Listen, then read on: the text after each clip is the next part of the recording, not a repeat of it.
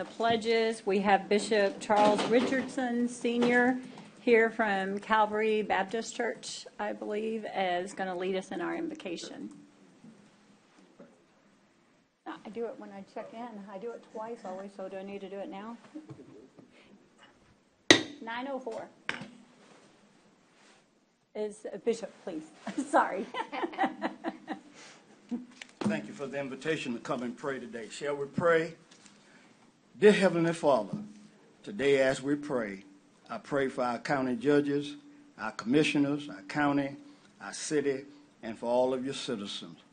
Keep giving them the wisdom to lead our county, the compassion to build up all of your children, and the help and the encouragement that will bring about lasting improvement for the people of our county who are struggling. Help them to leave a great legacy in Nueces County for the next generation to continue to build on. Help our commissioners to plan their work and work their plan that will benefit everyone in the county in love and peace, unity, and harmony. Guide our commissioners as they guide our county. Bless every commissioner, every judge, every county judge, and bless their staff, and above all, bless their families. I lift up every agenda item that is under consideration today. I pray for every item on the docket today that you will allow it to come to a peaceful and helpful resolution that will benefit all of your people. I pray that this agenda will be in conjunction with your agenda, and all of the officials of the county will work diligently so that they can leave Nueces County in a better place than when they found it.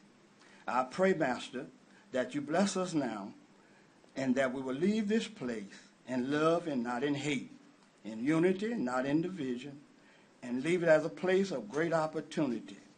Please resolve all of the potential conflicts and let it be helpful to all of your citizens that we can continue to live in love and unity. I offer this prayer up now in Jesus Christ's name. Amen. Amen. Thank you. I pledge allegiance to the flag of the United States of America and to the republic for which it stands, one nation, under God, indivisible, with liberty and justice for all. Honor the Texas flag. I pledge allegiance to thee, Texas, one state, under God, one and indivisible. Thank you. You may all be seated. Today is Wednesday, July 26th. We have a quorum of members in the court. Commissioner Matas is on his way, and Commissioner Gonzalez is in his office. He'll be stepping in just a second. He must be dealing with an issue or something. The location is Nueces County Courthouse, 901 Leopard, and I will certify that we have a quorum and we can conduct business. Moving on to item D, if there are any announcements on conflicts of interest, you will show, please, both of the commissioners joining us. If there is any conflict of interest, you can also state so if it comes back up. So I encourage you to do so if you fail to. The item E, we just have a introduction of the new Chief Executive Officer of the Corpus Christi RTA, Mr. Derek Majak. We're happy to have you here. We'll give you a couple of minutes to, I know you've been here. I know most of us know you, but thank you, and we're excited for your leadership over there. Thank you for the court's time.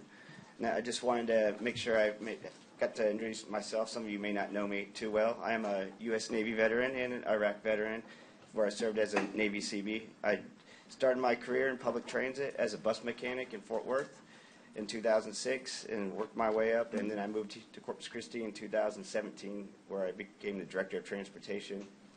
And then I was recently afforded the opportunity by our board to serve this community as the CEO of the RTA. Now, I earned my bachelor's degree from A&M Corpus Christi, so go Islanders in 2018, and recently received my master's degree from Tarleton State just this last May. So over the last 6 years, I've had the great privilege of building many positive working relationships with the county staff through everyday challenges and, of course, several of the natural disasters and things like that we've had. I look forward to continuing building on those relationships and working with this Commissioners Court and expanding those relationships as we work to benefit our community and our local regional economy.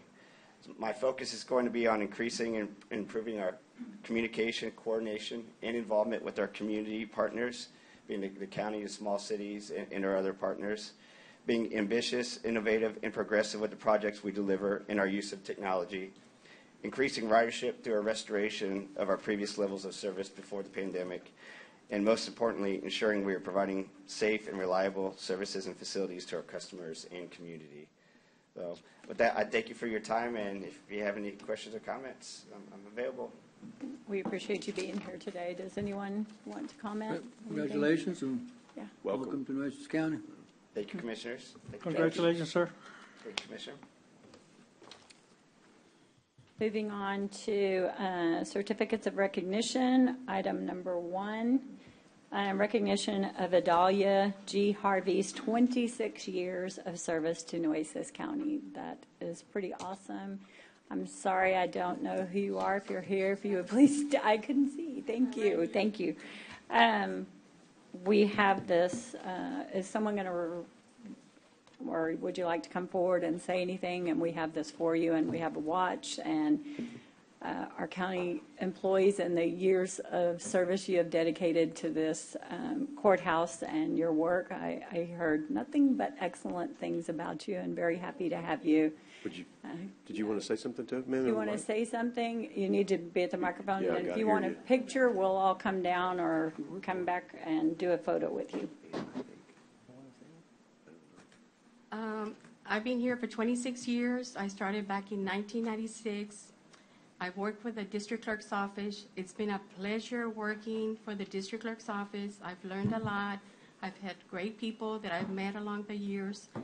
And I've had excellent head managers, district clerk. And Miss Ann is a wonderful person, and I'm very pleased to be in her department as a supervisor for the 40 section. And also Miss Lilian Gutierrez, she's been a wonderful person, always there to listen. And I thank every one of you for giving me the opportunity to be here today. Miss Ann or Lillian, if y'all want to say anything. Do you want to say something? Yes. I didn't know Idalia until I became district clerk, but she has turned out to be one of the best people that I have, one of a lot of best people that I have in my office. But I think the one thing that I appreciate the most from Idalia is not only her friendship over these years, but the loyalty that she has shown to me also as district clerk. Those are two valuable assets that any of us as an elected official could get from their staff. And so I very much appreciate Idalia, all the hard work. She's a very hard worker. I never really had to worry about her department at all because we had a great line of communication, and I appreciated that as well. I hate to see her go.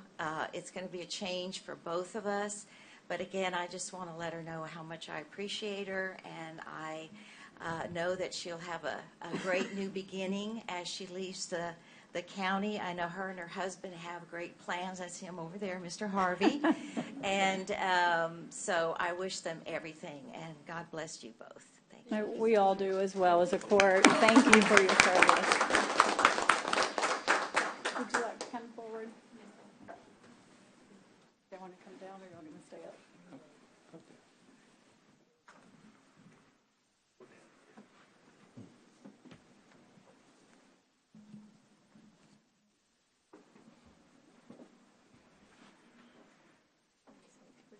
Step here, Joe?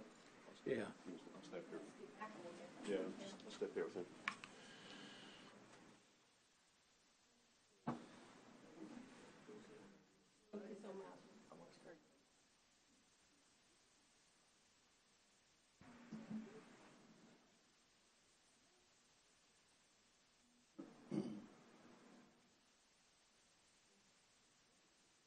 Congratulations.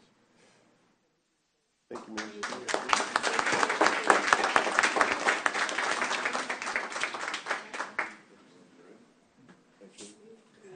Yeah.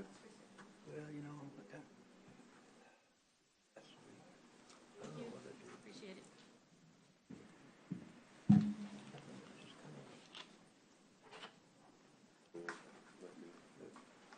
Thanks for the tacos. got it? Yes, sir.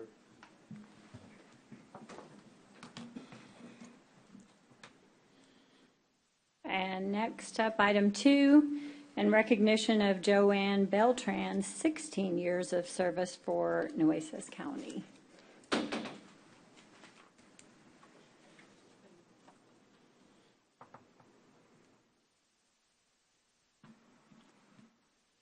Good morning. Good morning. My name's Joanne Beltran, and I've been with Nueces County for 16 years, 9 months, and 4. Who's counting? I started in 2006 with the auditor's office for about 6 years, and I had a great time there. And then I transferred over to the district clerk's office in 2012, and I've been there ever since. And it was a good time being there. I worked in the criminal section, the probate section, you know, and then I ended up staying at the child support section, the 4D section. This is my supervisory, Dahlia, you know, all those Wow, years. both So, of y'all leaving. Yes. yeah, so it was good. Good. And so now I guess it's on to my next chapter of my life, I guess. It's good for you. Thank y'all. We wish you Thank the you. very best. Yes. We have this for you too, if you Yes, want to take a please. picture. Yes, yes. Or Congratulations. Thank you.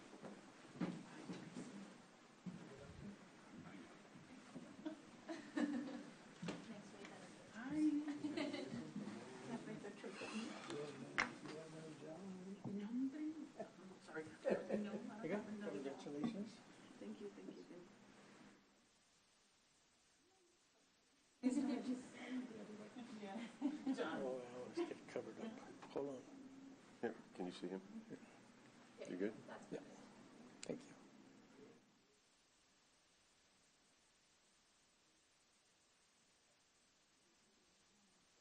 Congratulations.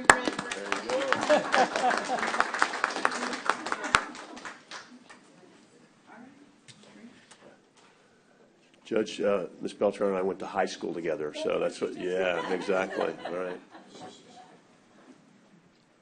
She was a lot younger than me, though. So, I believe that. yeah.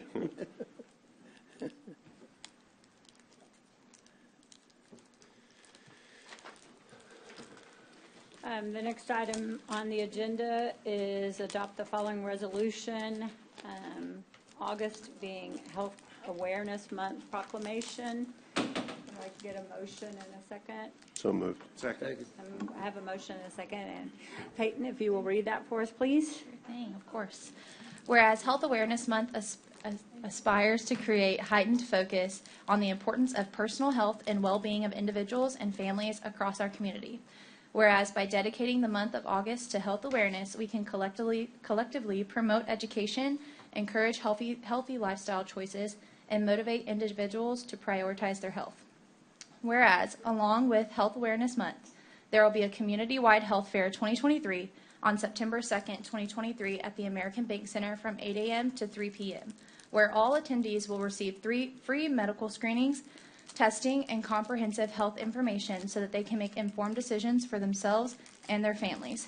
And whereas, by declaring August as Health Awareness Month, we signal our dedication to the health and prosperity of our Nueces County communities and hopefully inspire residents to take charge of their health and well-being and create positive lifestyle changes for the future. Now, therefore, be it resolved by the Commissioners Court of Nueces County, do hereby proclaim August 2023 as Health Awareness Month. We encourage all Nueces County residents to attend the Health Fair 2023. Together, we can help create a healthier and stronger Nueces County. Duly adopted by the vote of the Commissioners Court of Nueces County, Texas on this 26th day of July 2023. Thank you. All those in favor say aye. Aye. Aye. Any opposed, same sign. The motion passes. Sorry, my bad. Just double motioned it. Y'all had already done that part. Yeah. Moving on to public comment. We have some people who have signed up for public comment. When I call you up, there is a time limit. You're limited to 3 minutes. In case you aren't aware, I know we have some students, and I think they've been made aware, but we can't respond to you or anything, but we can listen to what you're saying. So when you get to the podium, please state your name and address. So number 1 up is Richard Wright.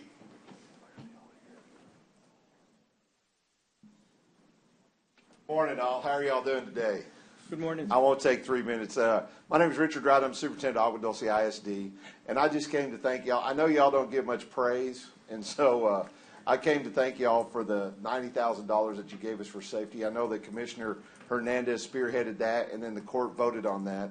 But it's going to be very beneficial to our school district so that we might be able to get some more stuff going for the student safety and everything else on our campus. And I just thank you for the work that you're doing. We're out there on the West End, and kind of sometimes have to fight it by ourselves, but anytime we pick up telephone and ask for something, Commissioner Hernandez and the court is always very, very good about getting back with us. So we appreciate 110%. I know we worked with Commissioner Marias as well. And just want to say thank you from Agua Dulce ISD. Thank you. And I've also brought you pins that are made from authentic Nueces County mesquite wood, as far as you know. So, may I approach, Judge? Yes, please.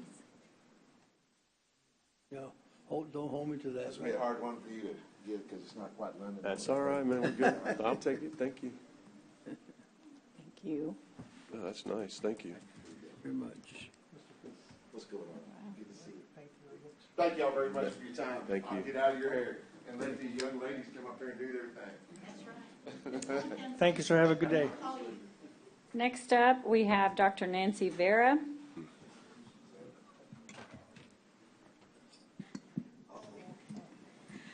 Good morning, Judge. Good morning, Commissioners. My name is Dr. Nancy Vetta. I'm the proud president of the award-winning Corpus Christi American Federation of Teachers, and we're so excited to be here today because you're going to see the fruit of our wonderful future here today speaking to you.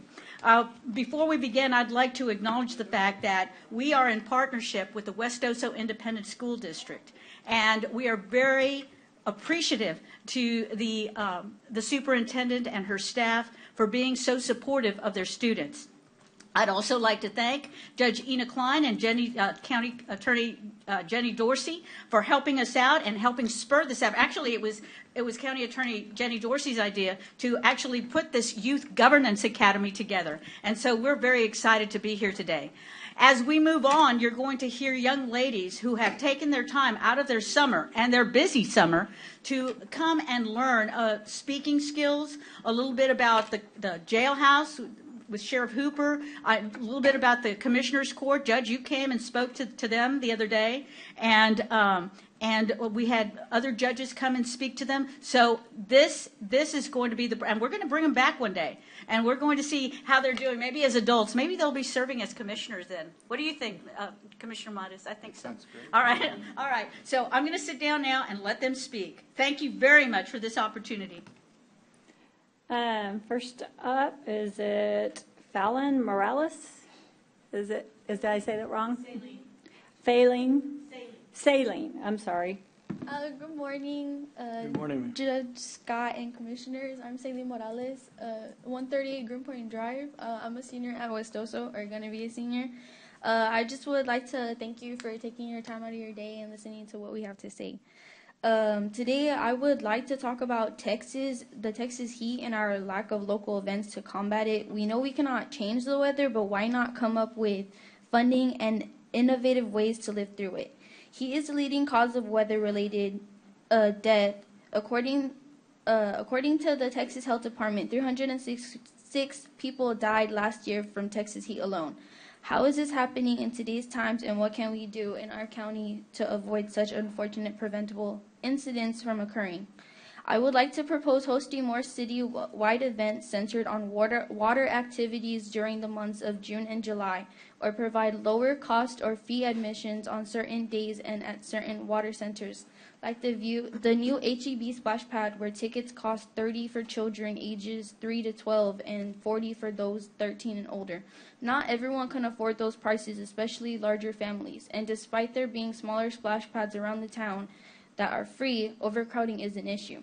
By working with different organizations or the city council, coming up with summertime events for the city of Corpus Christi and surrounding areas can foster a sense of community and allow those less fortunate, along with our families and our youth, to combat the Texas heat together. I would also like to add that I am excited for the completion of the Aquatic Center coming to Corpus Christi Bill Witt Park. Thank you for your time. Thank you. Eliza Villarreal. Good morning, Judge Scott and Commissioners. My name is Alize Villarreal, and I'm a junior at West Oso High School. And I want to thank you for allowing me to come before you today and address an issue that I have in our community. According to many articles, the unemployment rate has decreased slightly, but it is still an ongoing issue. We as a community need to come together to help those who are still struggling. With organizations like Texas Workforce Commission, we should be advertising their resources and help to bolster the teams and others like them. By investing in more education and training programs, it would allow for citizens to get a higher education and even get certified to enhance their possibility of finding a job. This will bring many benefits not only for the person but for our community as well, by creating a more skilled and knowledgeable workforce. And so, although unemployment may never fully come to an end, it is our responsibility to ensure the citizens of our community are given the opportunity to better themselves. Thank you. Thank you. Thank you. Teresa Johnson.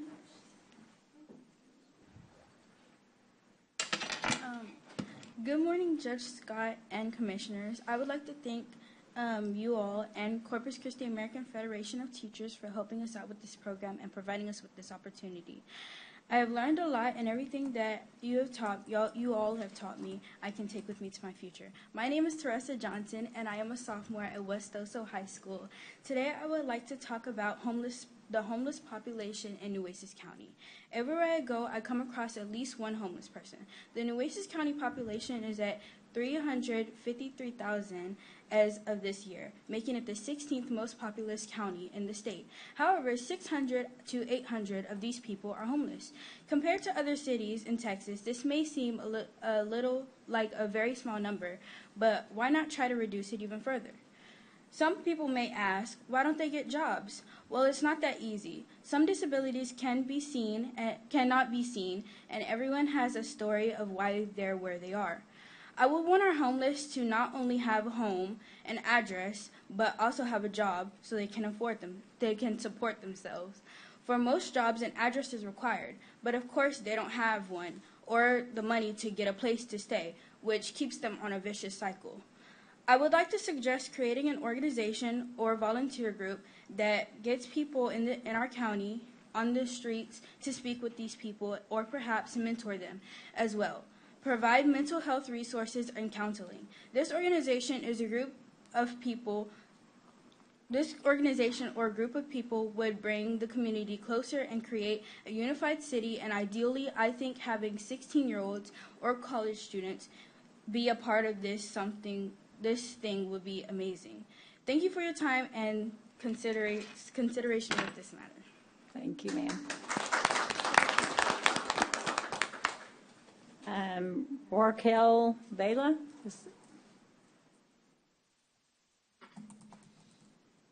Good morning. I want to thank Jessica and all the commissioners for having me here today. Can you state your name and address first? I'll just catch you before we get too far. Yes. My name is Raquel Vela, and 4450 Carlton Street. And I am a junior at West Oso High School, and today I would like to speak on the issue of family violence within our county. Despite the percentage of overall crimes decreasing, the percentage of family and domestic violence cases are rising daily. Domestic violence is more than just physical or sexual violence, and both women and men can be victims. Around 120 people a week are hospitalized due to domestic and family violence. Currently, the CPD has a victims Assistance Program, which offers assistance to victims and also educates the community on domestic violence and victimized issues.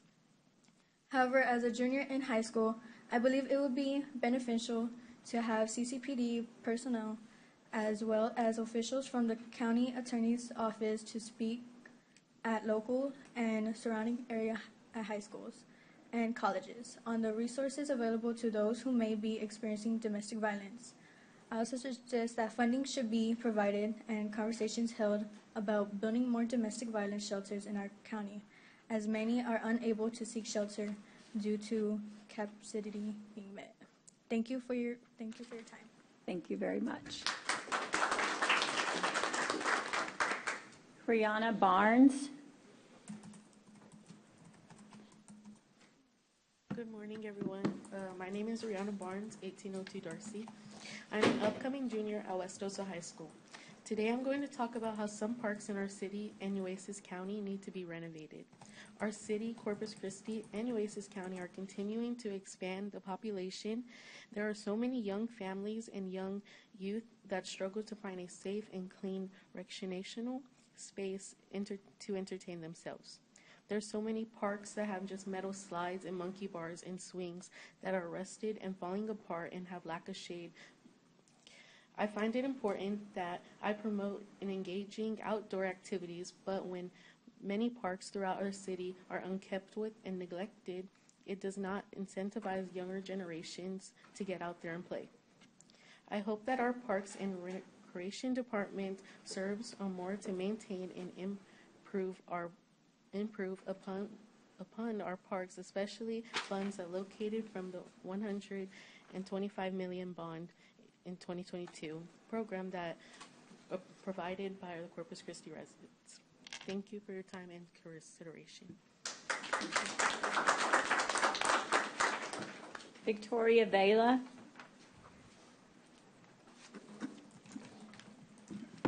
Good morning, Judge Scott and fellow commissioners. I'm Victoria Vela, 901 South Navigation Boulevard, and I'm a junior at Westosa High School. Thank you for allowing me to join you in talking about what I want to see changed in the city of Corpus Christi. Corpus Christi is a beautiful city with much potential, but we need to focus on downtown development in order to take it to the next level. By investing more in our downtown area, we can create a thriving community that will attract new businesses, residents, and visitors. This means investing in infrastructure, public transportation, and community spaces. By improving the roads, sidewalks, and public transportation options, we can make downtown more accessible to everyone. Additionally, we can attract new businesses and residents by downtown by offering incentives and tax breaks. Although there are many factors that are preventing the bettering of downtown, such as lack of funding and competing priorities. For example, revitalizing downtown may be expensive and it may be difficult to secure the funding necessary to make the necessary improvements. There may be competing priorities for other important city resources, such as public safety or education, that make it difficult to allocate resources to downtown development. But by working together and incorporating everyone in the community to have a chance to pitch into this problem, we can create a downtown that is vibrant, inclusive, and welcoming to all. Thank you for your time, and have a blessed day. Thank you.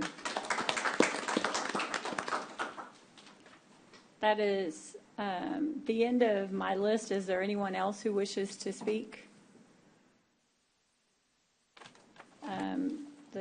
They would like to take a picture. Can we do that?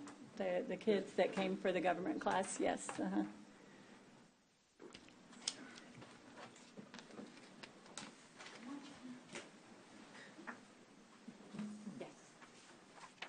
Hello, good morning. Young lady, congratulations. Congratulations. Good morning, John. Great job. Great job. Young lady, great job. Hey there. Nice to see you. Nice to see you too. How are you? Good. Fine, thank you. Congratulations. How are you? Hey, I'm sorry.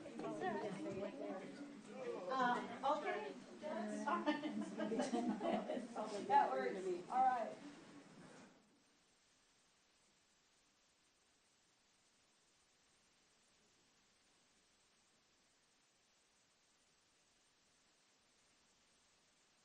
Right here.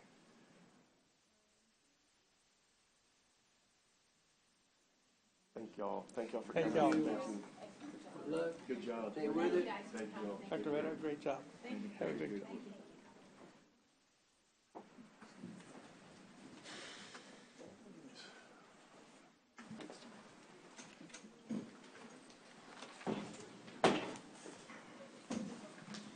Let them get out of here.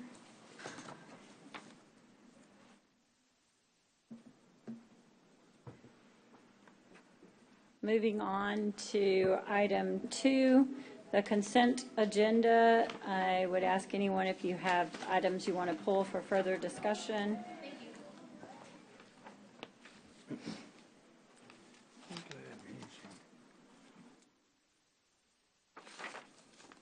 Motion to pass.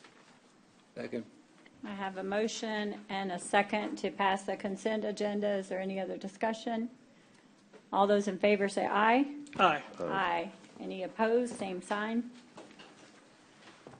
Moving on then to item 3A, our regular agenda. Let me get to it in my book. 3A. I think Noe's online, right? I saw her let him in, yes.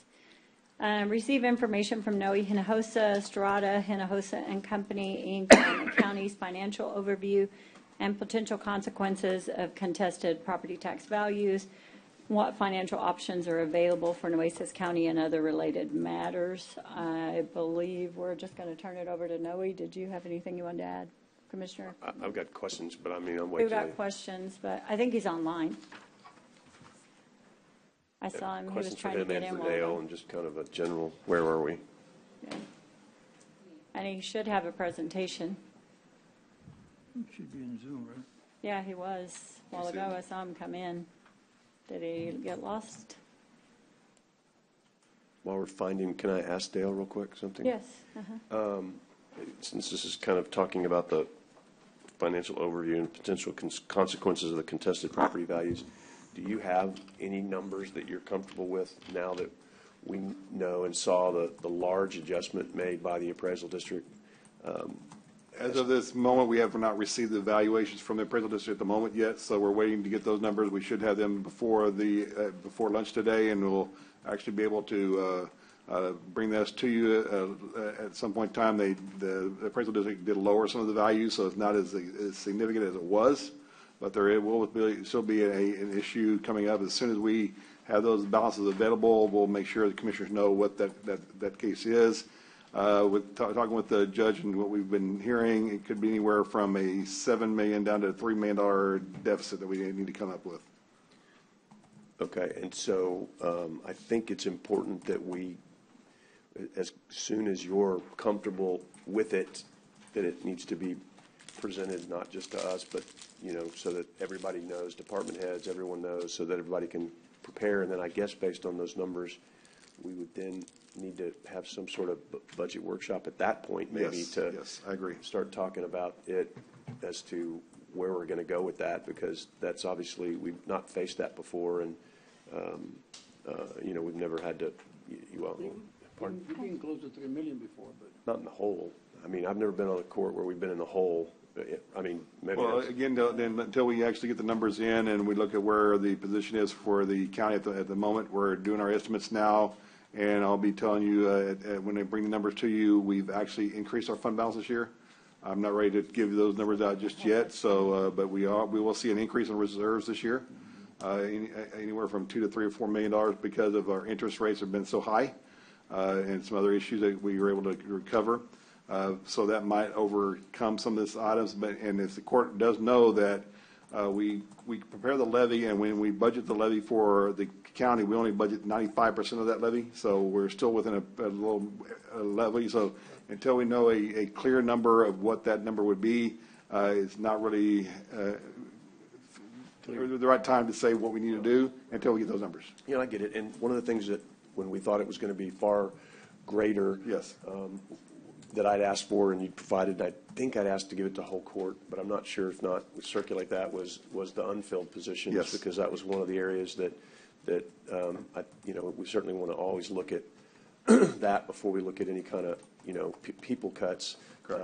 And so, and I get that that's not dollar for dollar, and there's some things that go into that, and it's also part of the 95%, and not trying to get too far in the weeds on that, but I definitely, if that hadn't been circulated to the whole court, then we need to certainly, look at that, and then we're going to be kind of on a short leash because we didn't have the budget workshops before, which I think was the right decision based on the fact that all those people were going to be coming and asking for budget increases when we thought we were going to be millions and millions more in the hole than it looks like we're going to be. So I don't know what the plan going forward on that is, but as soon as you get are we going to just wait until the next meeting? Well, what I would like to do is my staff and we work, of course, work with the tax office on this. Let's figure out the values where it is, what our levy would be at the no new revenue tax number, at the voter-approved tax number, to see where revenue would be for levy-wise, to see how much that would be, and see if we factor in that known balance that we won't receive from those two refineries because they are protesting the values. And that'd be the time where I'll come to the court and ask the judge, can we have a special budget meeting that time we discuss it? Okay. Fair, and I think that's just. Go ahead. No, I think that's just good for the public to know, and for people who have been kind of sitting on pins and needles waiting for all that to happen, and that whole process. I'll save that discussion for another day, because I certainly don't understand how you go from $6 billion to $2.5 billion, and sure smells a little interesting to me. But whatever the case may be, that certainly helps us at the county. It doesn't help the taxpayers that if indeed those were the real values, and I don't know if they were or not, because we'll never know now, because for whatever reason they I don't know how else to say it. They cratered and went from 6 to 2.5, and don't know why. Don't know what happened. But that's crazy that you spend a year working on valuations and then all of a sudden it drops in a minute. So I don't know what the heck happened there. Good for the county, but an interesting situation for taxpayers. That's for sure. So. Now, last year we did have this issue because last year both the Valero and Flint Hills also disputed their valuations. They said they were paying this agreed amount and their valuation was a little higher. It's not as significant as it is now, so we were able to oversee that because of the 5% we budget for. But now we're talking about a little bit higher numbers. So until we get those numbers, I would like to bring in this. I definitely want to have a budget hearing at some point in time to let you know where we're at, what we need to do, and then we can say, okay, departments, we need to cut 2, 3, 4, 5%, whatever it might be the case. And then it might be that we might have to do, if you have some vacancies, we may need a reduction of force just of the vacancies, not of the field positions. Mm-hmm. I want to let y'all know, too, we're going to come back to this. Noe has asked for some more time. Okay. He's gotten pulled away, and Teresa will let me know when he's coming back, when he's available. So we're going to move on to item 2. Thank you. Discuss and consider adopting a resolution in opposition to Texas Windstorm Insurance Association TWIA rate increases. And you have the resolution in your packet. I don't see Peyton or anybody who. We had one last year too, right? Motion to approve, Judge. Second. I have a motion and a second. Any other discussion? I would assume not. All those in favor, say aye. Aye. Aye. Any opposed, same sign. The motion passes, and they will be in your packets to sign for us to distribute, but we are certainly not for TWIA increases in rates right now.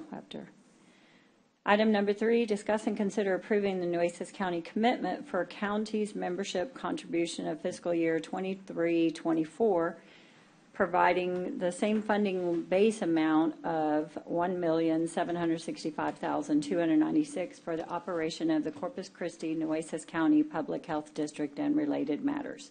So moved. Second. We have a motion and a second.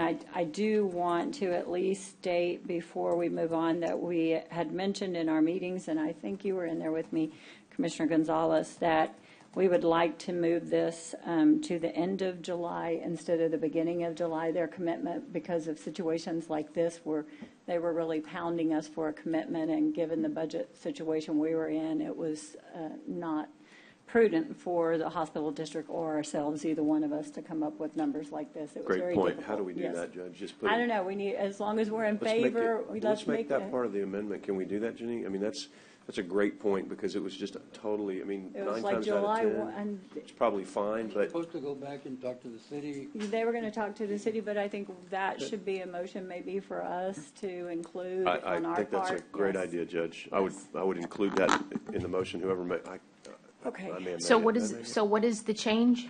From July 1st, the commitment is what they said is in the MOU to the end of July, which gives us a little more time, especially in situations like this where we were all scrambling and hating to make a commitment. Well, and it We'll hurt us with collective bargaining, and hurts, lots of things we really shouldn't be doing until we know our budget. So, Yeah. I mean, maybe it Especially should this even be being- August 15th. I don't know. I mean, because we only barely get the certification July, what, 20? Yeah, Third, and their fourth. year ends the same time as ours, so maybe August 15th, we should ask for that. Not sure we'll get it, but I would certainly ask for that. And We can so certainly we want ask. to, I think the reasoning behind that at the beginning was so that everyone knows going into the budget cycle. We still don't know what ours exactly, so. Right, I mean, obviously, if we can, we'll do it earlier, but. Oh, yeah, But I mean, I think we strongly should. encourage when we know on those kind of times. Yeah, I yes. think the judge is right, and that should be a part of this motion, is we would approve this subject to, some amendment being. To the My MOU. amendment, my second, Yeah, to include Did that. you make the motion? I think I Yeah, did, so right. if you want to state it, yeah. so my motion would be, that we would pass this subject to the amendment being that our deadline to let the city know would be August 15th of each budget year instead of July 1. August 15th? Okay. I would amend my second to reflect the same. So I will communicate with the city attorney and see if that's available. So we have a motion and a second. Is there any? In other matters, do we need to wait to take a vote on this year before? I just want to bring up something Oh, on go other ahead. matters. Okay. And I think at the meeting, we also talked about the timeline, and we talked about, it was a 5% that was brought up also by the health district. And at that time, we indicated that we wouldn't probably discuss the 5% until budget time to see where we at, whether we go over or go under or whatever. So just to make it part of the record that this was brought up at the meeting, but I think the 5% needs to be discussed when we get closer to our budget to see where we at. And, Yes, what I think you and I, we made that perfectly clear with them in the meeting that that would be a separate, we would have to bring it back and it would have to be Right. discussed and approved, yes. And I think Teresa? that's a good, I think, Yeah. again, thank you all for doing that, because it's really hard, and that's the other part that was really hard about this, is because it's really hard to justify any kind of increase when we're looking at cuts. I mean, that's really hard, and I know the hospital district will be affected by these appraisals as well, not as much as we will now, because it's all come back down. But and they're the ones who fund this for us, of which thank you to the hospital district for that. But and thank you all for attending that meeting and coming and doing that. So that's well noted. Teresa has a I just comment. wanted to mention also that the hospital district has agreed to commit to the 1.7, but that does not That's- include the That- 5%. that- So, 5%. Right. Yeah. okay.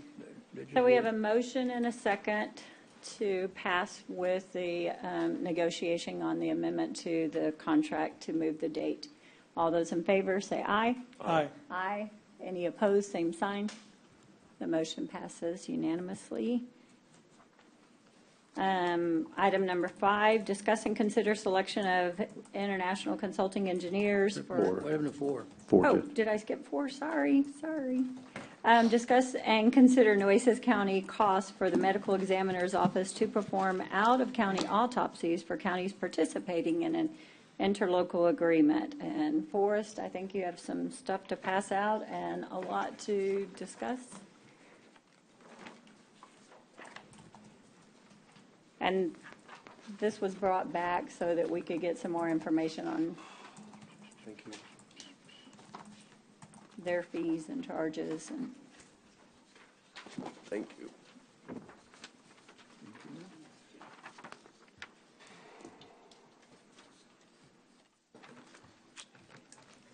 Thanks, sir.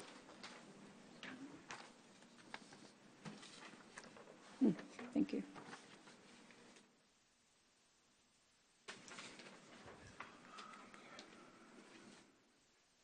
Thank you, ma'am.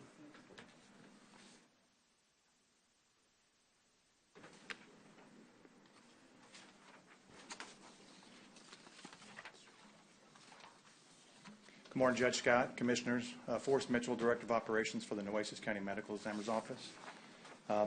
As Judge, you mentioned, last meeting we came to discuss the fact that Brooks County was in their ears, and Commissioner Chesney requested this office to conduct a cost analysis of the Nueces County expenses incurred by conducting out-of-county autopsies. So at the request of the Commissioner's Court, we came back and analyzed how we conduct these investigations and death investigations and how much these cost. So I've prepared a PowerPoint presentation that I'd like to share with you all as well.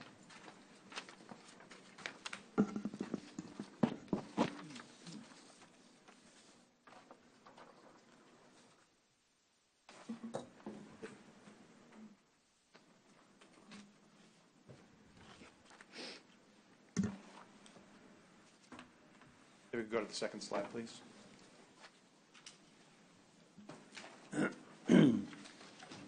So first, I would kind of like to explain the methodology, a background.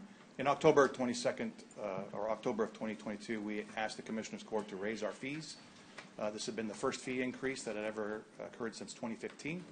And subsequent to that fee increase, we have seen a change in the number of out-of-county autopsies that we conduct on a regular basis. If you could go to the next slide, please. To explain the methodology of this analysis, first what we do is we have taken the total number of hours expended by each one of our staff that conduct or are involved in the autopsies and out-of-county billing, and then we multiplied that times their fringe rate plus their salary benefits to get a total cost of each one of the autopsies that they conduct.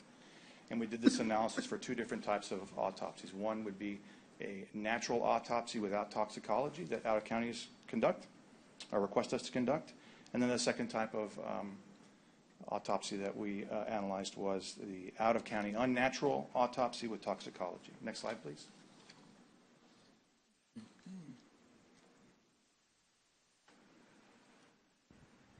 That's backwards. So the first type of autopsy that we analyzed would be the natural autopsy per case. And this totals up the number of hours that the medical examiners conduct, that use to conduct these autopsies, prepare the reports, review the toxicology, dictate the cases, and finalize their reports, as well as the autopsy technicians, medical examiner investigators, the transcriptionist, records coordinator, office administrator, and director of operations. In total, we estimate, in addition to the infrastructure costs of this office, we estimate that each one of these autopsies costs approximately $1,578.89 to conduct. For that, Nueces County bills each of the participating counties $2,860 for that autopsy. That's important because when you look at the additional analysis, we have a doctor commission fee schedule of 40%. So that reduces the amount that the county actually receives. We had projected that there will be approximately 144 out-of-county autopsies this fiscal year. However, that number may decrease because we have seen a decline in the number of cases that we are getting in.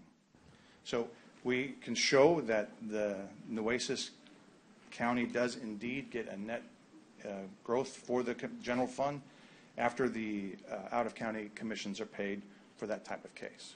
So you said it was $2,890. What did you say? The total? Yes, sir. $2,860. I'm sorry. $60. Okay, and if you multiply that times, we get 60% of that, right? Yes, sir. Nueces County gets 60% of the autopsy fee. 2860 times 0.6 is $1,700 that we get, and you're saying it's costing $1,580. So we're making $200. That's correct, sir. And that's an estimate, yes. And your doctors. Yeah, and some of these fees. I don't know if you've gone through this with Dale or anybody yet, but what I don't see, I see the hourly rates in there. Is that with the benefits? It says, I know it says salary per hour with benefits, right? Yes, sir. Okay, and so I don't know if there's other overhead. I don't know if you've gone over this with auditors or anything, just to see if there's anything that we haven't put in there. But at the end of the day, we're making, for all the work that is being provided by the staff and everything else, we're making $200, and the doctors are making, they're getting paid, plus they're getting 2860 times 40, so they're making 1144 an autopsy time, or plus their salary. So they're making 6 times for the autopsy what the county's making based on this analysis per autopsy.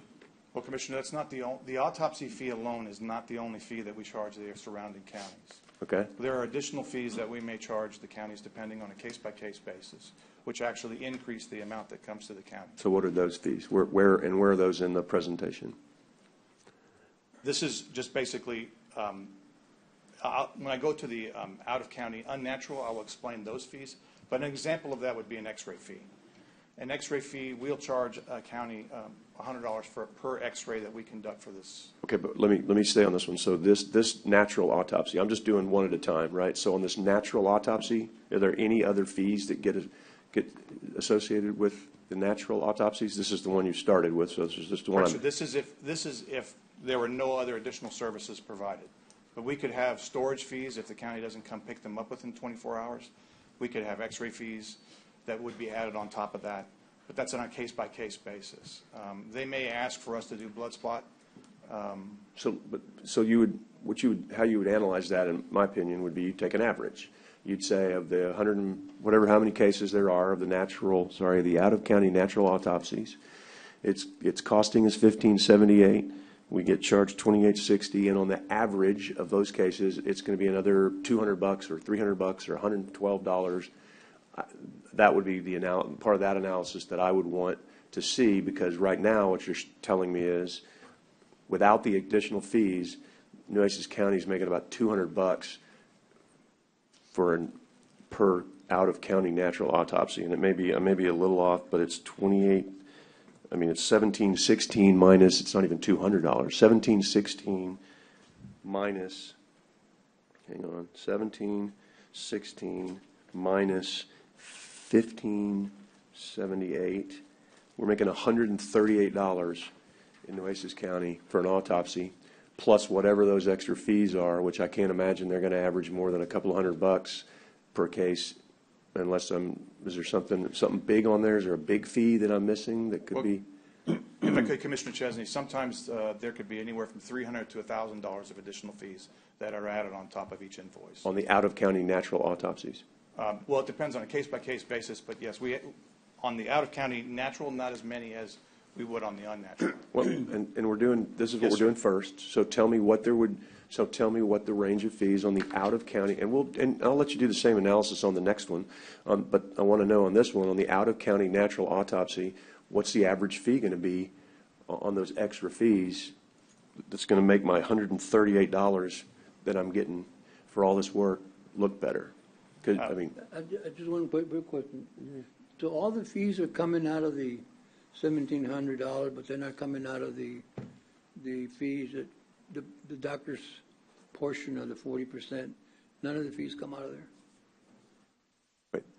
Commissioner, I'm sorry, I'm not sure I understand your question. It's 60-40. It's $28.60 total. Right. 40% of that is what I think he told me. Right. That 40% of the $28.60 goes to the doctor. Right. And that leaves $17.16. But we paid any fees from those monies that we give the doctor from the 40%. I know everything else has been taken out of the 60%. So that's why I only make $200. No, it's taken out of 100%. Out of 100. So the whole 28.60, the fees come out first. Yes. Right? Unless No, correct me if that's I'm correct. wrong. 28.60, fees come out first, then cost, then whatever those That's what I'm talking about. additional fees are. What would those be on the out-of-county natural autopsies? Well, one that's pretty regularly done is the blood spot card that we conduct for the purposes of DNA analysis later on in the case. And that's a $50 fee that we would charge the participating counties. And but that doesn't happen on all of them. No. It's on most of them. Okay. But on this analysis, the primary thing that I was evaluating was the actual cost of the employees.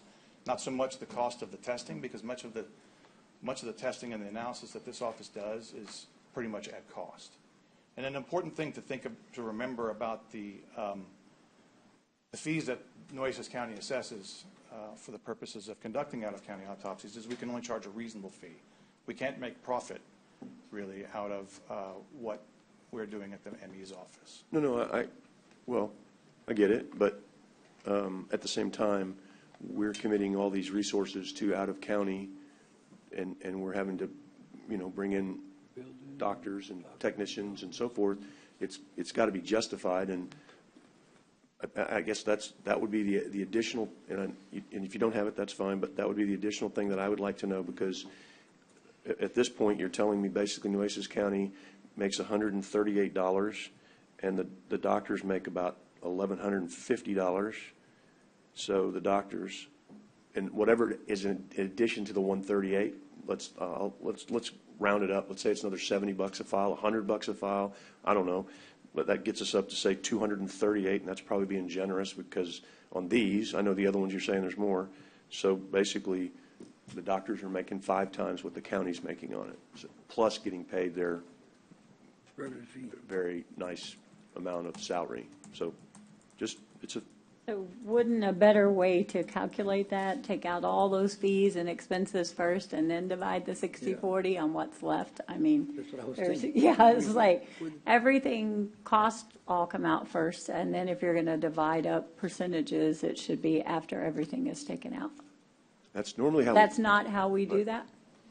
No, Judge. The Wow. commissions are based upon the employment contract with I didn't know that. Dr. Fagan. And it's set up as a 60/40 of just the autopsy fee alone. And I appreciate you doing this, because this is a thing, we've always heard about all this, oh my gosh, we can't do without this out-of-county revenue. And we've never done an analysis like this. And we've never really sat down and said, well, okay, but what's it costing us to get that revenue? Like, okay, it may be $500,000 worth of revenue, but it may be costing us $498,000. So, I mean, what are we really doing here, right? So this is a great start.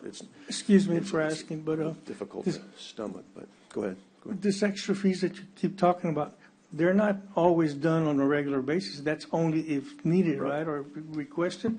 That's correct, Commissioner Hernandez. If the justice of the peace requests some specific type of testing be done, such as toxicology, or whether they're asking for identification for an unknown human remains, we have additional fees for that.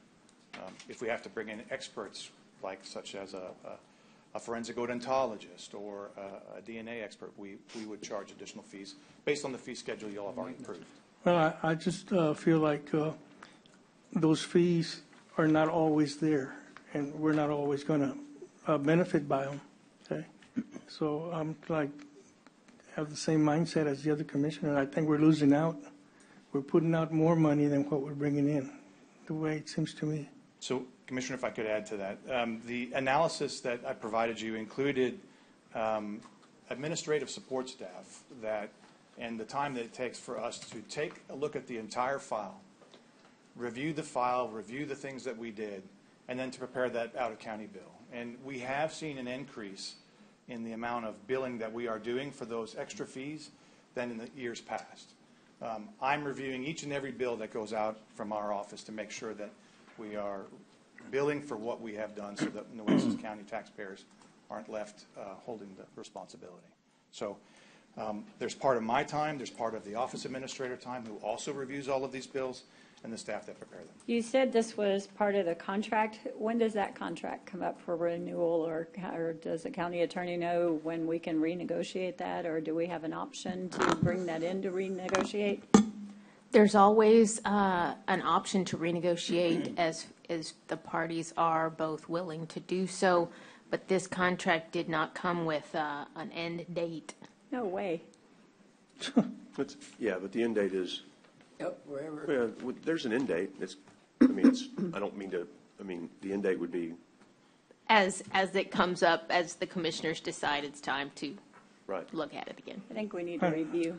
I just feel that we need to review, kind of make it beneficial to the taxpayers, to Nueces County, to where we benefit as well, not just the doctors. Well, and that's a great point, Commissioner and Judge. And I think that the real point of all this too is when we did these splits in the past, it was to supplement a lot less salaried positions that we had over there. We have made a considerable increase in what we pay the doctors now, considerable, to where at one point we were the highest paying ME in the state of Texas. We set that bar pretty high. I think a couple have now surpassed us since we've done that. But I think that also has to be a part of the consideration going forward too, is we weren't paying our former ME anywhere near what we're paying this ME or the associates. And now we're paying extremely competitive salaries. And so, yeah, I think we have to look at all this because I don't know that it's equitable anymore to do it. And it may be an industry standard, and that's it is. But I think we have to look at this from, and maybe we need to do. And you tell me, Dale. I mean, Forrest has always done a great job in his presentations, and I appreciate this. But I know he did it real fast to get it back in here. Do we think your office could really like tighten this analysis up for us? Do we need to hire, an outside independent? I know you're the quote independent auditor. I'm asking you, right? What do you think we need to do? Because I think we have to do this very in-depth analysis of this to see what this is costing us, and we've not done it before. We just never have. We've just always gone, great, we get all this revenue, but holy cow, if we're getting all this revenue and it's all offset by 95% of the cost, I mean, that's not great. Yeah, Commissioner, I agree with what you're saying because I believe analysis would be needed. And unfortunately, right now, the resources I have with going through a conversion and stuff, I don't really have the resources to commit to this. So to get a true evaluation of what you're asking for, I would believe it'd be best for the county to go out for a company, whoever y'all decided to use, to do a true evaluation of our medical examiner and compare it to another level and other areas that do a regional type of autopsy set up for outside counties. So I believe it'd probably be better if we brought in a professional that is experienced in this. Well, on this fee schedule, there is a paper that he passed out that does have Travis and Tarrant County and Fort Bend and private fees. Is that so that goes something still that a bit would towards be later on in the end of my presentation? I was going to kind of touch on that topic. But if we're talking about comparisons and what other counties do, this is the fees that they charge to do this. And I see that we kind of have a lot of charges that other counties don't, or not applicable. What does that mean? Yeah, do they not charge, or do they not? But the question on that, Judge, these are the fees of the autopsies for these counties, but do these counties also have an agreement like we have to pay additional? To me, that's, really, I've never agreed to the 60/40, and we're going to do analysis and everything else, and at one point we're going to have to decide whether we're going to continue the 60/40, or that 100% goes to the county, or 90/10. I don't agree with this. I've never agreed with the 60/40. And now that I see where the expenditures are going from, and that we're the ones paying for all the extra fees and everything else, and getting $138 plus maybe $50, he said, that might do the test, it's $188. So the county is really, really in the bottom of this thing. So at one point, we need to really decide what we want to do with that 60/40. And also, Commissioner, we need to reevaluate because, as you know, we're expanding that facility. Mm-hmm. And so the costs the county's going to go up. Right. I know. That's right. Do you two commissioners want to take the lead on that? I don't know if it's taking the lead. I'm certainly willing to try a motion because and that's why I was asking Dale, and I certainly want to hear the rest of Forrest's presentation, but my thought would be, and I don't know how I mean, certainly I think we could, hire someone like Ernest Garza or someone who's done work for the county in a professional services manner before. Maybe Teresa can help with that, and with Dale, put that together. I think, these are our money folks, right? These are the people that know the numbers the best. Teresa knows that stuff great. Dale knows that stuff well. But I think if we could, get someone to come in as an outside, and we just have to figure out how to fund it and how much that would be. I don't know how to do that. Does anybody have an idea on cost, Dale, what that would cost? It depends, again, on how you use it. If we, I'm sure if we go out for requests, it could be anywhere from $10,000 to $25,000 maybe, roughly. If you hire a independent auditing firm, it'll probably be maybe a little bit more, but I don't expect it to be more than 35. So can we finish the presentation? Because I'd love to hear what Forrest has to say. I know this is one of those issues where we all feel like we got to jump in because the information you give us is alarming, and it's a wake-up call for us. And I know the public who may be tuning in, kind of may get jarred on some of these numbers, but I want to hear what your complete analysis is of all of this, your complete presentation, because I want to weigh in as well. But I want to kind of hear what you're having to say first in the end, because I have some thoughts also on this, but I wanted to hear what you have to say, because you may give me exactly what I'm looking for or what I'm expecting to hear. But can we do that? Yeah, absolutely. And, Okay. and as you're going forward in the presentation, so that I don't have to ask the same questions again on the next one, you know what my analysis needs to be. So if you could try to address that, and then I don't have to ask a bunch of questions, and then we can go from there. Commissioner, I apologize that I Just didn't. wait to the end and hold all your questions in. Well, That no, might help because- to go by a little bit faster. Well, no, I don't want to do it that way, John, because I need to break it down the way I need to break it down. Yeah, but we go up on these tangents. I mean, come on, let's let them present. It's called I part of have it. a lot.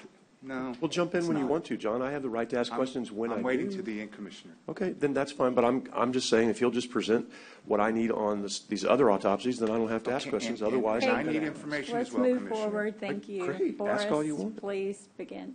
I think you Thank should get everything you want whenever you want it. Guys. I like to wait to the end and That's- hear that's all the awesome. information before I make assumptions or So jump. we're number 5 or number 4? That's why you get to do it however you want. That's awesome. This Okay, is next slide. Follow the court, same and rules. everybody has a voice, but that's not solving anything, so let's move forward. Thank you. 3 minutes. Yes. So there was the analysis that I did basically on the out-of-county, which does show a positive net impact for the total number of cases based on an estimate of 144 cases. Next slide, please. A significant portion of the cases that this office conducts are not necessarily just natural autopsies. There are also out-of-county autopsies that are unnatural, which would be like homicides, suicides, drug deaths. And those take a significant amount of additional work by not only the medical examiner, but also the autopsy technicians who are assisting. So consequently, the cost for an unnatural autopsy with toxicology is higher. Additionally, I've included an example of a cost where the county would be conducting a expanded toxicology panel at the request of potentially a justice of the peace. And so that cost would be, example, $254. And then additionally, as I mentioned before, there would be a blood spot card, which, though the blood spot card only costs us a small amount, the amount of time that it takes for our techs to draw the blood, use the blood, dry the blood, put the blood away, it goes up. So you take a look at the total cost of what we've estimated to be, including an infrastructure cost, which I estimated basically based off of our budget, divided by the number of cases that we conduct a year, and then basically a 10% of that. I estimated that being the costs of what we pay for IT, public works, utilities, supplies, and finance. Forrest, do you have, I'm sorry to bother you, but do you, I don't have, do we have this? Because I don't have, I've got a bunch of stuff in my packet, but I don't have. Yes, sir, this was included in a memo that was provided in the materials. Does everybody in else the have agenda. this? Because I've got. Cost of out-of-county full unnatural 2,000. Yeah, it's on the second page in your packet, on the back page. Okay, go ahead. I'll look for it again. I look Yeah. through all of this. So for that unnatural autopsy with these additional fees, the infrastructure administrative, like kind of overall amount, No. we estimate $2,327 per autopsy. Now, for that type of autopsy, we would bill an out-of-county for an unnatural death $38.95 for just the autopsy fee. The additional expanded panel, we bill for $330, and the blood card collection and preservation, we bill at $50, for a total of $4,365 per invoice. Now, the doctor's commission is only out of the autopsy fee, so in that, we still are realizing a net positive impact. Next slide, please. Here you can see the analysis of the cost that we incur to do these autopsies, times 144 cases. We're estimating that amount to be $628,000 invoiced to the counties. The autopsy fee is $573,000 alone. Of the $573,000, we're charging a 40% commission to the doctors, so they'll be receiving $229,000 based on those commissions. The county, when you take the invoice minus the commissions, there's approximately $399,000 left for the general fund. When you add in the Nueces County costs, there is a net positive of $63,000. Those were out-of-county autopsy unnatural death. Next slide, please. Some other important factors that need to be considered is that if we had a temporary doctor or a locums doctor that was a contract pathologist, the commissions are not paid on those cases. Nueces County receives all of those funds for that out-of-county autopsy. And in fact, in some of those cases, just one out-of-county autopsy fee could pay for the locums rate or the temporary doctor for that day.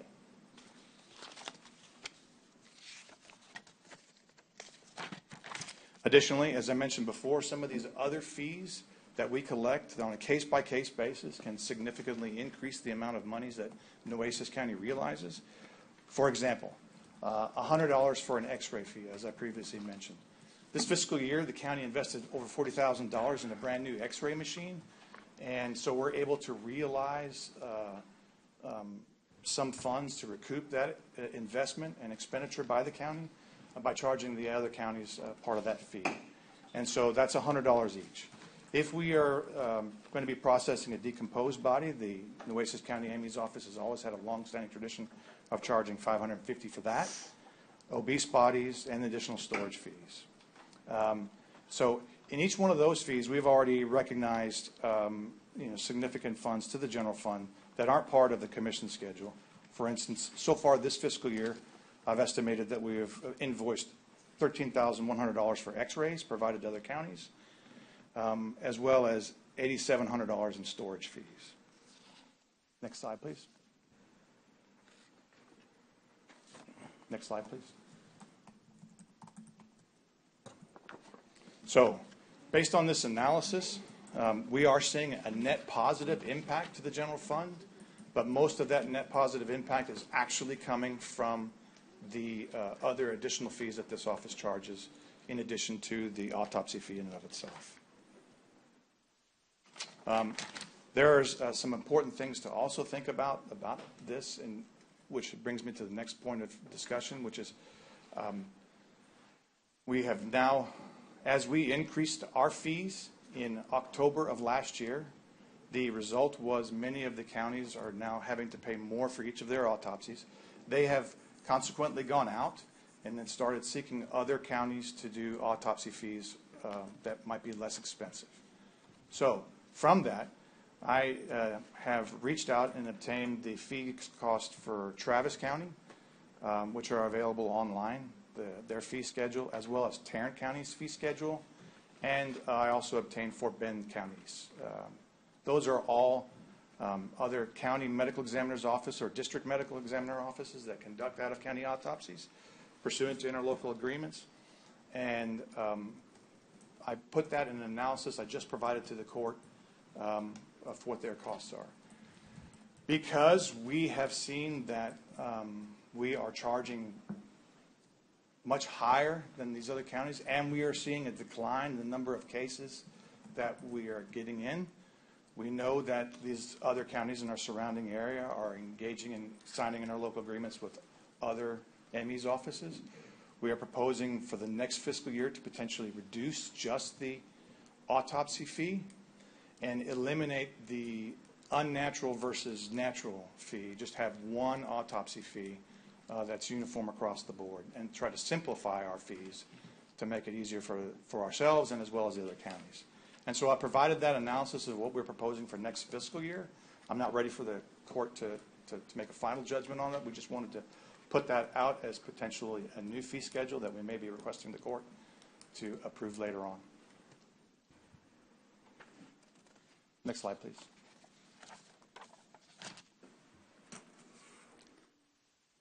So some of the things that I talked about up there were reducing the autopsy fee from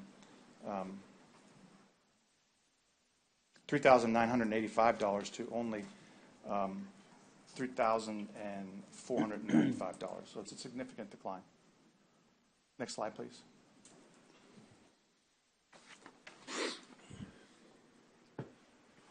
That's it. If you have any questions, I'm happy to answer any of these questions. I've given you a proposed new fee schedule. After consultation with the county attorney's office yesterday, we revised it a little bit. That's what you were provided today. I would propose that I come back to the Commissioner's Court and seek formal adoption at a later time. Are there any other questions? John, you want to start? Thanks, Judge. Commissioner Rada, sorry. No. Thanks, John, Judge. So the two attachments that we got, the proposed fee and the fee, the fee schedule, the analysis with the three other counties and the private costs, that already includes this separate data. So then you are the proposed fees that you'll present. Okay.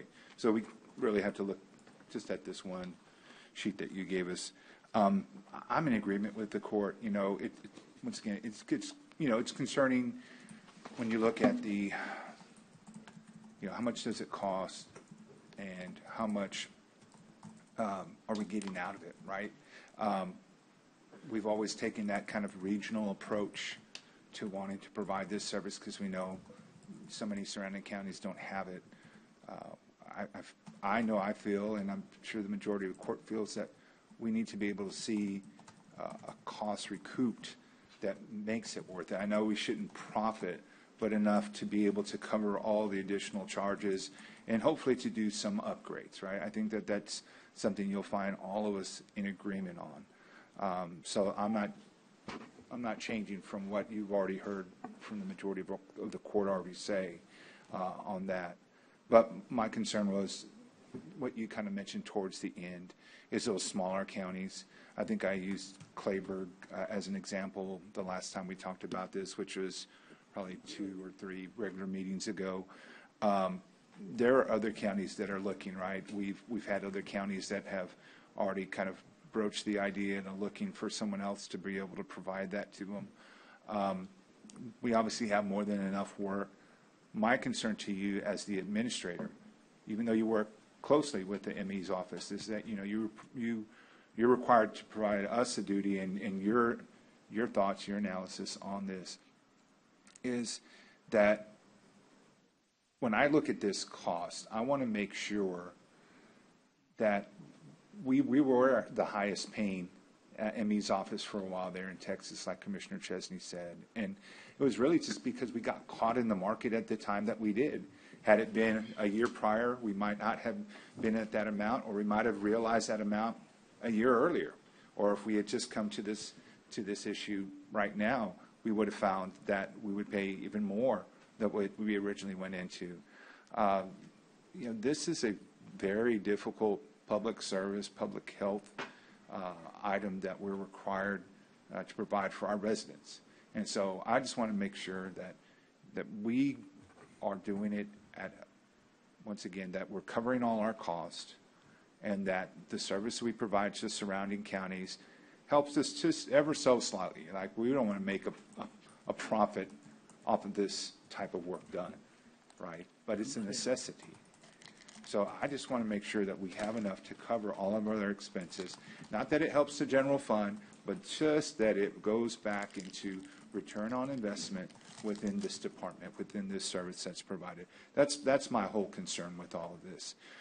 It seems like in your presentation what you've provided is, and it's a lot to take right now, so it's going to take some time to really look more into this. But I appreciate you giving us at least 3 other county perspectives. Those are much larger counties, but our former medical examiner came from Travis County and was doing private work. So this helps us get a better understanding of what that cost is.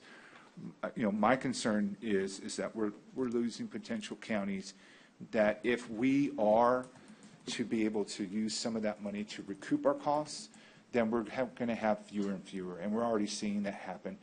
But we're also seeing the fact that some can't pay, Is it because it needs to be more streamlined? The simpler the better for me. It's just because it's easier for anyone to go look at it. It provides transparency. It's easier for other policymakers in other counties to say, hey, yeah, we want to go with Nueces County because they have it broken down real simply, and they can just quickly do the math and not have to figure out, well, in these instances, in these occasions, well, we're going to have to pay more, and what does that bottom dollar mean?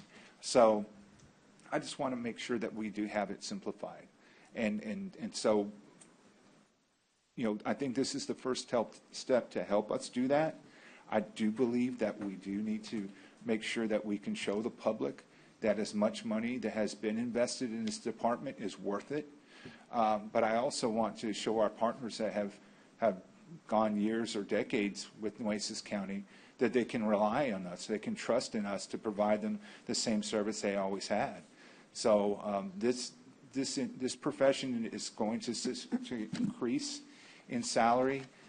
My thoughts on this is with the salary that we have provided our medical examiner and team, is that kind of compensation expected, right? So it's like our base on top of the extra that they make. Is that the true number, right? Because I feel, at least maybe what I'm hearing, maybe I'm wrong, or at least the way I feel individually, was I always thought it was just that's the base and that's the number and that's what it is.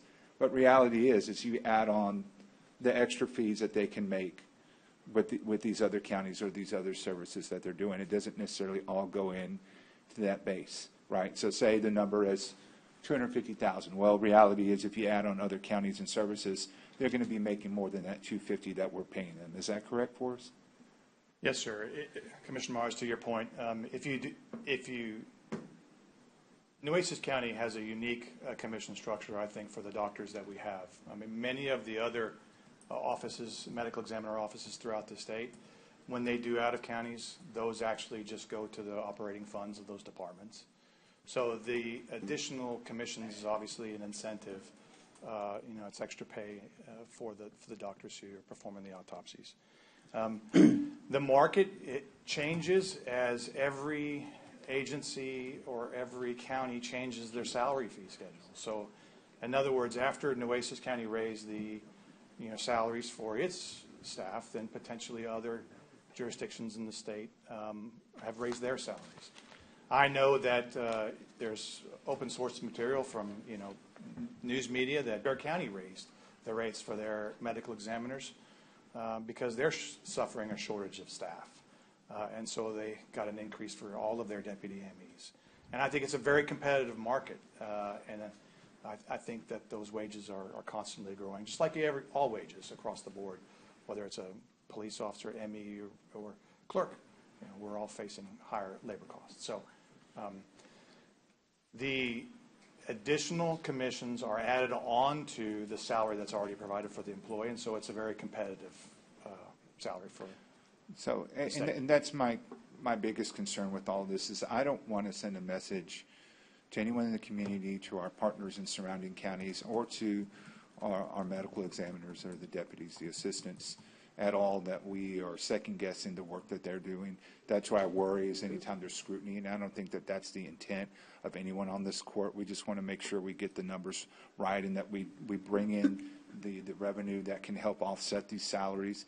I love the idea of it goes right into the operating costs. I think that that's a structure that maybe that's what's going to be proposed, and that's what we should look at for the future and maybe to build up to that. But I just, looking at how long of a road it took us to get here, that's my biggest concern, is look how many years did it actually take us to kind of hit the brakes, recover from a long-serving medical examiner, getting to a term where there was legal questions, legal concerns that were brought up, and then to recover with Dr. Fagan. Now, I'm not saying he's the best in the world, but I think he's doing a pretty good job for us. And I would argue maybe he is one of the better ones in the country. But I want to make sure that they understand as well is that, for me, it's not about the work that they're doing. We just want to make sure that we're getting this done right, that money is being recouped so that we can make sure that it's a self-sustaining department, and that revenue, yes, it goes to maybe a supplemental salary, but it's specialized. It's a specialized work that we tested the market. I mean, we shot out a price that we didn't get hardly any interest on, none. And we were just scratching our heads up here wondering, how are we going to recover? And using temporary medical examiners or continuing contracts from previous medical examiners to keep them on board. So I just want to make sure that we create a structure that keeps us competitive, that keeps our medical examiner and his deputies happy, and we'll make sure that we provide a good service and that we're not losing more counties, because I do believe those counties should help supplement our costs. So I know, very long-winded, but it's a long answer, because it's not just something simply that we can just say we need to change it. If we do, I think it should be drawn out, really thoughtful, how we approach this. But I do appreciate all the work that they've done. I mean, not to put money that I have from my own funding into this department, because I felt so confidently in the need to attract and retain the medical staff that we have. So if anyone, has any concerns of why I'm coming this way, I've put some of those money that I could be putting in other places, because this is just as an important part as providing streets and administration of justice and other key functions that we have to worry about as a county. So, Commissioner, if I could add one point to yours. I mean, I think one of the important things about this commission that is paid to the doctors who are conducting these autopsies is a recruitment and retention component to this. Right now, your medical examiner's office is fully staffed.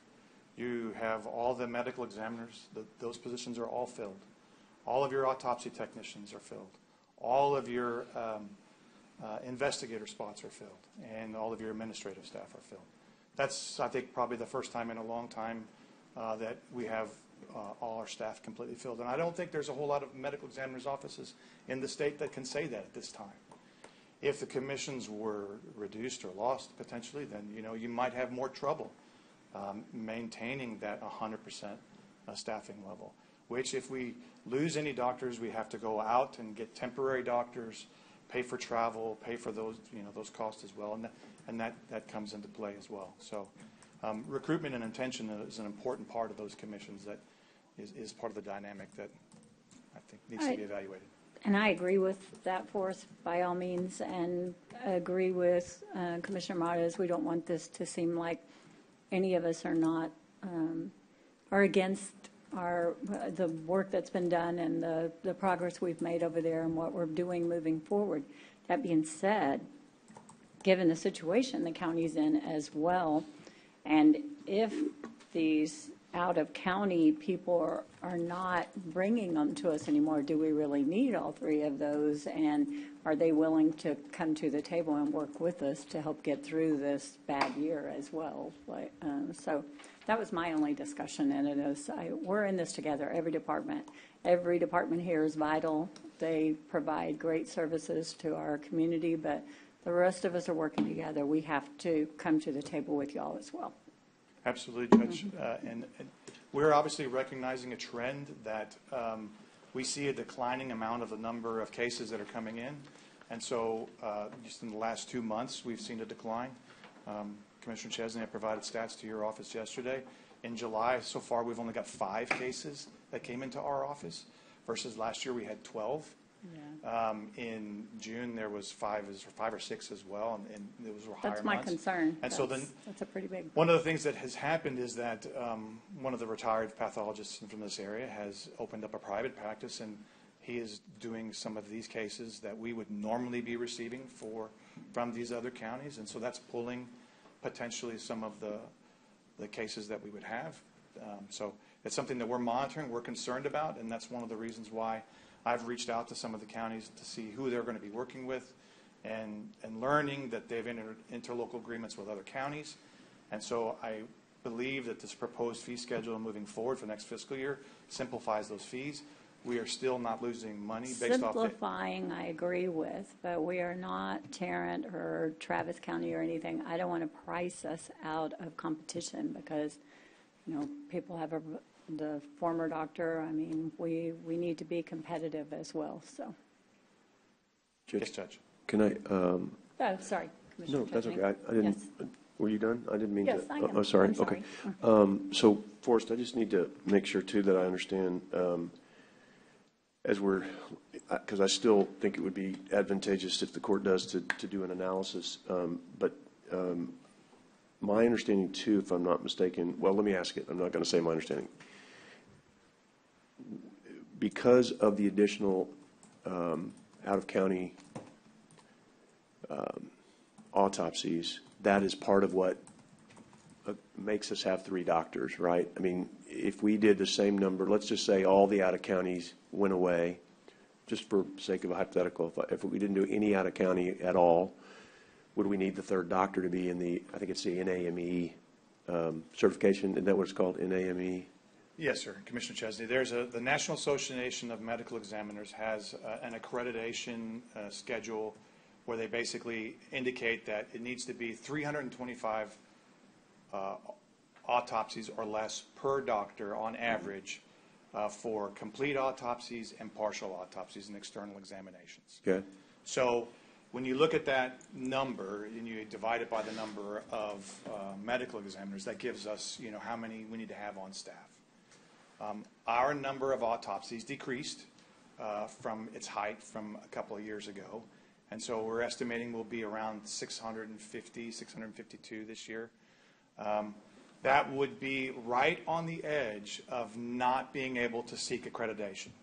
And of that 650, how many of that is out of county? Right now, we're estimating, in the analysis I gave you, I estimated about 144. Okay, so I think we actually may come in less than that because of the reduced number of autopsies that we're seeing. So Which would take our 650 down too, right? That would take if you're saying you're estimating 650 and 144 of those are out of county, if we only get 130, then that's going to be 640 or 630, correct, right? So, but if I take the 6, I'm going to say I'm going to make it easy for me, 654.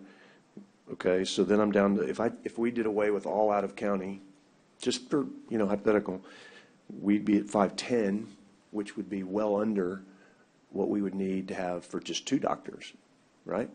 Correct. I mean, it's 325 on average per doctor for the staffing level to get that is provisionally passing accreditation. No, Ideally, it's less than that. It should be, I think, around 275. Which I think is the number. Okay, so then I guess what I'm saying is when we're doing this analysis, you have to factor in a large portion of that 3rd doctor in the analysis, because the out-of-county ones, which are revenue, there also is cost involved. And if we didn't have any of the out-of-counties, if we just said, and I'm not saying we're doing that, I'm just saying I just think everybody needs to understand the analysis here and why it's so important to do it.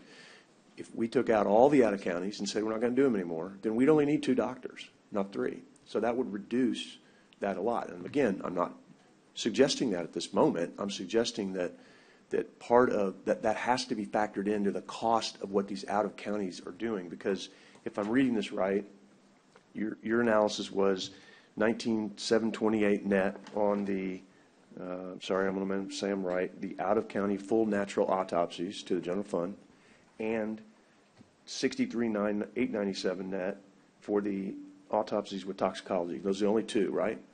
Well, there's different types. We could have natural with toxicology, unnatural without toxic. I mean, but there's not another. Is there another category? I just did 2 analyses for the commissioners to see 2 different case types. We have other case types that we do.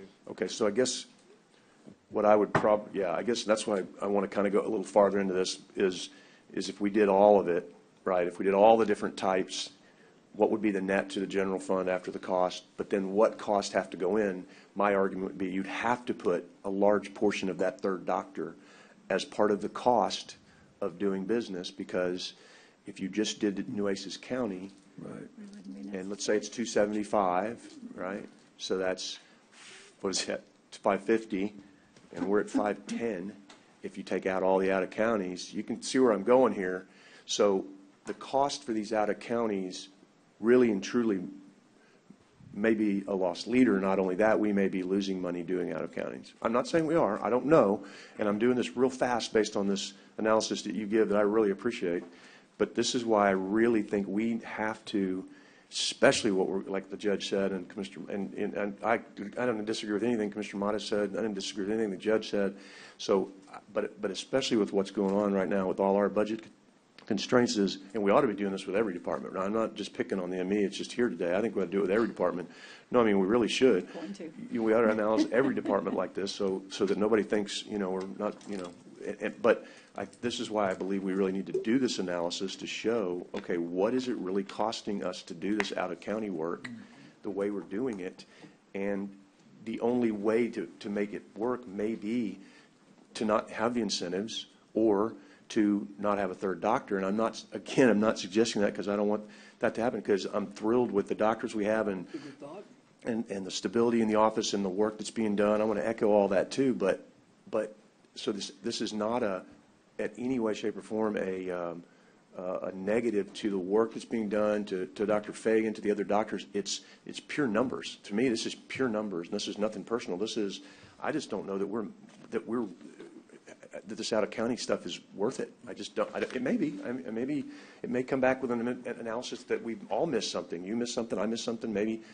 But I'm going to make a motion that we. Well, it might be worth it if we keep the whole amount. Yeah, and that may be, or to not do it at all, or something, because you have to put in that third doctor's cost as part of the cost of these out-of-counties, because it is what is causing us to go over the accreditation numbers. It's what's causing us to have the third doctor because we all want to get that accreditation back. If not, we could do it with 2 if we didn't do out-of-county. I get that's extreme. I'm not suggesting it today. I'm saying I would make a motion to do an independent analysis, and I would charge Teresa and Dale to come back with some kind of proposal for us to do that. I don't know exactly how to word it, to do it right at the next meeting, and let us look at that. At the next meeting, Commissioner? Well, just a proposal on what you propose. What for you us. propose, Yeah, because it'll absolutely. have to go out. Raise your head. We got Raise your head pretty quick. We have a motion and a second to go out to do an analysis, to hire an independent auditor to do an analysis to find the benefits and the cost, how we move forward with this and how it can be cost effective for Nueces County. Any other discussion?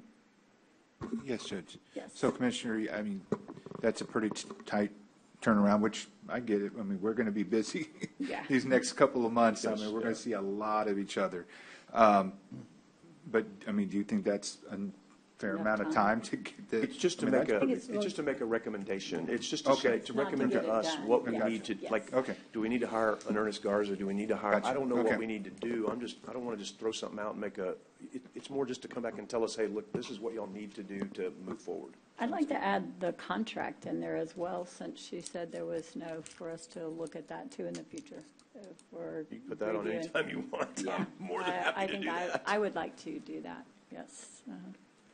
Just for review, I'm not saying we're going to make any changes, but you said it's open-ended. I'd really like to look at that and see what options we have and how we make it better for all of us working together. Yeah. Expiration time. Yeah. Any other discussion? We have a motion and a second. And Teresa, Dale, is that clear enough to what we're trying to get from y'all? It's not the analysis, it's what do we do to get the analysis, okay? Okay, I don't want y'all to think that's what we're, okay. All those in favor say aye. Aye. Aye. Any opposed, same sign. Motion passes. Thank you.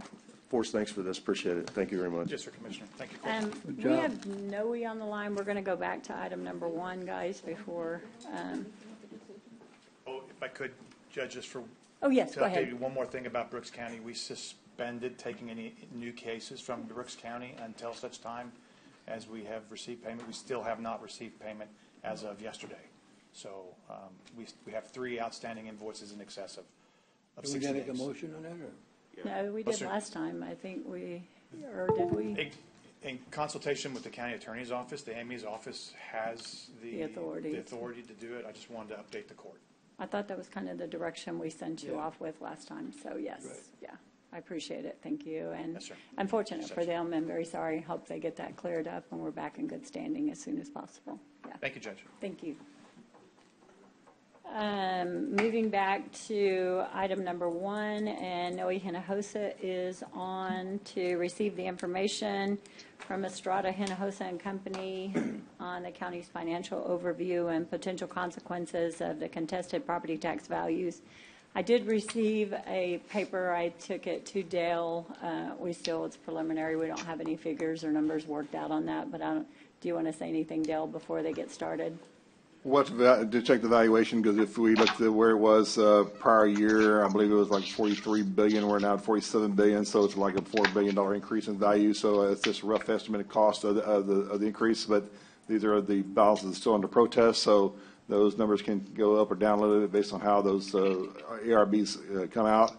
But we'll get with the true numbers when we get the balances from the appraisal district and actually start doing our calculations. Thank you. Noe, are you ready? Thank you so much for getting on and taking the time today. Yes. You bet, Judge, and members of the court. Noe Hinojosa here with the Estrada Hinojosa and Company. And basically, I think some of you or all of you may have received from us a packet that we prepared a couple of weeks back. It may not show the most accurate property values, as those, as you know, are being revised and maybe potentially protested for that matter.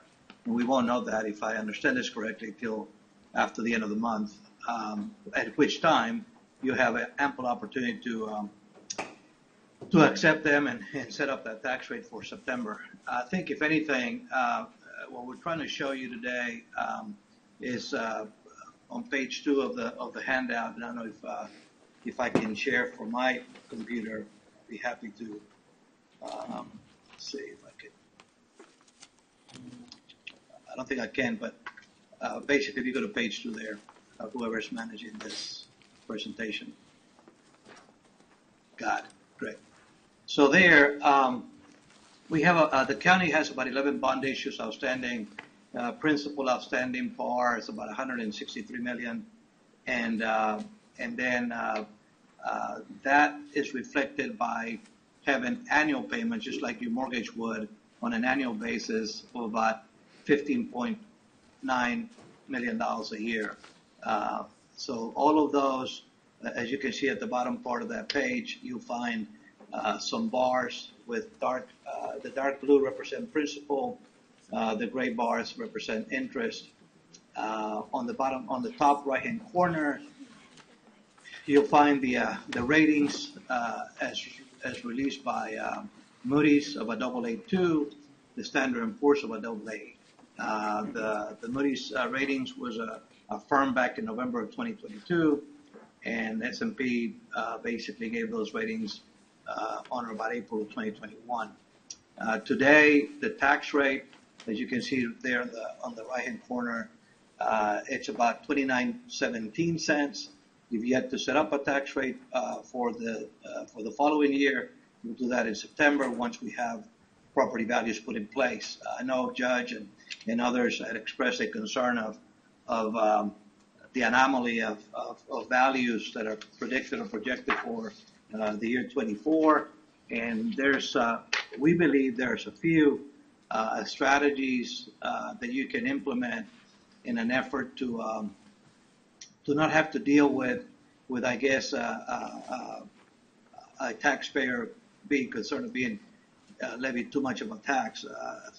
In talking to some friends in the legal profession, which I think that's something that you should consider in doing in setting up the tax rate for next year, is that the court, through the judge, may have the ability to apply, I guess, an executive power having to do with what the value should be in case there's still some discontent taxpayers, where you basically assume that you will have an adjusted value versus the appraised value that has been given by the appraisal district, while you're trying to resolve those concerns that may have been expressed by a taxpayer. The other thing you can do is set up a tax rate with a delinquency ratio that is higher than normal. Right now, the collection ratio in Nueces County is about 98%. And from time to time, especially when dealing with large taxpayers that may express a concern over their values. Local subdivisions can set up a tax rate assuming a lower collection because of the fact that there's been an express concern of how that value was arrived to. So that protest by that taxpayer can take years to resolve. So that's another way that you can go about preserving the tax rate. What's important here is that your tax rate has been in the 31-cent range. In 23, it dropped to 29.7 cents. And a lot of it had to do with the taxable assessed values. The values at the county have been growing pretty consistently at levels higher than the 3.5% that is provided by, that is limited by rollback rate. In fact, last year, from 23 to 22, the rate grew, or the value grew about 10.6%. Previous years, have been in the neighborhood of about 4.5%. On this page, what you will see is in these bars as they rise, they're rising. When you look at the bar of blue and gray, you'll see that an escalating bar that exceeds at some point the payment will be close to $16.5 million. And the red line is your levy. So if you follow the next page, you'll see across the table that the tax rate that we assume, which is the third column from right to left, that 4.2 cent, that's the tax rate you're currently collecting for to pay off the debt. In years to come, that same tax rate, assuming that the values will grow the way we projected this time last year, you'll have enough money to make those payments. What we've also done is the use of the savings account. On the right-hand corner, there's a little number there that says fund balance of $3.8 million. Well, we intend to use that savings account from time to time in an effort to preserve the tax rate at a 4.2 cents, or in this case reflected as a 0.042069. As you can see, based on assumptions of growth, of value growth, and they were very conservative. I mean, you look at 24, which is the following year, we're looking at values of 37.6 billion versus the current 36.3.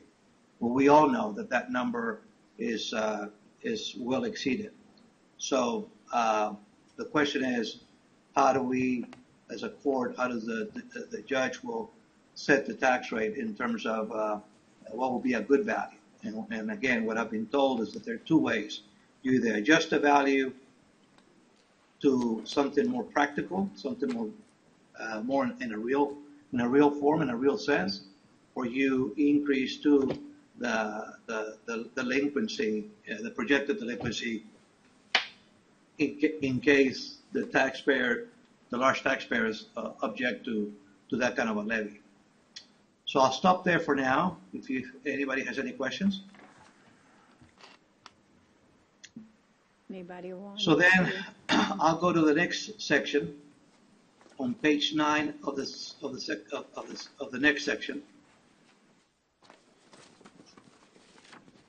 This is a report that we are required to, that the county is required by the Securities and Exchange Commission to prepare not later than 6 months after the fiscal year ends. So your audits, once the audits are presented to us, we put together this book. We send it, or this pamphlet, and we send it up to Washington D.C. for a national depository of financial information of political subdivisions, and that's required by law in lieu of the fact that you borrow money in the past. So if you go to Table 9 in that section, it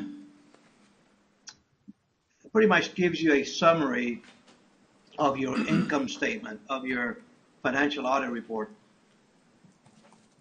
And in it, one of the things that have been expressed as a concern have been how would the county be able to operate, the county in 24 in lieu of the fact that we have these challenges. in terms of people concerned with protests and so on and so forth. In 2018, your operating budget was about $82 million. Of course, you got transfers out, which is reflected on the numbers right below that of about $7 million in 18. So combined, you had a budget, general fund budget of about $90 million bucks. And then, but today, you're more like $106 million when you take into account your expense of 95.8 plus operating transfers out of about $11 million. So you're closer to 107 thereabouts. With that, you are generating revenues of about 103 million versus 90 million 5 years ago. So what the rating agencies keep an eye on is trends. You know, where's most of your expense focused on? And we all know that county governments spend most of their money on law enforcement and corrections. The courts, administration of justice, is the second largest expense, and then you got general government.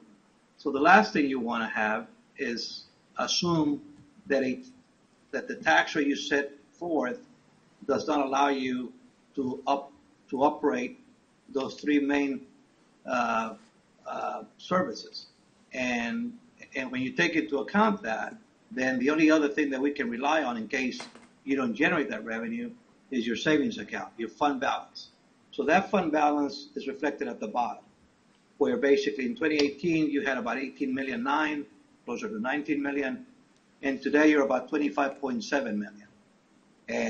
And that's, in our opinion, a pretty reasonable savings account. Can it be improved? Yes, it can be improved. Are you expected to have a higher savings account there? The market standards, and I will show you that in a minute, the market standards, market expectations expect the county to have maybe another $5 million in savings account there, if not even higher, in lieu of the fact that your proximity to the Gulf and being exposed to acts of God. But basically, that fund balance at the bottom, sometimes some of it is encumbered. And Dale will tell you, and others who operate budget and finances, will show you that 25.7 million is not all available funds. This is, in the audit, what we reflect is the funds that are available, but some of those funds are encumbered to succeeding months, succeeding contracts, and so on and so forth. So there are encumbrances on that 25.7, and I suspect, Dale, if you give me a hand here, that a good $8 to $10 million may be encumbered out of that 25. So unencumbered, I have to check, but that's probably probably about right. 50. Yeah. Yeah. So basically, that's what you deal with. So in case you were to be unable, if you go to the higher part of that page, you'll see a line item up at the top that says ad valorem taxes, penalty and interest, about 85 million 3. So that's most of your revenue. That's where the revenue comes from, property taxes. So the last thing you want to do is not set the appropriate tax rate in order to be able to operate the county government. And when you have disputes on property values, disputes on property taxes, well, that's the line you're looking at. And you don't want to affect that. I mean, in 18, you collected about 70 million. In 22, you collected 85 million. I suspect 23, the year that we're under, you're going to be higher than that because property values fell, and the tax rate was pretty much set at an appropriate level. So, any questions there? Can you explain a little bit, Noe, about what happens on this fund balance? I know we have encumbered portions of it, but if we try to use that too much to bail ourselves out of this situation, what that would do to the county's finances and lowering that amount too much? Yeah. Well, I guess what we try to do is kind of give you a perspective that there's never enough money in that savings account, especially for a county like yours where you're so exposed to the elements. You know, we've had, I'm not going to tell you this, I mean, this global warming, the waters are hotter than ever. You know, people in the weather business talk about maybe having, you know, stronger hurricanes. If something like that were to happen, that's where you go lean on those fund balances. FEMA will come and rescue you, but sometimes no one will tell you this, but FEMA will take its time. Not long ago, you all had a big event that affected also property values at the county, where we had a wipeout of a community there in Nueces County, I believe, and thus fund balance for someone like you is expected to be a little higher. So if you were to use that fund balance in an effort to balance your budget in lieu of not having sufficient tax rate, property values being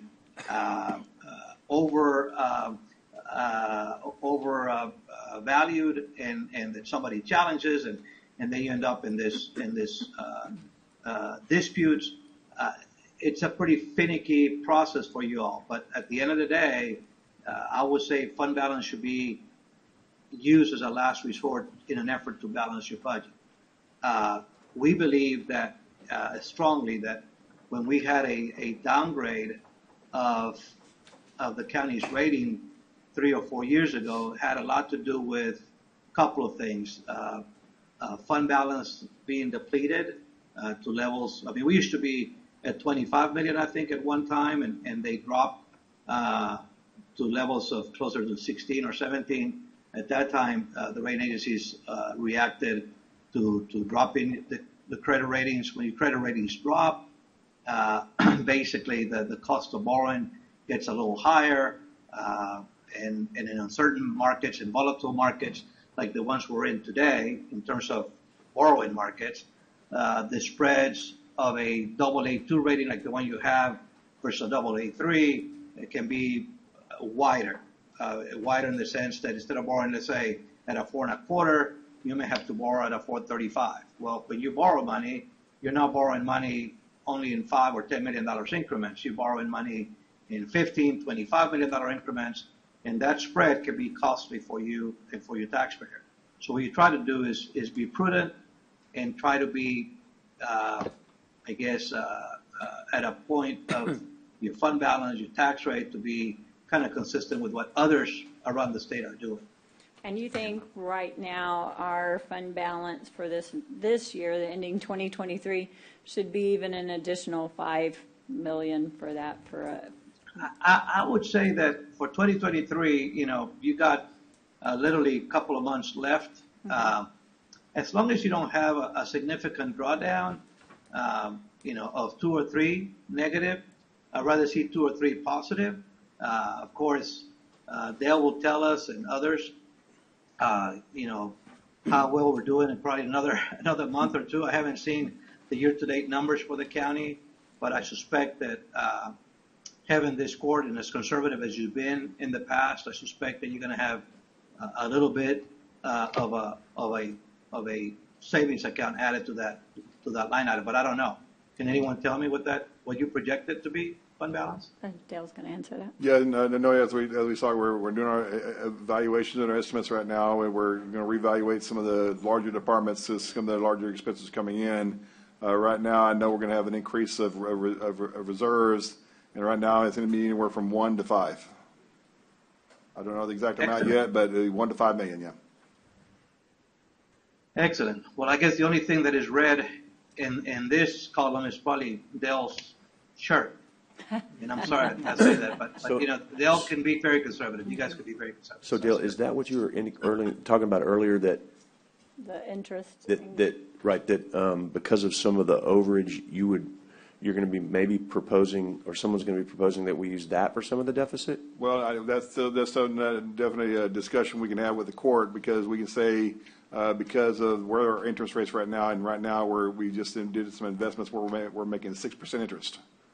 So we're making a significant amount of money. So on our interest, our evaluations of this last year we made $265,000. This year we're making $6.5 million in interest. So some of that can cover this unexpected costs that we won't expect to receive from these two refineries. But what I like to do for our case is, I would like to say, okay, here was the levy, here was the uncollected amount, and this is what we know what was from the prior year's balances, and this would be this, how much of this year's, and this is what kind of effect it would be, and this is how we need to try to address it.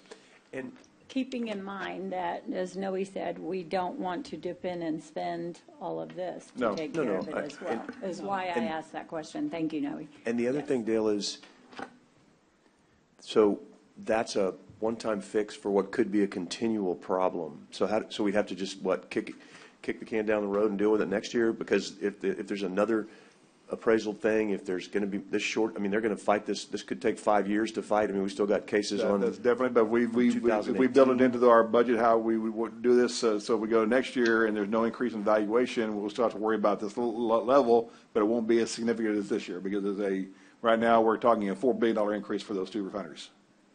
Well, no, it came way down. Well, they're at 1.1 and 1.2, so they're now at 2.2, so we're talking about $2 or $3 billion increase. $3 billion is basically. Oh, between the two of them, you mean? Yes. Oh, I thought you meant per one. Okay. So that's at one time. Now, next year, if we don't have an increase of that, then we won't be as a significant balance, because then our values won't be as large of an increase. So the question will be, so you're really projecting more of a $7 million straight-up deficit that could be reduced by this? Well, or are you I saying? did the evaluations based on our current rate, and that's right about $7 million, but I know because of our valuations coming in our rate's going to go down. So it's going to be anywhere between $3 to $7 million. Without this? Correct. And then, depending on what it comes in at, this could be potentially used for some of it, all of it, whatever, depending on what the court wants to do? Correct, yes. But as you said, anticipating next year, that would not be wise. I just want to make sure we're all understanding that this is. Because I think that's important to note, because if we do that, then we're just kicking the can down the road. Exactly, yes. We're having the same discussion next year, yes. Yeah, so, I mean. I'll still probably propose when we get the balances in, we'll probably still propose, as you're saying, some of our vacancies that we're not able to fill for a long time, maybe this can be eliminated, which will reduce our budget levels and reduce our access, and that will cover some of this additional balance, and that will be a continuation. So that won't be something we can definitely evaluate. Yeah, because I'm. And I think every department we're still going to have to make cuts, and we're. Yeah, I mean, stealing from Peter to pay Paul is not something I like to do. Me either. That's all that sounds like to me, that we're just. But as we're aware, as you know, before COVID, our interest rates were 4%. When COVID came in, our interest rate was 0.1. Right. We went from $4 million to $30,000. And that could happen again. That could happen immediately. Right. I mean, who knows what? Yeah. Okay. Sorry, back when to you you, talk Noe. about when you talk about using Peter to pay Paul, Peter is slim pickings, as you know, and I'm going to show you that on the next page. Peter and Paul are both broke. They're not broke, but they could get there pretty quickly. So then there's a second document that I sent separately, I think, and so we can close this document, and it has to do with how you rank between Nueces County and the largest other top 24 counties across Texas. And, you know, you're the 16th largest county in Texas. You have ratings that are right there at par with everyone else. You're about 15. Yeah, that's the one. Oops. So we put at the bottom of that page, kind of like a ranking row. Anything in yellow, you're pretty much in the middle of the field. You're fine, and you'll see property values there in 22 at about fiscal year end of 22. So it means last year at $40 billion, and you're 15. If the values that take place that are being assessed right now or that are being appraised right now come in at higher levels, then that's going to move the needle for you. From a credit standpoint, you're going to find that a lot of those values are going up, literally in a very concentrated sector. And that becomes an issue also for credit rating agencies in that the concentration is too much in a couple or a few taxpayers. And that's very common in Texas, especially in the rural counties that rely on oil and gas, where, as you know, that's a commodity that goes up in value, goes down in value from one year to the next, and that can present very significant challenges for people like yourselves that are trying to provide a very seamless process of tax rates setting and property values. So there, the only good thing that is favorable is that your geo debt is still considered stronger than the norm. But when you look at the next columns, I'm looking at total geo debt, you're $166 million as of 2022. This year's going to be less, and as we continue to pay that off, it will be less and less and less. When you look at the next column, though, the debt as a percent of TAV is 0.42. You go back to the middle of the field. So even though you have a little debt, you're still pretty much in the middle of the park. If property values go up, that number is going to go down and thus put you probably in a stronger position when you look at the ratio of debt as a percent of TAV. Debt per capita is still pretty much middle of the field. That should not go anywhere. On the next page, that next page, the only thing in red is exactly what we've been talking about, Judge, and that is your fund balance. Your fund balance right now, as of 9/30/22, as we reflected earlier in the previous document, was about $25.7 million, and there you're the 24th county that has that kind of a number. In other words, there are 23 other counties with a stronger fund balance than yours. When you look at that as a percent of revenues, you're still at 24. So when you say, if we add more savings, would that be good? Yes, that will be good. You need to be up. So when I tell you you need to be a good $5 million better, you don't have to do it from one year to the next. This takes time. A lot of times, as you and I know, it's sometimes easier to spend the money than to accumulate it. And one of the things that is hard in government, in public government policy, is accumulate too much of a reserve, and those take time to build. And that's why when you got the downgrade, the downgrade was a combination of not setting up enough tax rate to build fund balance, and yet depleting fund balance pretty quickly. We corrected that. We can do better. We can do more of that correction. What's in very strong green, you go over to the left, you'll see the direct overlapping jurisdictions, meaning all the school districts, community college, city. You're number 9. In other words, Corpus Christi does not have, in the eyes of lenders, they're not too concerned about your level of debt. As a percent of TAV, you're at 5.2%, which is, you're still number 10 compared to others. The M&O tax rate, you're pretty strong at a 0.24. There are very few counties with a lower tax rate than yours from an M&O perspective. INS, you're in the middle of the field, just like we said earlier in the previous page, pretty much in the middle of the field.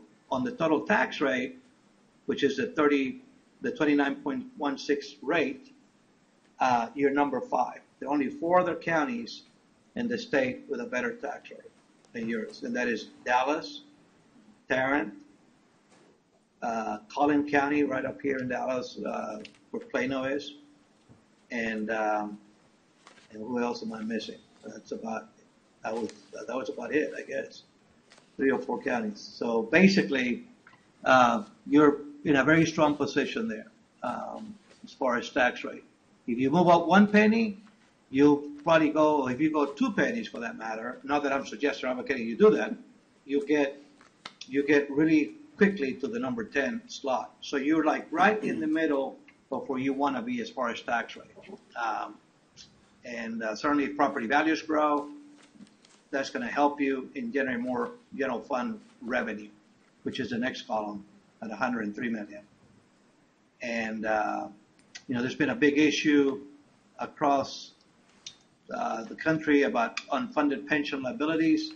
The county continues to be pretty strong there, so your liability is pretty minimal, and it seems like your pension fund is acting well. And that pretty much completes everything from my perspective. Is there any other questions, commissioners? Any comments? I know we have a lot to do. This is a challenge for us all. It's an unprecedented time.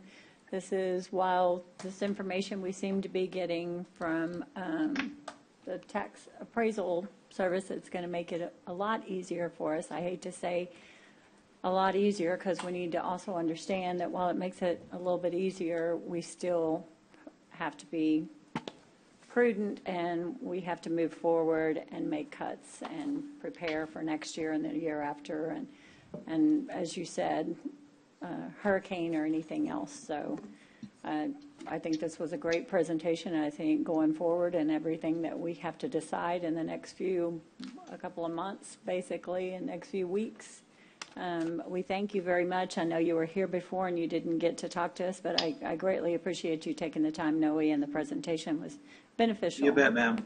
And if there's anything that we can do as a team, as a firm, to help you with the budget process and setting that tax rate, we stand at your call. Thank you. I think Commissioner Chesney wants to say something. Yeah, I just wanted to thank Dale that I forgot. When you're factoring in that deficit, I think you need to look too and remember that we have, I believe, 14 people that are funded on ARPA funds that eventually will run out, and that needs to be at least put on that list, because we need to make some decisions on those positions and what that would add to the deficit as well, because we're quickly running out of ARPA funds, and we're getting to that point. So if you'll also include that in your analysis, I would appreciate it. Most definitely we will on that, as well as other, because we're still working with the collective bargaining agreement on that coming up, and what effect that will have on the accounts as well. So yeah, I mean that's a whole nother.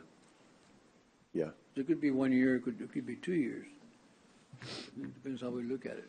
It could be how long, because we just had a resolution from Flint Hills went back to 2018, so they saw for 3 or 4 years, and so we'll get a little bit extra money from them. I don't know the exact amount of that yet, so that's going to be a little bit extra revenue coming in soon. But Valero's still fighting from 18 to 22, so we know the rest will be from the forward. It could take anywhere from 5 to 7 years.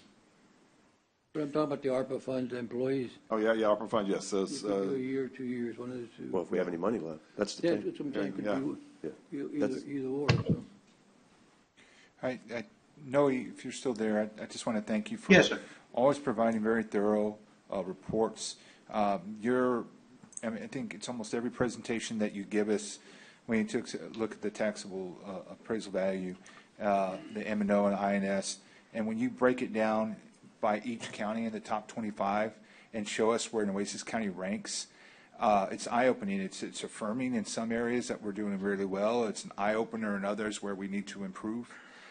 We've always kind of, I don't want to say always, but where we started when I first got on the Commissioner's Court, we were much lower in our general fund balance, and that we've worked our way up to that and think, okay, the number has always kind of been like 25 million, we're good. And then when we look at where we rank compared to the top 25, we're at 24. So we have some work to do there. And this may not be the year to do it, right? We're just in a very difficult time. But once again, compared to other areas that we are doing much better, I think it gives us a chance to be able to show the community, show the public, just black and white, where we stand with these numbers. And there's no way to spin them one way or the other if we're not doing well in certain areas like the general fund balance.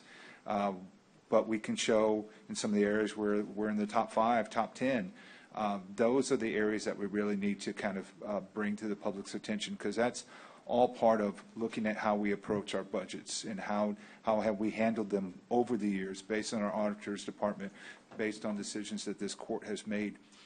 And so it's not to pat ourselves in the back, but it's just, once again, it's just a reminder of where we stand. And so I think, your analysis is one of the most thorough that we ever get on a regular basis. I know you come before us as needed, sometimes at least, 2 or 3 times throughout the year.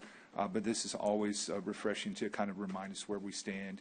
And that's helpful for us going into this budget process. Thank you, Commissioner Mattis. I think from time to time, don't discount your focus efforts and trying to do the best thing you can do with what you got. I think it's fair to say that sometimes we get in our own little box. And sometimes it's good to get you out of that box so you can see what others are doing. I don't want you to compare yourself with the Joneses, but at the end of the day, it's always good to keep an eye on what others are seeing, because that's what the investor who's lending you money to do your capital projects is looking at. If I'm going to lend you money and I care about capital preservation, well, I want to put my money where I know I can get repaid, right? And you guys have done during some very difficult times in the past, and God forbid in the future, you've done the best you can with what you got. And thank you for the opportunity you've given us over the years to be of service to you. Hello, Noy, this is Commissioner Hernandez. Noy, Yes, I just want to thank you because you always explain everything well to us, to where it's easier, at least for me, to understand where you're coming from, what you're trying to tell us. And I'm sure the public also appreciates that because they also understand. So thank you, Noy, for that, and I appreciate you. Thank you, sir. Thank you, sir. Thank you. We'll let you leave now. We appreciate it. Okay. Thank you, Judge. Bye-bye. Have a great afternoon. Stay cool, please. Thank you, Mr. Thank you, Noy.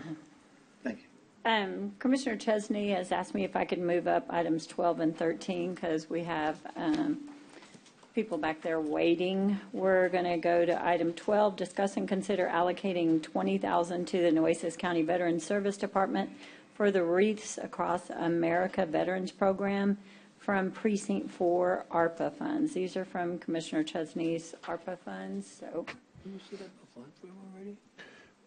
Pardon me? Did we set up a fund for him? No, we just did it for 1 year. I'm just For 1 year. He's doing this so that it's taken care of for the next 2 years, and that we don't have to worry about it. And so I'm happy to do that, and I'd make that motion to pass that. a second. Everybody's willing to do that one. Yes. Yes. We're supposed to do it as part of the budget for this. We have We don't have any money. we don't, I'm yeah, not we putting have a anything, any motion extra in and the a budget, so second. I'm just willing to do it.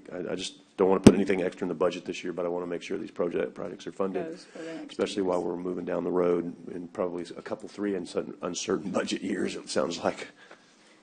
And Lulu, do we have to get any additional funding vetted? Like, I mean, I'd like to contribute to that. I think this is worth it, and maybe split it with you or add so that we can 4 more at years? least add Do a couple more 22. years, because we know that we still have that 2026 stop, at least on the ARPA funding. But, I mean, I'd like to help with both of those items. If it means splitting up the cost with the commissioner or adding more, I'd like to do that. On the second one, we'll talk about it Okay, in just a definitely on second the because second. that would change Okay. it to a different. Oh, yeah, that's right. the- Super. they're the Yes, four- it would put them at a different bracket. Yeah. Well, no, or the 20. Well, no, Not the 20. Not the No, 20, I was no. talking on the second one, What's- item 13. Right, but this is to Nueces County Veterans Services Department, so if John wanted to add, say, 26 for 20,000 for 26, that would be fine, because it's not going to an outside group, right? To the Veterans Department, yes, it is allowed. So you could add 20,000 if you wanted to, John, for 26, and then that way it'd be 3 years of coverage that we know, and this was the amount that JJ told me. And that's as far as we can go because it has Right. to all be spent by Right. 26. Right. Yes. That'd be great, Commissioner. As you know, Yes. every year we have the annual Wreaths Across America ceremony. Every year we inter 700 new dependents and veterans at the cemetery. So that means more wreaths every single year. So that would be great. I would be happy to amend my motion to accept Commissioner Motaz's 20,000 for the year 26, if that's what he wants to do, Yes. from his ARPA funds. Thank you, sir. Put me in too, I guess I'll just. I'm not trying to, I know, but y'all, No, but I'm well, saying- but y'all have given, But I y'all, thought it was gonna be part of the budget. If it's not gonna be part of the budget, then I wanted, well, but y'all had given to the VFWs, and I tried to get one of the VFWs, and we couldn't locate one of the VFWs in my precinct, so I was just doing this to spend some money on veterans for, so if you want to add, great, but y'all have done your share. This was me playing catch up a little bit because I wasn't able to find a VFW to support like y'all did in your precincts. So, but I appreciate Commissioner Myers adding that on, and So the motion would be that you would be allocating 20 and no, I would be allocating 20 for 24 and 25, and Commissioner Myers would do 20 for 26.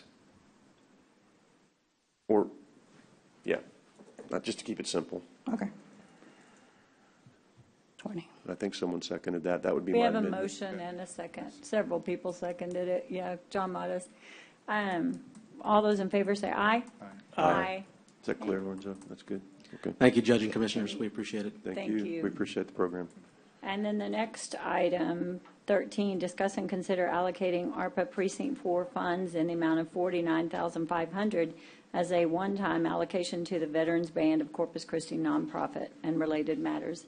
And this has to stay under, this is like one of our beneficiary amounts. It does can't have go to stay over. under That's the why I was $50,000 saying threshold. That is correct. Unless y'all wanted to split the 49. No, I mean, again, same concept. I'm always happy to split, but I had checked with JJ and said, I was trying to find some money to put towards the veterans organizations, and he came up with this suggestion. And of course, Ram's here, and we all know the great value that Ram Chavez and the Veterans Band has provided this community for decades. And so I'm happy to do this and wanted to make sure and get this done in an easier way than having to make them go through the nonprofit allocation funding and all that. I just did it this way. So, but Okay, well, they do need a SAM.gov. I mean, that it's mandatory. So I think that's For where everyone. it lags on time as far as receiving that UIE number. yeah, I'm just making the allocation. I'll figure y'all will work out the paperwork, or assuming the court will approve it. I know the court supports this strongly, and as if I have supported them in their efforts to support veterans. I think,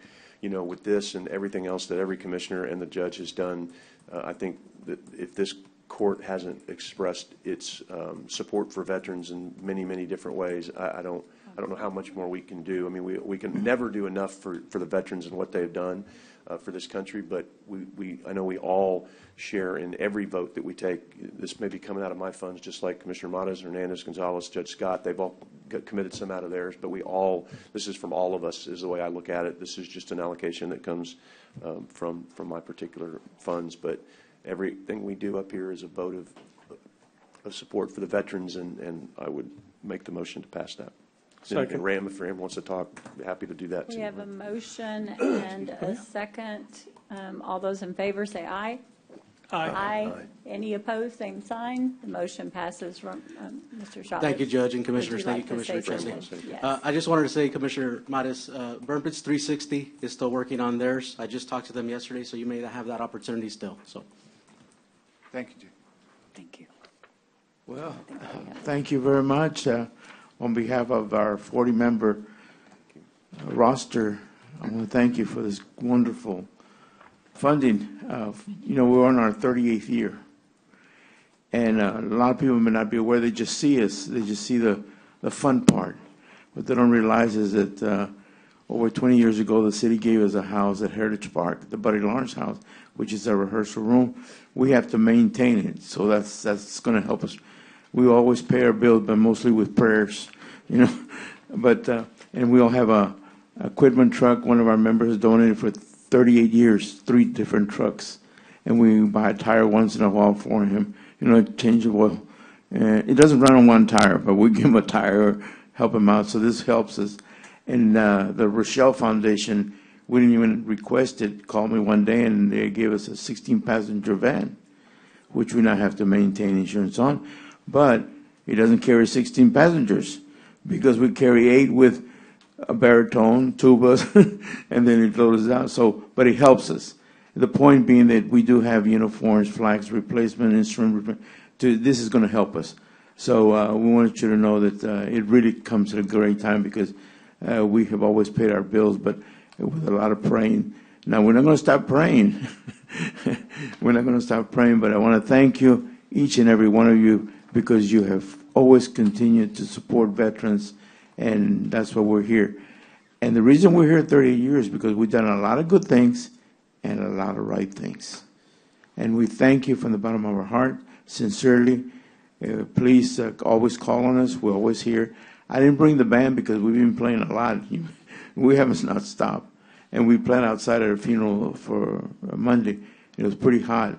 And so not knowing how long it would take today, I thought I hit by myself. They've been texting me all morning. How's it going? How's it going? So I want to thank you on behalf of the Veterans Band. And please come by and see us when we perform. In case if you're around, we'll be performing tomorrow at a nursing home. close to Old Brownsville Road, the veteran, where they have the majority of veterans. And then Saturday we'll be in Sinton, San Patricio County. Unless did you go something? No, I'm just kidding. And then Monday we'll be doing some other things, and then next week, because we're going to take a break during August, 3 weeks, and just do some minor things because we've been going nonstop. We have been going nonstop. We have never canceled an event, so I want you to know that. Only by weather or by their decision. So I want to thank you, and that we'll continue, and we're still going strong. And just to let you know, on November the 11th, we have 3 events. We'll do 2 in the morning, but in the evening, we will be at the Whataburger Field playing alongside the Corpus Christi Symphony Orchestra. Oh, wow. Ooh. Wow, nice. Cool. And we have some other neat things that are happening throughout the year, but I just wanted to mention that to let you know how strong we're still going on 38 years. We're going to hit 40. So I'll see you in. Thank you, and God bless you. And you guys, I don't know how you do it. It was tough just sitting back there and watching you. So congratulations on your job. Thank you, each and every one. Thank you, Ram. And the staff. Yes. Ram, thank you very much for all that you and your band have done for all these years, and we know you're the heart and soul of that, but I know there's many people that go into that and a lot of work, and so I know this court's super happy to support you and everything you've done, so thank you very much. God bless. You're welcome. Number 5. Thank you, Ram.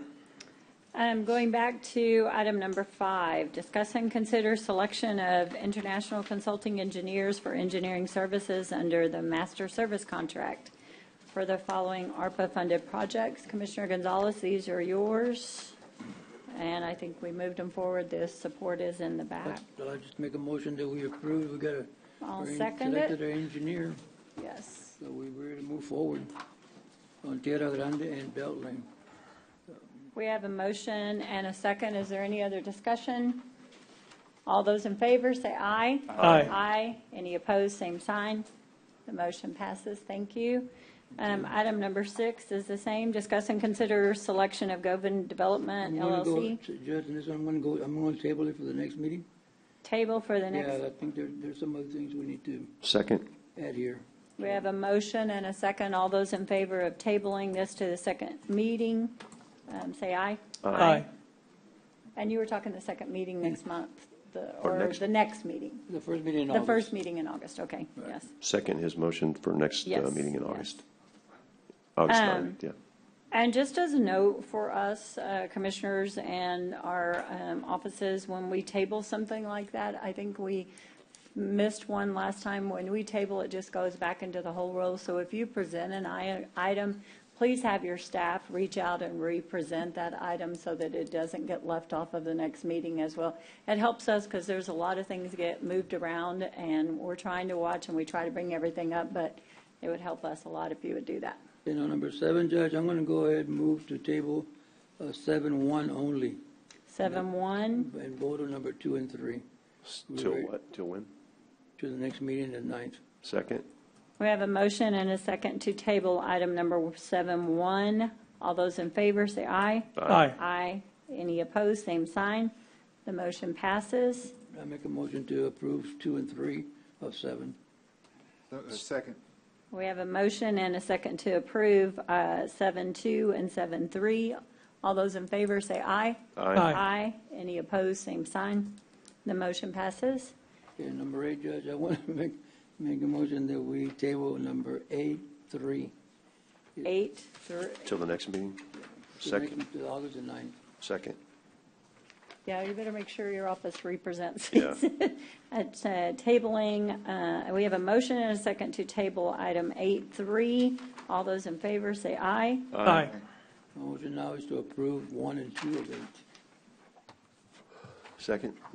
We have a motion and a second to approve item 8-1 and 2. All those in favor, say aye. Aye. Aye. Any opposed, same sign. The motion passes. Thank you. Moving on to item number 9, discuss and consider the selection of international consulting engineers for engineering and construction rehabilitation of County Road 18 Bridge located at the intersection of County Road 18 and County Road 65 and other related matters. Yeah, this is my item. I don't know if Juan was going to be here, but anyway, this is a bridge that it's in my area in Precinct 2, and TxDOT actually owns the top part of the bridge, which is the road, and they're going to fix it, but it probably won't be about 2 years. And if it falls, it's not going to be because of the road, it's going to be because of the bottom. The bottom of the bridge is deteriorating, and TxDOT has sent a letter to Public Works saying that it's dangerous. Juan's here too. It needs to be fixed, and that, we, of course, this bridge, the bottom of the bridge actually belongs to Drainage District Number 2, and we have documentation that it does. So I'm trying to work with Drainage District Number 2 to fix it, but it's taking too long. And if something happens, it's going to fall back on me because it's in my precinct, and the first thing they're going to say, well, you should have done something about it. The problem right now, Public Works has blocked it off and used barricades, but the problem there is that the farmers continue to remove the barricades to get through there and don't put the barricades back. So if something happens, it's going to fall back on us. So I met with Teresa, and we talked about this. I have monies that I want to do, use my monies to repair the bottom of the bridge, and eventually maybe submit an invoice to Drainage District Number 2 to see if they want to reimburse us for those expenses. Whichever it is, I mean, we need to move forward on it before something happens out there. Why do you want to kind of give a little bit on TxDOT deal? Yes, Judge and Commissioner, good morning. Yeah, the bridge was inspected by TxDOT about approximately a couple of months, and the bridge has been closed already for about a month and a half. And then it's just some repairs that need to be done to the abutment due to some scouring. And like Commissioner said, it does need to get fixed so we can open it up to the constituents out there. And also, we already got some people that are calling about when we're going to open up the bridge. We have some farmers and constituents with some concerns about having access. I'm sorry. Go ahead. Sorry. So really, what the issue here is that they have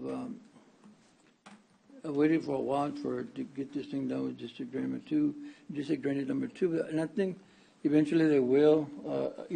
And we got some documentation where these bridges were actually given to Drainage District Number 2 by, at that time, County Judge Terry Chamsey, and although they show that in paper they show that they own 160 bridges, but I think it's really like 60 bridges.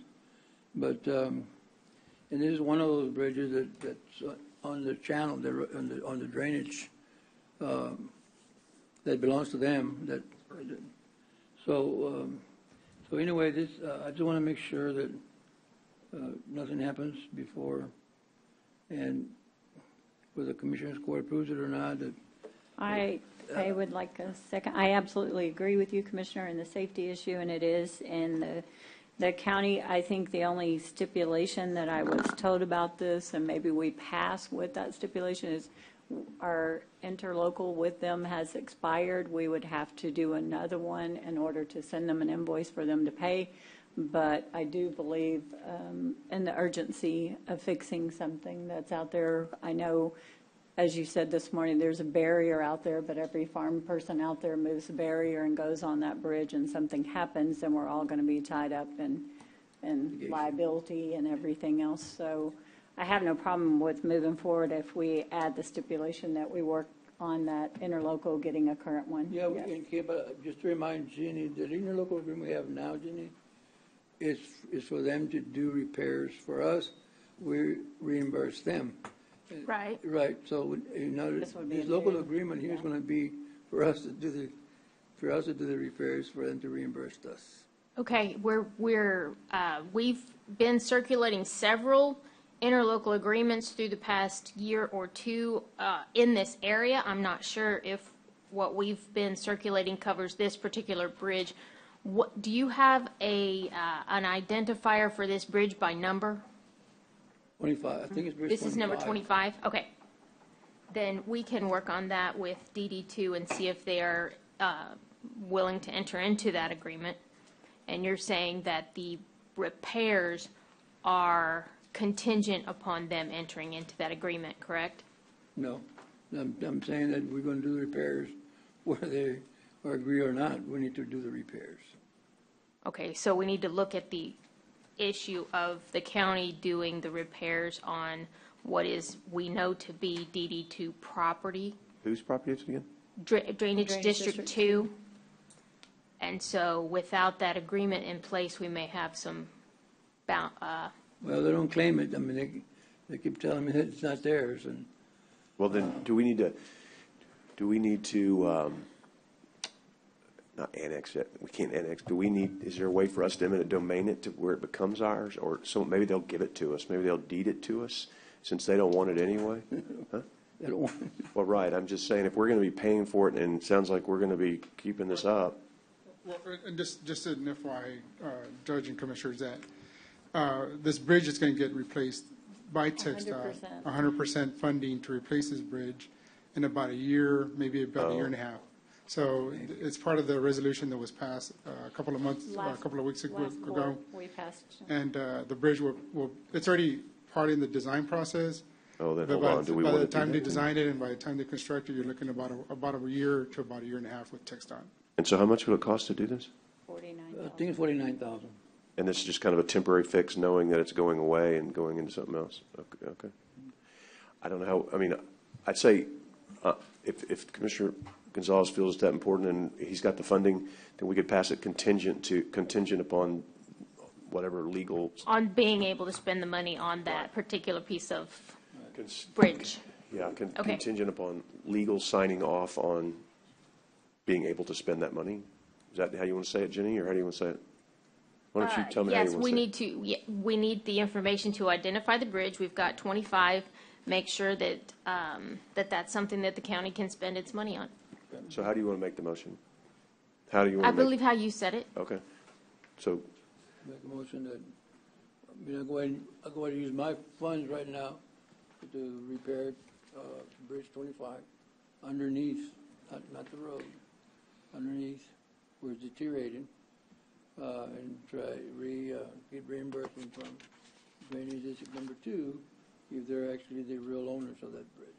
And Commissioner, your source of funds is the 2015 COs, so we need to make sure if we need an interlocal or not, because since if it's not our bridge, We then can't you may use not be that able to money. use those COs, so I right, think but then that's it would gonna be subject to particular. and that would be where you'd add the language, if it's okay, subject to legal signing off on it being available to use and able to be used.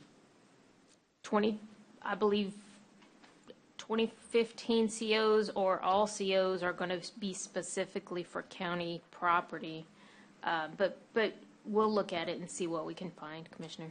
And do you have another funding source as an alternative? I think I have another funding source, Teresa, don't I? So then we would want to make this motion a little more expansive, Lorenzo, that indicates not only those funds or whatever precinct, I have something to capital outlay.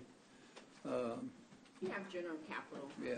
whatever precinct That 3 would be funds able are to use available. that, yeah. Or precinct 2, sorry, my bad. I know. Me either. I have no idea. Okay, well, either one of those. So contingent to that and using either one of those funds, I yes. just don't want to go on record that we didn't do it. Yes. Is that clear enough for you? Is that a motion that's good? We have a motion and a second. Able to use the CO 15, however, if not, use precinct funds. His precinct fund? 2 funds? 2 funds. Okay, right, okay. You made the motion, you seconded it, or who motioned and seconded? motion. Yes, and the second. Mhm. All those in favor, say aye. Aye. Aye. Any opposed, same sign. Thank you.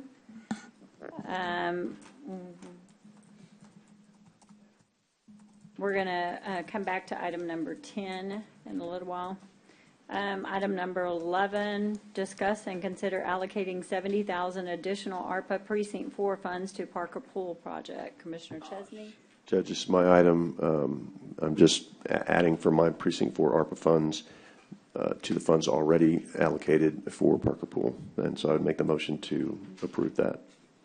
I'll second that. We have a motion Second. a motion and a second. What happened to 10? All those in favor say aye. Aye. Aye. Any opposed, same sign. Item number, You would do 10? we skipped it. He wants to come back. Oh. He asked me to bring it to the end. Okay. We're at item number 14, and it's receive updated ARPA balances for precinct and countywide projects. I would like to, if we get a unanimous vote, take this matter into executive under 551.0725. The court would have a 5-0 vote, whether pursuant to Texas Government Code, deliberation in an open meeting would have a detrimental effect on the position of the Commissioners Court and the negotiations with the named entities. And I believe that's because of contracts and then the private information on the entities that we are negotiating with. But I need a motion. I'll make the motion. I need a second. All those in favor say aye. Aye. Aye. Aye. Any opposed, same sign. Since we're just 4 of us here, does that work, or do we need all 5 of us? No. We have to Judge, wait. you're going to need that fifth. We need Commissioner Martis when Even though he he's not gets here? back. You need a 5-0 vote for this to go into executive under 5510725. So what happens if someone's not here? You Like can't do it? Wow. He's back. Just walk. Can we I mean, get a it's a- 5-0 vote? We have a motion and a second to take this item number 14 into executive session under 551.0725. We have a motion and a second. All those in favor say aye. Aye. Aye. Any opposed, same sign. And it is almost noon, and this would be our only item we would be taking there. Would y'all want to go on to executive now? Keep on going. Good. Keep going It's and up come back to everybody. it? We're fine. Item number 15, oh, no, we would have to wait on these because everything hinges on, this one had to be done first, so we can skip those and go to item number 17. Okay. Discuss and consider the upcoming Commissioners Court meetings, dates, budget workshops. I believe in your packets, or here's an additional paper that shows the workshop dates were added. Thank you. I think everybody's had these dates for a while, so there shouldn't be any change in any of that.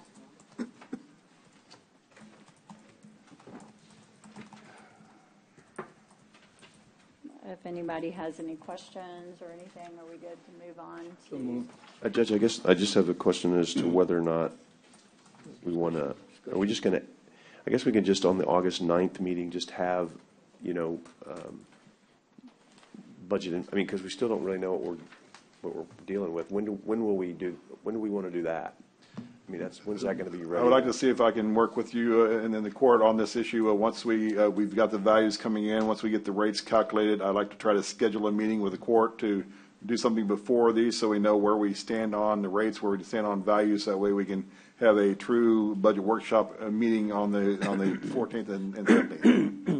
What if we, just a suggestion, since we've got an August 9th meeting, what if we set a budget workshop for the morning of the 9th and then started our regular meeting, maybe an hour and a half later, just so that people don't show up and sit around that don't want to be here for the budget workshop? Would that be? Now, the 9th, I've got several doctor's appointments for my recovery, so I won't be here on the 9th, but Lisa will be here, so she'll be able to address any question you might have. But if you'd prefer me to be here, I can't be there on the 9th. On August the 9th, you actually received the calculations.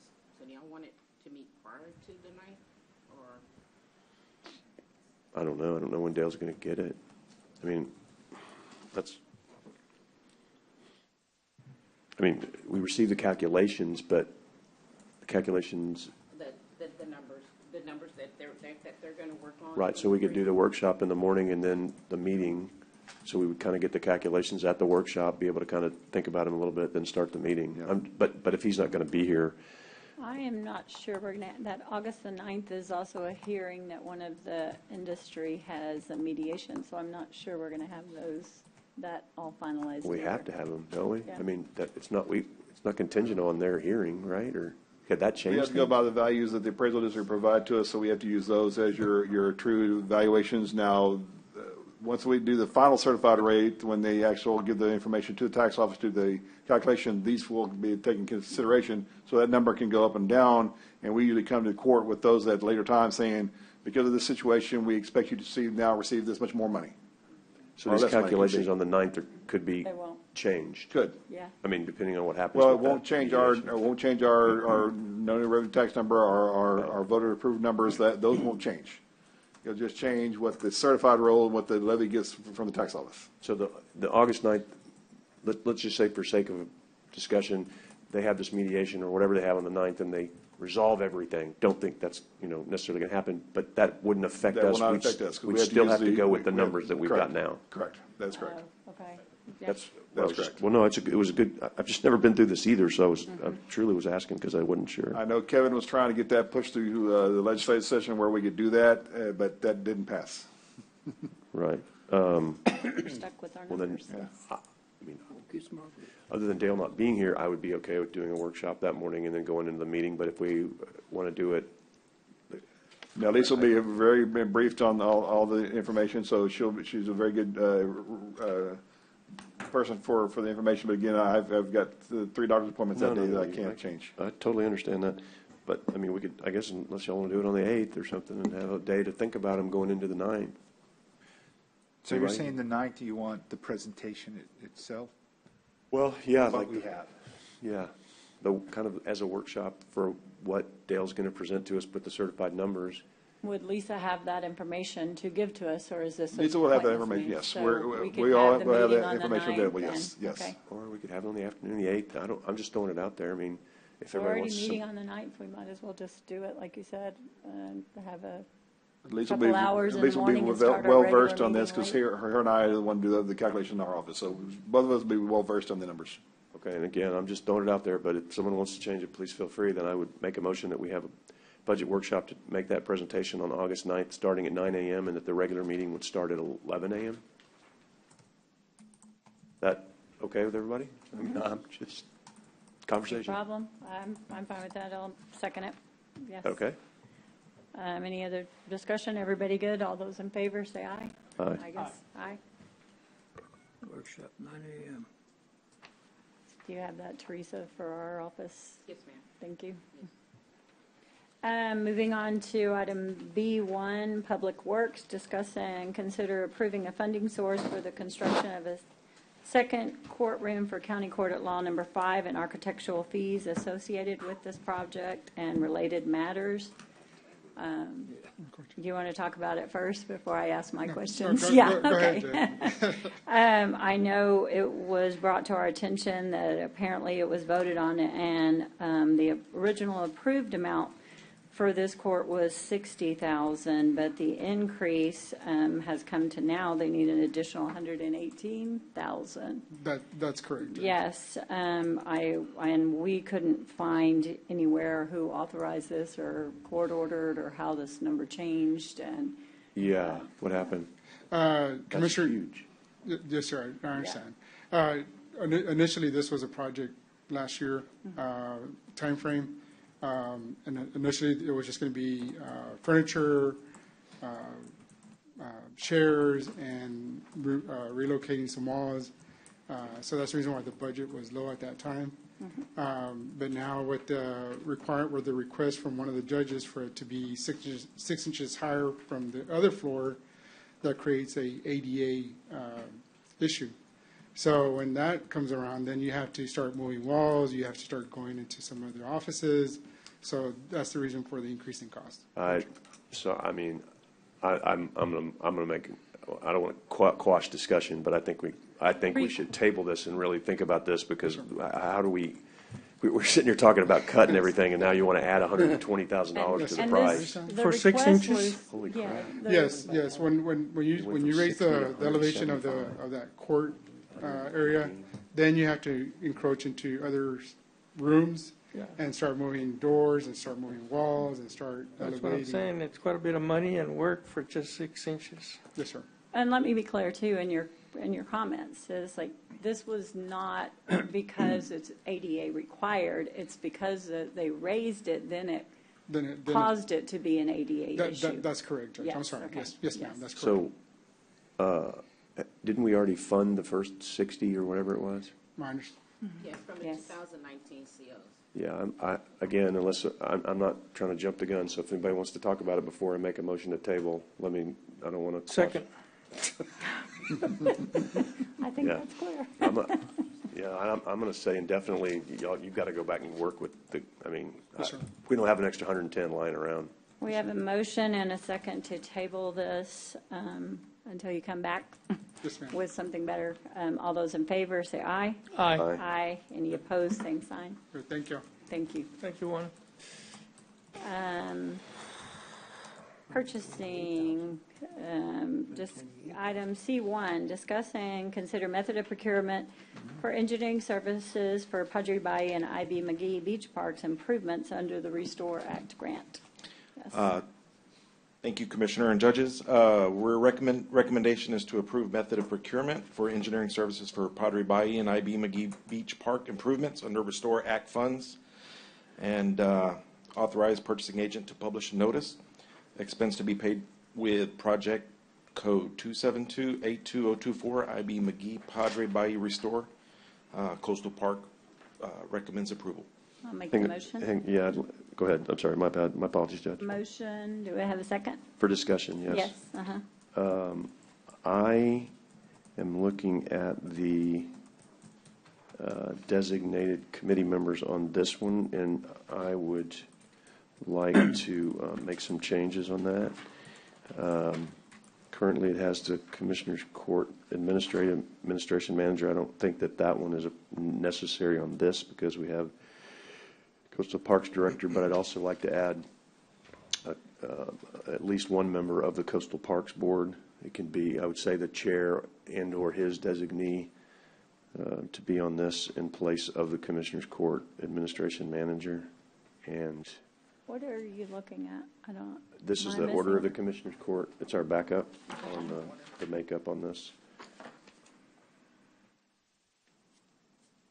Oh, to this. It's just it's the selection of the companies to provide licensed professional engineering service, and actually I'd like to also add the county engineer to this. I think having an engineer to help with that. And Juan, are you okay? I don't want to just shove it to you, but I mean we're picking engineers, and I think it would be good to have an engineer on that committee. So I would make a motion that we change the order to take off the Commissioners Court Administration Manager and add the Public Works Director and or his designee, as long as it's an engineer, right? Can only be an engineer, Coastal Parks Director, and then the third one would be the Chairman of the Coastal Parks Board and or his designee of another board member. Got it. Yeah, it's behind there, right? It's on C1. 3C1. It's just the order. And this is all Restore Act funding and not coming out of the general fund. Yes, just so everybody knows. So this was grant money that we received. It took years for us to get, and we're just now putting it in place the way we need to put it in place to comply with the grant funding and get that in place and spend it, go through our procurement.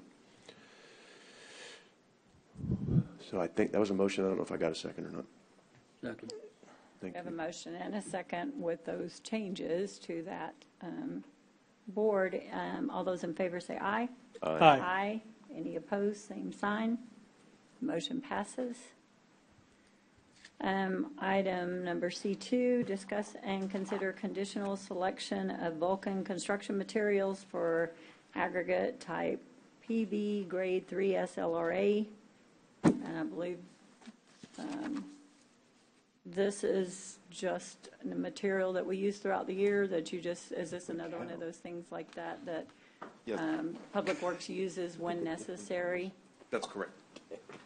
And I was wondering about the funding source for this. It's from our Road and Bridge Fund. Road and Bridge Fund, and I know there was some other discussions that came up on the Road and Bridge Fund. Is there balance in there? I thought is there plenty of money there for that? for any of this? Ju- For next Judge- year, I know we reallocate, but given the situation we're in, I just want to make sure. Yes, ma'am. Once the budget is set, then we'll just purchase as needed. As Judge. needed, Yes, ma'am. within the budget Yes, guidelines, ma'am, whatever within the you're budget. given, yes. I Yes, just yes, wanted to ma'am. clarify, because I know we've done that a few times, and I'm like, you do have to still make sure it's Yes, within, ma'am. yeah. Yeah, the PB3 is just for our surface treatment, Judge. Just as Okay, FYI. I'll make a motion Yes, to ma'am. pass. Second. Yes, we have a motion and a second. All those in favor say aye. Aye. Aye. Any opposed, same sign. And item number 3 is similar. Discuss and consider conditional selection of argon asphalt and emulsions for HFRS-2 emulsified asphalt. And same thing. Yep. Yes, I'll make a motion for that one as well. Second. We have a motion and a second. Commissioner Hernandez, all those in favor say aye. Aye. Aye. The motion, any opposed, same sign. The motion passes. Discussing, number 4, discuss and consider award and execution of an agreement with, Argandeki. thank you, Argandeki Oil Company for liquid for bulk diesel and unleaded fuel. And this expense is paid out of the user department's budgeted funds, so every department pays whatever they use. Yes. Yes. So on June 21st, 2023, Commissioners Court conditionally selected Argandeki Oil. This item is to approve the resulting contract. Recommendation is to award and execute an agreement with Argandeki for bulk diesel and unleaded fuel. County engineer recommends approval. Motion to pass. Second. We have a motion and a second. All those in favor say aye. Aye. Aye. Any opposed, same sign.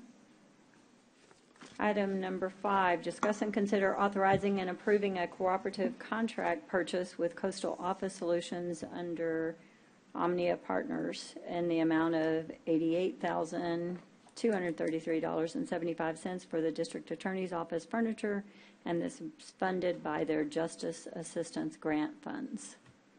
That's correct. Recommendation is to authorize and approve a cooperative contract purchase with Coastal Office Solutions under the Omnia Partners contract for the District Attorney's Office furniture funded by the Justice Assistance Grants. District Attorney recommends approval. So move.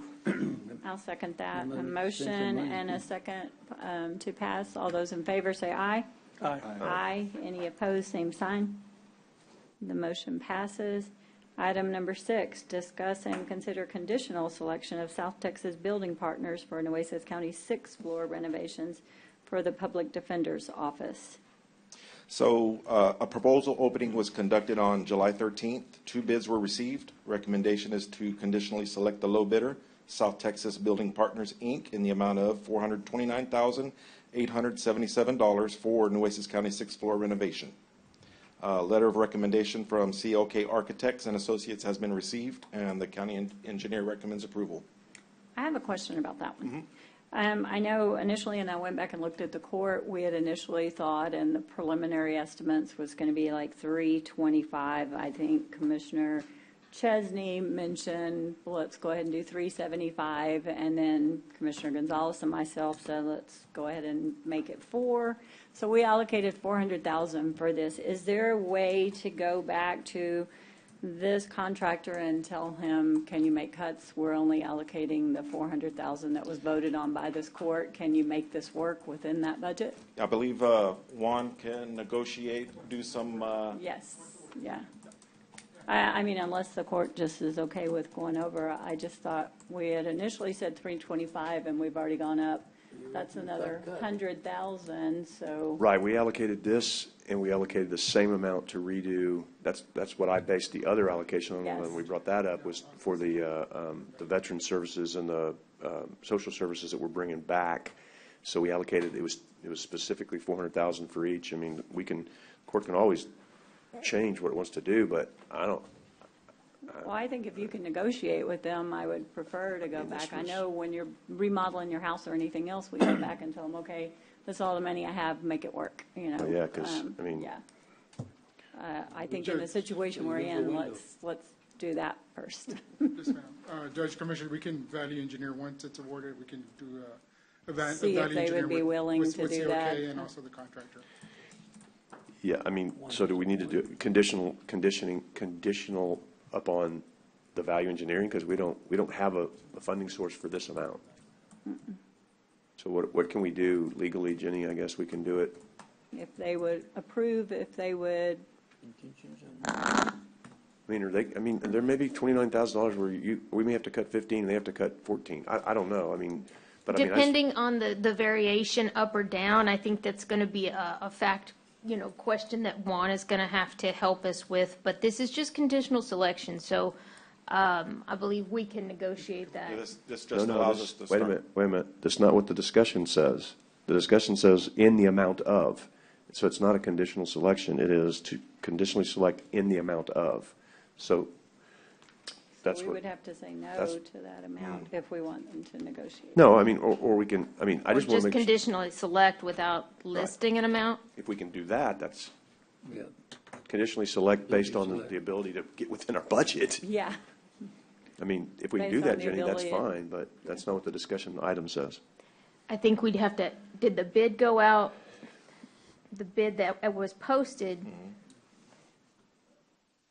does that amount listed there have anything to do with the bid paperwork that went out? That was the bid amount. That they sent in or Yes. that we set out? No, that's the So bid what amount the that county published, so I don't think you have to. And the two bids that came in on that were like strikingly not Yeah, even they're close. yeah, 2 or 3 times as much as the low bidder. Nowhere near the same, I mean, unbelievably not even, Not even remotely close. So if you just do conditional selection and then we're unable to negotiate it near a price that you want, then you can just start over. Okay. Okay. Are y'all okay with that? I'll make the motion to conditionally select with Second. the negotiation to see if they will keep within our budget. Yes. We have a motion and a second. Any other discussion? All those in favor say aye. Aye. Aye. Any opposed, same sign. The motion passes. Thank you. Thank you, Judge. Moving on to D, the Auditor's Office, item 1, authorize the renewal of Texas DIR contract for Vertisoft for OpenGov software. $53,392 from the 1250 funds. I believe this is budgeted in your. Yes, Your Honor, this is a budget amount. This is our software we use for our budget process. This will be a one-time only, one more year only for this particular software, because we'll be going to our software we're going to in the future, and this will be a one-time event. Next year, this amount will go away. But this is already budgeted in our accounts, as is. Motion to approve. Second. We have a motion and a second. All those in favor say aye. Aye. Aye. Any opposed, same sign. The motion passes. D2, approve budget change order number 18 for fiscal year 22-23. Yes, Your Honor, we have a few items here that are in large amounts. We'll just go through those particular items for the Sheriff's Office. They're trying to bring in some temporary because of all the vacancy has, and they have some savings in the regular salaries they can use to move that cost. For the medical examiner, when everything was approved through ARPA as well, because in their office with their investigators, all their investigators require a car allowance, and that was not in a budget amount. So they're just moving the balances around, and they do have some salary savings to cover this cost of that amount. The only other issues on the following page, on page 2, which we do with Road and Bridge. Road and Bridge has a lot of older equipment that's needing a lot of repair, and the repair on that older equipment gets very expensive. And I know one continually puts in the budget requests each year to get some of this equipment replaced, and we try to do that each year. But unfortunately, some of this time it breaks, and these equipment needs to be repaired, and the $60,000 is needed to do the repair. So with that, I present budget change order number 18 for your acceptance and approval. Motion to pass. Second. We have a motion and a second. All those in favor say aye. Aye. Aye. Any opposed, same sign. 3D3, approve capital budget change order 1, 2, 3. There's only 2 items, one for the 2016 COs and one for the 2019 certificate of obligation funds. For the 2016 funds, we're just have the County Road 79 culverts project that we're just moving some money from Precinct 1's funds, so $3,200. We've got the signed form for that. We also, for the 2019, the jail elevators are needing some balances, and we're using those from just regular unallocated funds. These are the balances we worked with Teresa and myself and the people that needed these funds to be done. And we present budget change order for the capital project at 123 for your acceptance and approval. Make the motion. Second. We have a motion and a second. All those in favor say aye. Aye. Aye. Any opposed, same sign. I think, are you going to do this next one, or are we waiting on Thomas Duran, Human Resources? We're waiting on Tomas. He was Okay. here. I guess we should have gotten him up Was too. He was here. here all day. Yeah. Yeah, He's on his I way. asked if he wanted to be moved up. He was waiting.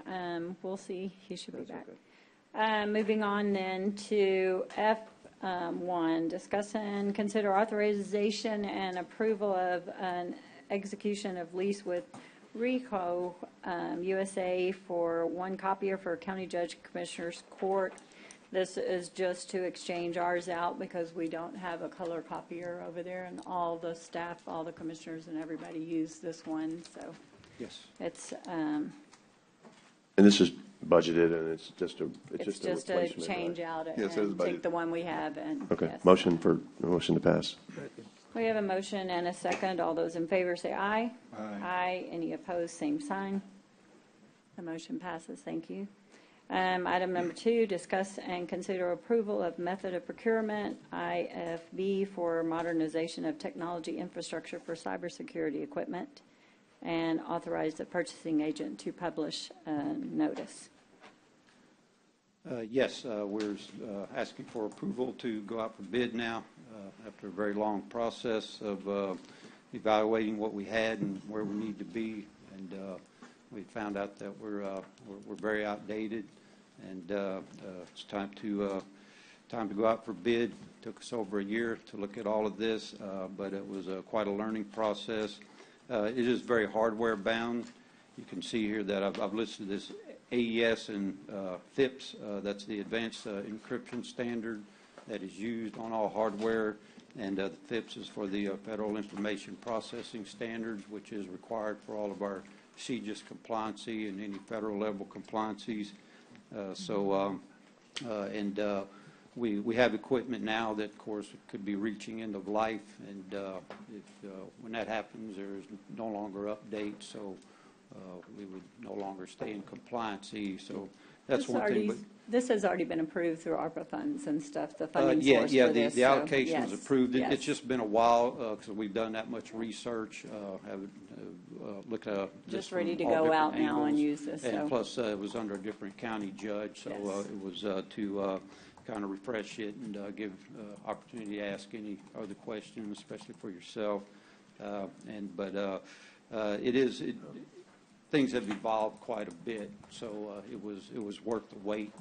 And there's a lot of new players out there, a lot of changes, and we're just doing things different. We're adding a lot of applications in-house that will go on the new data center that we have in here. We also have more cloud-based applications, and all of this, the design of all of this protects us a whole lot more internally. And also, it's a different way of reaching out over the internet to get to our cloud-based applications that is much more secure, and it's not the old way of doing things. And so we don't have to worry about manipulations by hackers that send people where they don't belong to take advantage. Again, those are compliancy issues. Yes, we have a budget established, and we're I'll still make the going to motion to stay pass. within that budget. I thought, have you all gotten started with it? Have you all done, was it just? I thought- No, we're going out for bid now. We have the bid, Yes, we're done it's with the just to bid go out for spec bid. part, so we're going to move it. Second, so. We have a motion and a second.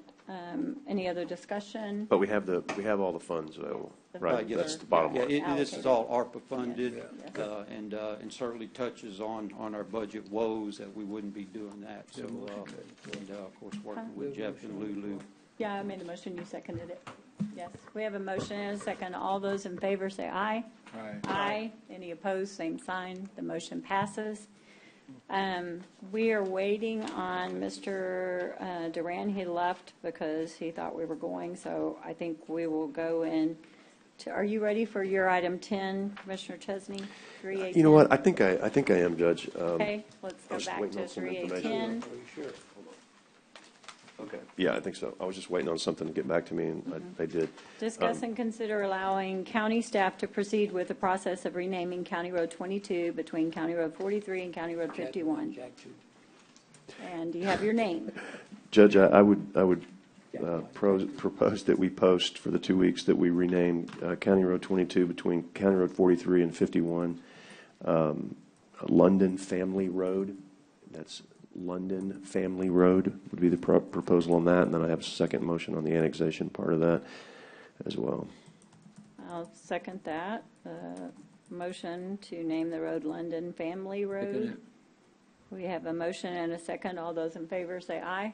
Aye. Aye. Any opposed, same sign. The motion passes. And that would be, Judge, we would have to, and Peyton should be listening, that would be, we would put that on to post. And so there would be a public hearing in, I think it's in 2 weeks or whenever the next meeting is. We've got to do it officially then. So that's just to allow it to proceed with the process.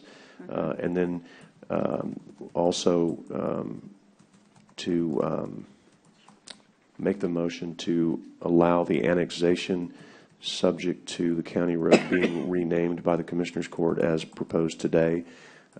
So that would be the second motion, and that would be that part of the county road that we had discussed at the last meeting. Did you get that motion? That was the motion. Yes. Okay. I'll Wasn't very good, Commissioner but it was a Gonzalez motion. seconded. All those in favor say aye. Aye. Aye. Any opposed, same sign. The motion passes. And then Jenny, on that, I don't know what we have to do legally to get that to them. I'm going to leave that to you too. I don't know what we have to do to, if you tell them and then we have to sign, I don't know. I can't remember how we did the last time, but it's the same thing as we did on London Pirate Road, which was formerly County Road 33. We'll assist with all of that paperwork, and I believe the public hearing is for the renaming, but you don't need that for the annexation. Right. I just don't know what we need to do to get the city knowledge that we're doing it, but I do want to make sure it's contingent on, I want to not finalize the annexation with them until we get the road renamed. So if you could just keep that in mind on the timing when you're working on that, please. Yes. Thank you.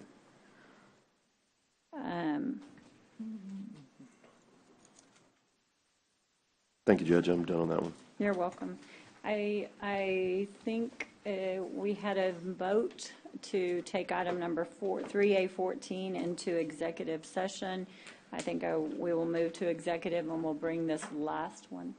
Oh, Tomas, you're here. I was waiting on you. I was going to try to thank you, Commissioner Matas.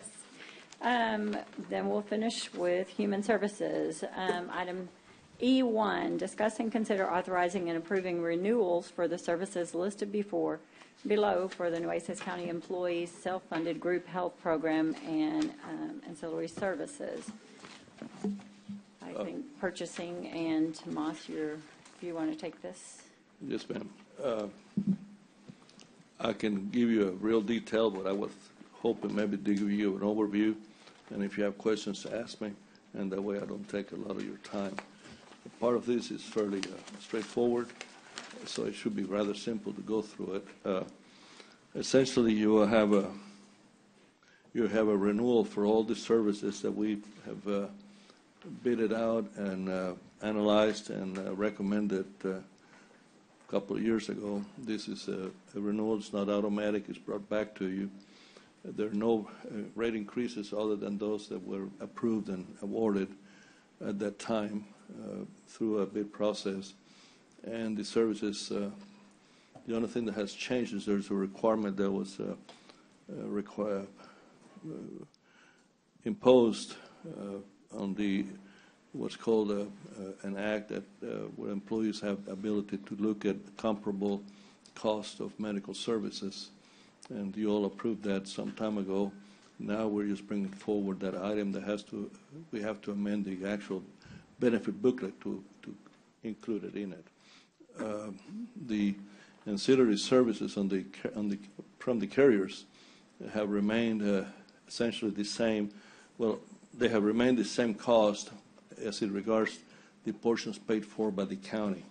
There has been some minor modifications on re-rating on both the life and disability programs on employees that have selected over $20,000 in life insurance. Otherwise, the rates and the benefits remain the same as it was awarded prior. Okay? I'm Go ahead. sorry. Go ahead, but please. I just wanted to ask, so with everything staying the same, it always seems there's like doctors or Well, that kind that's of a drop separate- out, yeah. so. And That's a separate, you have that on the network, but if you want me to get into that piece of it, I would love to, because it is important. And is that really the only issue of substance, and we sent a substantial email out that was required to notify employees and covered individuals, dependents, as it regards the change resulting from on the national Aetna network, Christus or pieces of Christus no longer were, they were negotiating a renewal contract, and the negotiations fell apart. Aetna felt that the increase was pretty substantial and more than they expected, that they wanted increases on. They shared that information with me. I've had discussions directly with both Christus, the people in charge of that portion of the managed care, and frankly, what happened, in my opinion, is that Aetna was protecting our interests, your interests, in the regards that the medical requests for increases were substantially higher, in some cases more than 50% increase than what the charges are. And they have both asked for me to intercede. I really stayed out of it because I didn't want to put a side on it, but I think I'm glad that Aetna retained And their Aetna is position. the next item. That's number Well, 2 that's- on that's here. the Is this part of reinsurance. this? Yes. That is this reinsurance. What we're discussing with what Commissioner Maris has raised is the networks. Comparing apples to apples, while you say it stayed the same, we still have doctors in there. Or Yeah, you doctors have you Yes. don't have any loss of services, available services. You just have a group of number of different portions of the services that have been affected because of those negotiations, and effectively they terminated their contracts July 1, and so that cost us having to force that matter forward and to notification to employees. But there's still sufficient members to provide the services. Does not include everything that has relationships with that network. And that was part of what my question was. That happens all the time, doesn't it? It happens every day. Look, every time a contract comes up between a provider and an insurance company, it's constant. I've done it. I used to have a network of my own years ago, and it's a constant process. It's just I'm smiling. You're smiling because obviously you know about it, but it's pretty routine. In this case, we had hoped that they could arrive at a resolution. I refuse to intercede because I clearly believe that I should not, and I would have discussed it with you ahead of time. But that I think if I said it to you, and I would not be able to do it openly. It'd have to be some form of confidential way. But it's just not reasonable in my opinion. And that's the main question I usually get if anyone asks about health care is, why does my doctor drop out? Or I had a doctor and now y'all got rid of him. Typically related to money. We really didn't. It's just because it happens regularly. And that was why I wanted you to It happened. that. In this case, it involved more particulars because of who they are, and they're local. And well, not anymore. They're not really local, but they have a very large, influential presence here in town. Yeah. Thank you. Now, that was on the first items. The first items, is that the one where you're suggesting we take option 3? Yes, ma'am. I think you need to take the. Let me go back to the item itself. Yeah. I'll get my glasses. They're old. My eyes are old. On the items 1 and 2, 1 is what I'm referring to at this time. Do we have to vote on each one of these items individually, Jenny? Probably. But you mean, Please. Yes. Yes. some of those are combined, if I might say, but Oh, I'm going to item However- 2, so we have to Okay. vote on this first. Sorry. Oh, thank you. But do we have to vote each one of these 7 items to have a motion to continue? And you're saying it stayed the same, no increase or anything, so? there's some changes to employees on their choice that they pay 100% of. They're very minor and insignificant. It really applies to the category on over 20,000, I believe, on life insurance and maximum disability. But again, I think there's 45 cents. You have it, it's in the attachments, but it's 45 cents. But there's literally no effect to the county itself at all in terms of what you pay. Okay. And during open enrollment, that will be shown to the employees, and they'll have to make a selection as to what they want to do.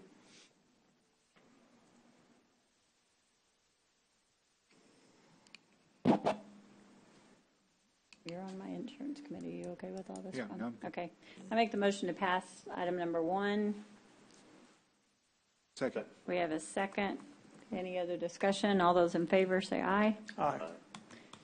Item number 2, third-party administration. Make the motion to pass. Second. We have a second motion and a second. All those in favor say aye. Aye. Aye. Any opposed, same sign. Item number 3, disease management pre-certification utilization program and wellness program. I make the motion to pass. Second. We have a motion and a second. All those in favor say aye. Aye. Aye. Aye. Any opposed, same sign. Item number 4, COBRA HIPAA administration. I'll make the motion to pass. Second. We have a motion and a second. All those in favor say aye. Aye. Aye. Item number 5, cafeteria plans, section 125, plan administrator. I'll make the motion to pass. Second. We have a motion and a second. All those in favor say aye. Aye. Aye. Any opposed, same sign. The motion passes. Item number 6, I could not have done all these in one. Item number 6, pharmacy benefit management program. I'll make the motion to pass. Second. We have a motion and a second. Any other discussion? All those in favor say aye. Aye. Aye. Any opposed, same sign. The motion passes. Item number 7, ancillary benefits, including group term life insurance. I'll make the motion to pass. Second. We have a motion and a second. All those in favor say aye. Aye. Aye. Aye. Any opposed, same sign. The motion passes. Now, item number 2, discuss and consider authorizing and approving renewal with Aetna Life Insurance Company under Boone Chapman Benefits Administrator for RFP number 3109-19. This is the specific reinsurance stop loss as part of our health care plan and medical and pharmacy benefits. Okay. On this one, is the one you did the option. this Yes. is, I really do want to focus a little bit on it. We basically sometimes have very large claims, and I had expected that we would have a substantial rate increase given the exposed liability you have from large claims. But we got lucky because things improved in the last 2 weeks when we started really trying to finish up and wrap this up. What you have is 3 options for renewal with Aetna, and they're all essentially the same except for the real variable is on the specific deductible, and you should have that chart in front of you. You have, it should look like this here. It has the 3 options across the top. Okay, you have the yes. 3 options. The real variable is the spec. You currently have about $400,000, and you have an option for $425,000. an option for $450,000 and $475,000. What that means is that those options, the critical aspect of it is twofold. One is that you're going to pay more if you have a claim that reaches that spec, that 475, 425, 450. You'll pay more on the claim, and the lower the spec, the lower you pay on the claims. You pay just up to that amount, and the excess goes to spec, and they'll pay it up to $1 million. Reinsurance, yes. That's right, on the reinsurance. In our case, we've been able to negotiate it down to where your spec and the actual payout, when you compare it to the premium, you're really, in my opinion, you'll be better off going to the high spec, the 475, and pay the lower premium, which saves you $100,000, give or take a few pennies. And the concept is, and I've discussed this with the auditor's office, with Mr. Ashley. Essentially, when you pay a premium, the money is gone. You don't get it back. So if the two are pretty much the same, and typically you don't have 3 claims that exceed $400,000. So if you take, for example, option 1, you're going to be paying $100,000 more in premium. If you take option 3, the odds are that you're not going to do it, and you're going to save $100,000. It is simply that's silly. Okay, that's silly. It's not complicated. So, Given the year we're in, would that apply? Yes, ma'am. Well, in the year beginning October 1. Previous year, yeah. Beginning October 1. Okay. Yes. October 1 of last year? Of this year. No, it's coming. It's coming up. This is for next year. Oh, I know it's for next year, but I'm saying, you're saying we would save $100,000. Given this previous year, at the end of this year, would you be telling us the same thing? Yeah, yeah, I think so. If we did But that, the it would odds, still be look, beneficial. it's a toss of a coin. I know. But the reality is that everything that I've recommended to you, and I've been recommended to do it this way for I don't know how long, and it has always worked for you. Because typically we just don't get to that point. You do have large claims, but on the aggregate, you don't have large claims. On the aggregate, meaning you have multiple large claims, but they don't really get to $1 million. It's just that's just not the way it is. It did happen one year, and Aetna wrote you a check, a pretty good sized check for that. So it is your suggestion that we choose option number 3, which would save us immediately $100,000 $100,000, in yes, ma'am. premiums. Your cost would actually go down. Is that what you think, Dill? Are you agreeing with all this?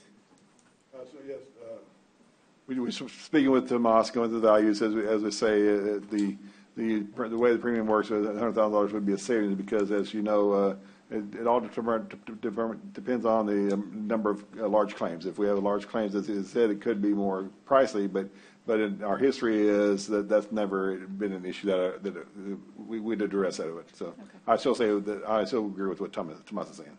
It's really a dice, okay? You're rolling a dice, and you don't really know the answer. Because you won't know till next year, yes. That's right, yes, ma'am. So I will make the motion to pass with option number 3. Second. We have a motion and a second. All those in favor, say aye. Aye. Aye. Any opposed, same sign. Thank you very much. I apologize for the delay, okay? No, you were here, we know. We saw Yeah, you. you've been in here. We know you were sitting here. I asked you earlier, Thank so you. I wasn't going to skip you. Thank you. I guess we've already done your 10, so we can go into executive session, then we will have to come out because there are a couple of other regular agenda items that I want to do for after executive when we find out this amount. So it is what time? 12:32. And we are going into executive session. Public notice is given. The Commissioners Court may elect to go into executive session anytime during the meeting to discuss matters listed anywhere on the agenda when authorized by the provisions of the Open Meetings Act, Chapter 551 of the Texas Government Code, to the extent there's been a past practice of distinguishing items for public deliberation and those for executive session. The public is advised that the court is departing from that practice and reserves the right to discuss any listed agenda item in executive session when authorized by law to do so. In the event the Commissioners Court elects to go into executive session regarding an agenda item, the section or sections of the Open Meetings Act authorizing the executive session will be publicly announced by the presiding officer in accordance with the authority of the Government Code, Vernon's Code, Section 551.071, 551.072, 551.073, 551.074, 551.0745, 551.076, 551.086, 551.087. The Commissioners Court will hold an executive session to consult with the attorneys, including matters relating to litigation, deliberate regarding real property, prospective gifts, personnel matters, including termination, county advisory body, security devices, and/or economic development negotiations, and other matters that may be discussed in an executive session. Upon completion of the executive session, the Commissioners Court may, in an open session, take such action as appropriate on the items discussed in the executive session. We are going to pull, I had it right here, and now I lost it, sorry. Item 3A14 to the ARPA balances and for precinct and countywide projects, discuss and consider eligibility requirements for subawards to subrecipients, Title U.S. Code of Federal Regulations, Part 200. Discuss and consider taking action regarding allegation plans, processes of the American Rescue Plan Act funds to the following projects. Item number 1 is City of Driscoll, and there is a typo in that. It is $632,000 that was allocated to them. Senacor Foundation, $1 million was allocated to them. And item number 3, Nueces County Water Control and Improvement District number 3, $1 million has been allocated to them. And the Government Code 551.0725 is the code we are taking them into court for. So I believe that says it all. Thank you very much. We'll be back. Says it all.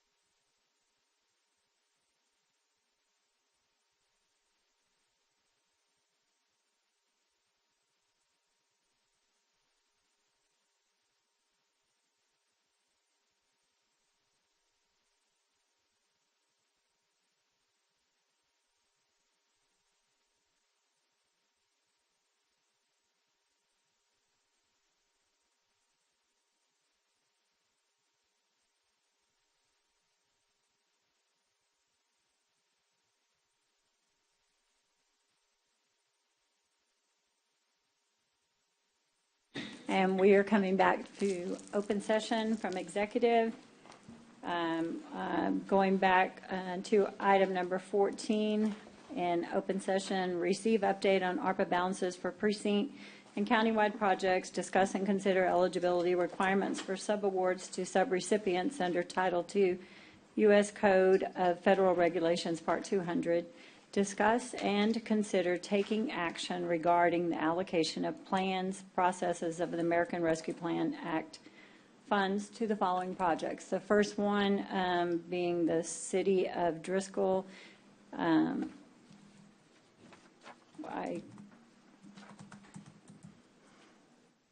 I think we have a motion on that one since we discussed it back there. Yes, Judge, this is mine. What I'm proposing is, I had allocated $632,000 for City of Driscoll for drainage. I'm gonna cancel that. So we have a motion to unallocate the $632,000 plus the 134, right? Yeah, see, plus one. There was two separate things. There's two. And it says $1 deals. million on the Yeah. agenda That's page. a misprint. Right, Yeah. okay. So go ahead, Commissioner. So I would second your motion to rescind the initial 634,000. And also I'm going to rescind the 130, I think it's 132? 134. From his personal. Yes, from my, Do you want to make it one motion or two motions, Commissioner? making two motions. There's Okay. two separate monies. Okay, let's go with the first one first. Okay, so then we just Two need different votes. Okay, the first vote, we are, he has made a motion to 600, what's the exact amount? unallocate the 632, I think. Wait, hold on, I'll tell you. Where's Lulu? That's what it was. But it was 660. 632, that was supposed to be for drainage. Right. 632 is the original, is this amount, Karen? That's what I had here. 32,000. So we have a motion and a second to unallocate to the City of Driscoll the 632,000. I have a discussion. Yes, please. I don't mind supporting this, but I still think we need to consider Driscoll from the beginning and try to see if we can find back their $150,000 that was taken away from the previous judge. Made some promises that weren't kept on behalf of Nueces County. So that's my statement. Appreciate that. Thank you, Commissioner. So we have a motion and a second. Is there any other discussion? All those in favor say aye. Aye. Aye. Any opposed, same sign. The motion passes. Then you have to make the motion on your allocated funds, Commissioner.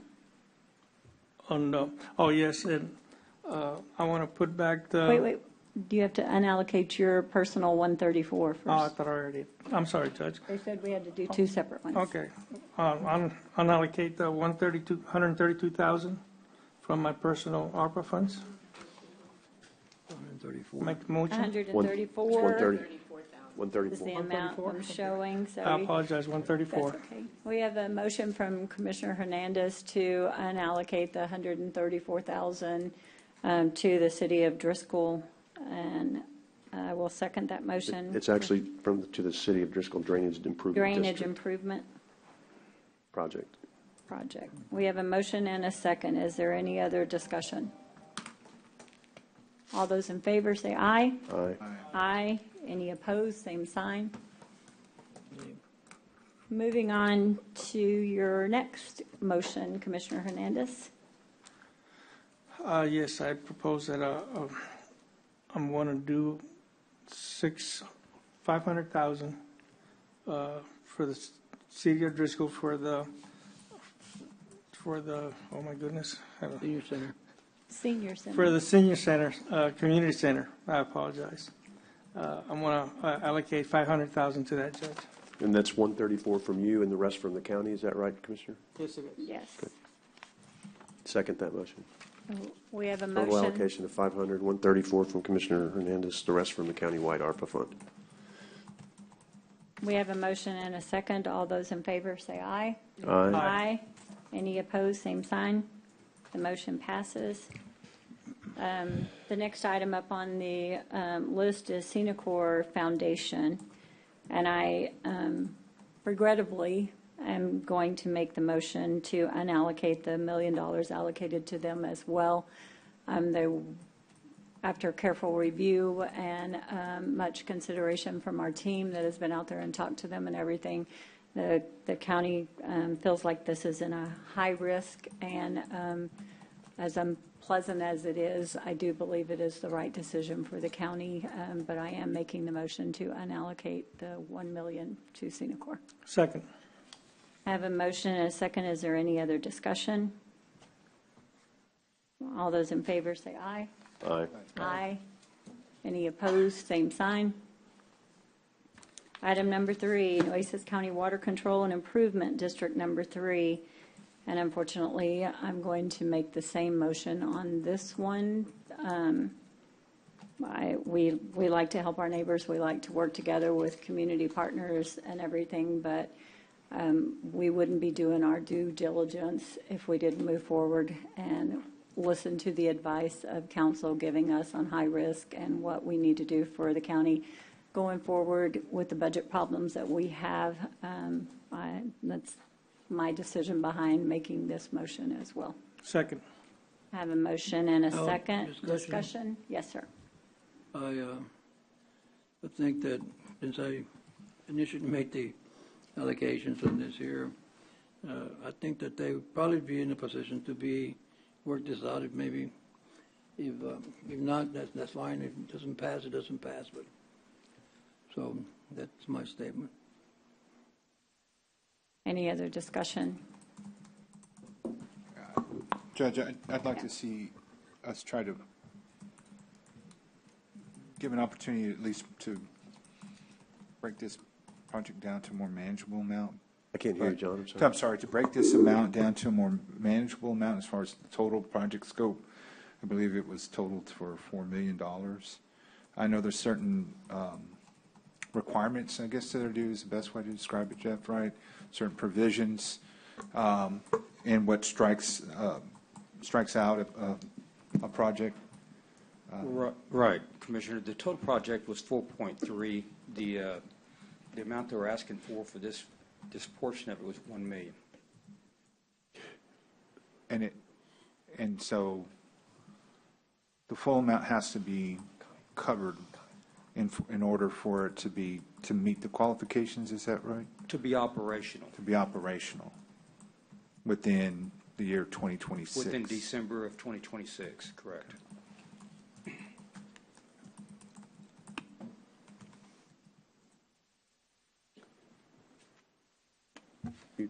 Judge, are you done, John? Yeah. Judge, real quick, just to Yes. comment on this too, and I think it's important to note that not only were these high-risk projects, but part of my reasoning for this is not only that, but because of the fact that we, in our next couple of agenda items, have millions of dollars of needs that we have to take care of for the things that we have to take care of and we are constitutionally and statutorily obligated to take care of. So that's part of this as far as I'm looking at it too, because no one wants to do this, but the high-risk projects of the nature. And I think really we're going to have to look at all the projects going forward that we've given that are outside of our venue because of the fact that we've got a lot of needs that are going to be identified here in about 5 minutes that are going to be pretty staggering. We're going to need this money for ourselves as well too. So I think that's a big part of this decision for me supporting this as well. Just want to point that out. And the most that can be allocated is $1 million, or that was just what was suggested? That's what has been suggested. That's the amount they were asking for. Any other discussion? We have a motion and a second. All those in favor? Aye. Aye. Aye. Nay. And those opposed? Nay. No. The motion passes 3-2.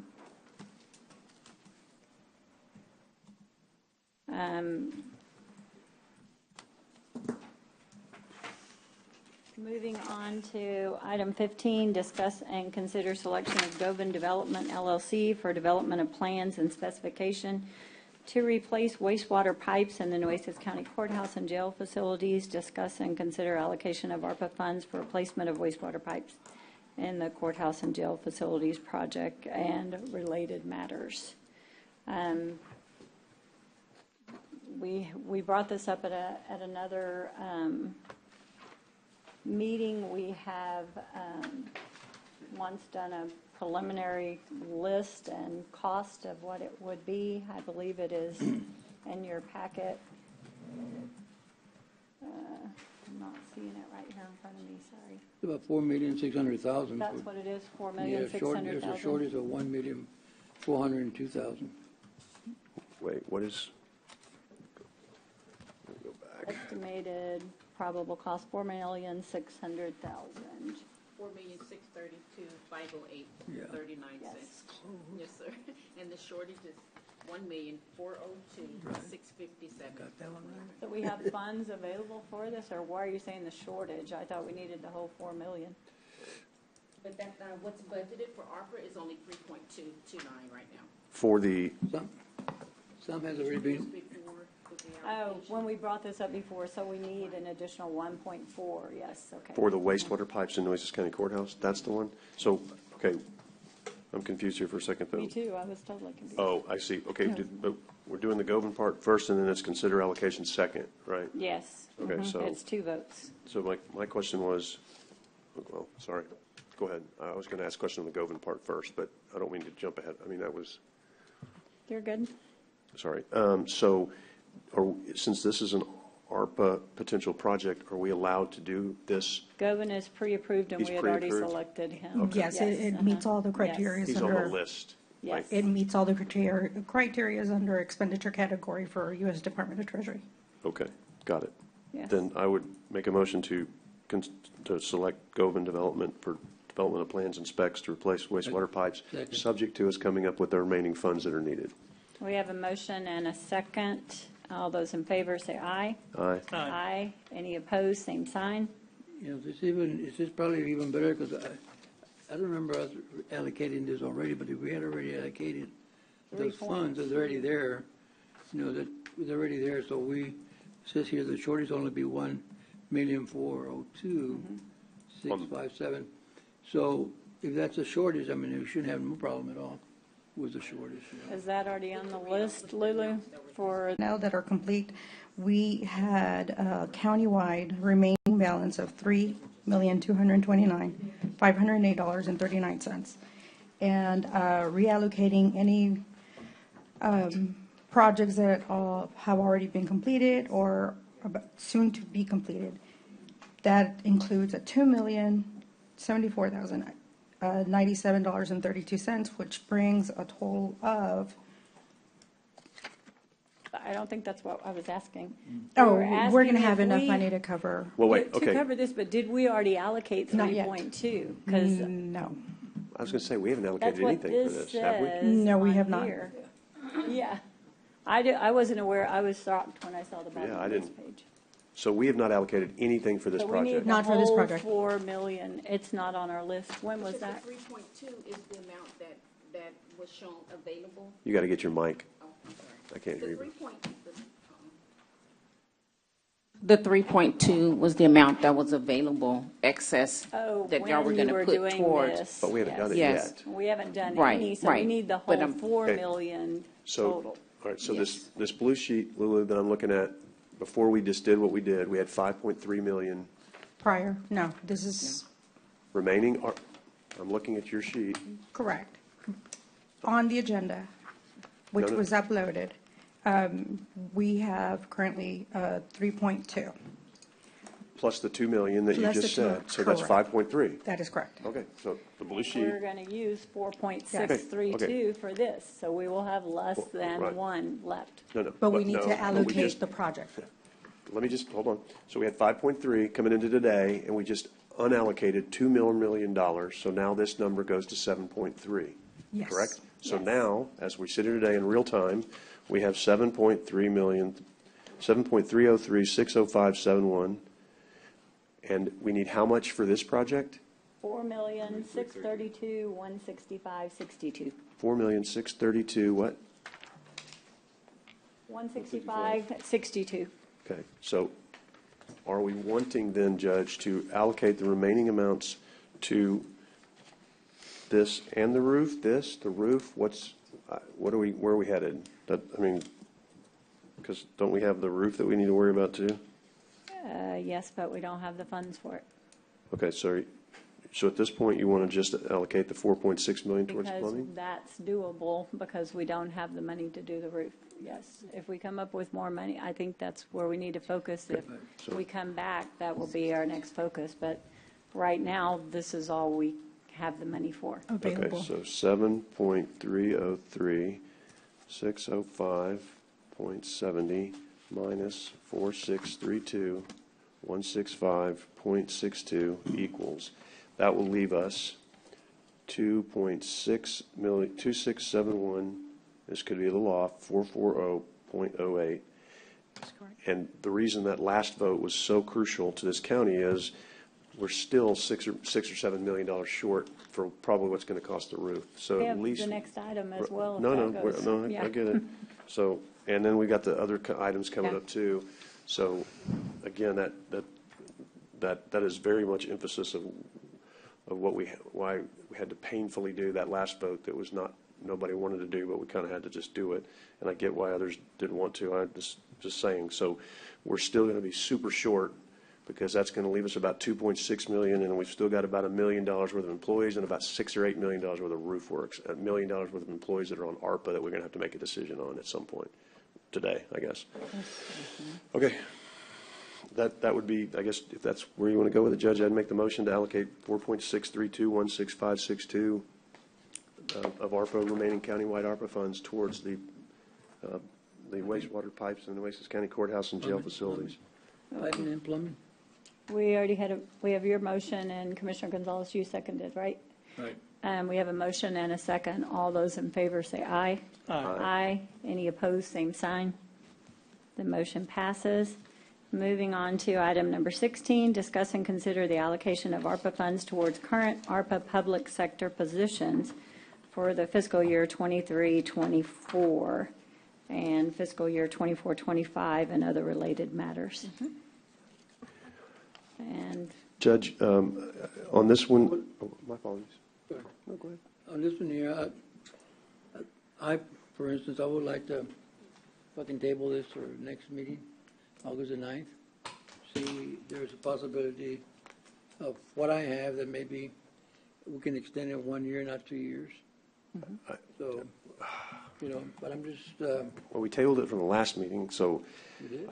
Yeah, I mean, it was on the last time we tabled it from the last meeting to here because we wanted to do that. I mean. I know, I remember that. But. I must have not been here. Well, before you make it, here's what I would like to do with one of the deputy constable that handles precinct. I know we're going to have a very hard time putting any of these folks. And the vacants. Putting any of these folks into general fund. General fund. Yeah. So, with where we are this year, so I would like to make a motion to allocate the funds necessary from my ARPA funds, precinct funds, to cover the precinct 4 constable for 1 more year. Because I'm going to have a hard time supporting a lot of this going into the general fund, or any of it going in the general fund, or being funded by ARPA, because I think we're going to be out of ARPA money. But I would like to at least make a motion to, I think it's Deputy Constable Precinct 4, or sorry, Deputy Constable Clayburg property, that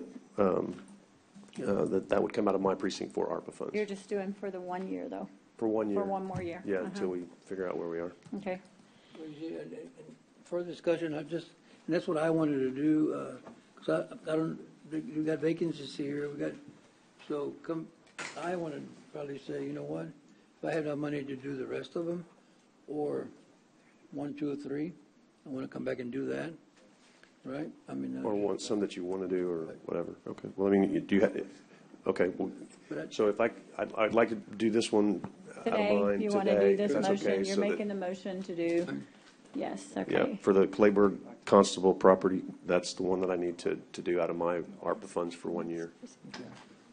Okay, we have a motion to keep the deputy constable for Clayburg County to come out of Commissioner Chesney's Precinct 4 funds for 1 more year.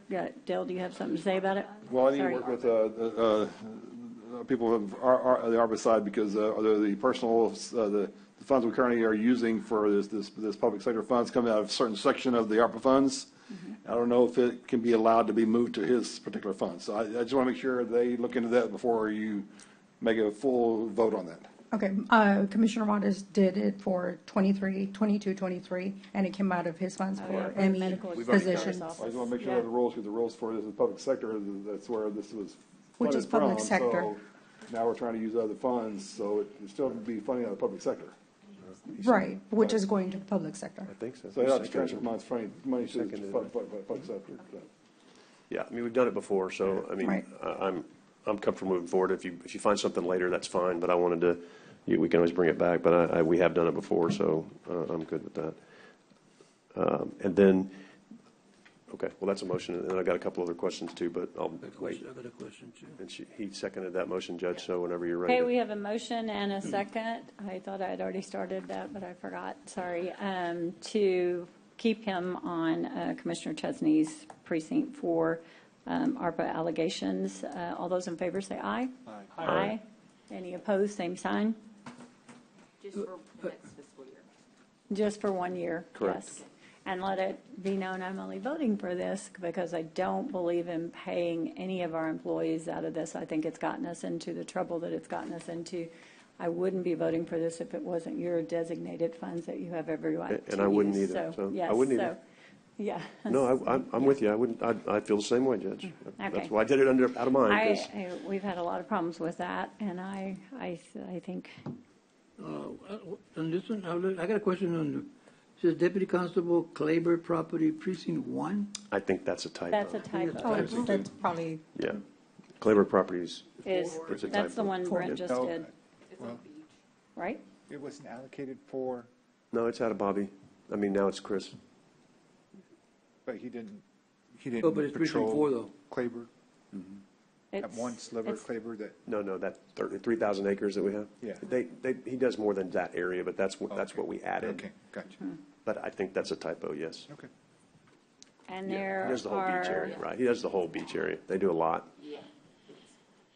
there are a couple of open positions on that list. I know there's one in the emergency operations. There's, don't you have one out, Jenny, that you don't have one open? Do you have one open or something? Not open, they're staffed, but one out on leave. Oh, okay. And so, Judge, are you going to do something with those? No, I'm not asking to push forward with mine even. So then we would. I think if then you we would- can't fund it with general fund, we don't need to fund employees. Then you're That's going my to. personal opinion. Then Yeah. you want to make a motion to eliminate that position? Because that's what needs to happen. Yeah. Is that the emergency planner or Yeah, what? it's your department, so I'm not going to get in your, you know what I mean? Well, I was going to make the motion with whatever was left. I don't think we ought to pay any of them. I think they have to Okay. end sometime. Okay. We're just putting, That's fine. prolonging the agony for anybody. I think it's not a pleasant thing. I don't take any joy or pleasure in this whatsoever, please, and on our employees as well. But if we can't afford to pay out of our general revenue funds, pay salaries out of that, I think we have to get away from this practice because the money's running out. Go ahead. Okay. So. I'm sorry. Could I just address to the court for just one moment on the ARPA-funded attorney? The one that assists the court in making ARPA That's funding decisions? The one that works with Lulu, and Jeff Yes. is going to be leaving, so that's very different, I think, when you're, But she tells us to fill it, is what she's saying. Yes, that's the one that we are hoping, because we do not have an attorney who is sitting ready to. Which one is that one, Jim? Full-time. 2 or 3 or 1? which 2 or 3? number is that on there, do you know? Attorney 3? Yeah, and I thought we'd already done that because. Because she's through Right, I 2026. thought- I and that thought they one- were both through 2026. Right, I thought we had funded, so I think that Yes. was an oversight. I thought we Okay. funded both of them Yes. through 26 because they are ARPA direct related expenses. Yes, So they are I would not. definitely make the motion Yes. to fund the attorney And I 3 will position second that motion, yes. through 26. This one would be through 26 to coincide with Lulu's funding as well. So the motion would be to fund the ARPA attorney 3 position through ARPA funds through 2026. Both of them, right? Just one. Lulu's already done, there's just one Yeah, attorney. Lulu's done. Yes, Lulu's through 2026. So, and I seconded the motion. Is there any other discussion? All those in favor say aye. Aye. Aye. Any opposed, same sign. There being none, the motion passes. Then are you wanting to bring the rest of them back up?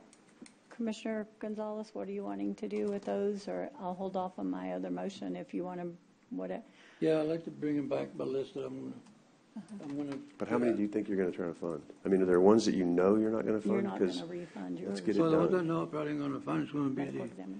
public information officer. You're going to fund that? It's gonna be the vacant position you got for disaster recovery, emergency preparedness planner. I think the judge said she wouldn't want to do that. The deputy constable precinct 4, it should be 4, I guess, from Claver property. One of those isn't filled. One of those constables is not filled. The risk assessment The risk- officer. Constable Uh-huh, precinct yeah. 5, vacant.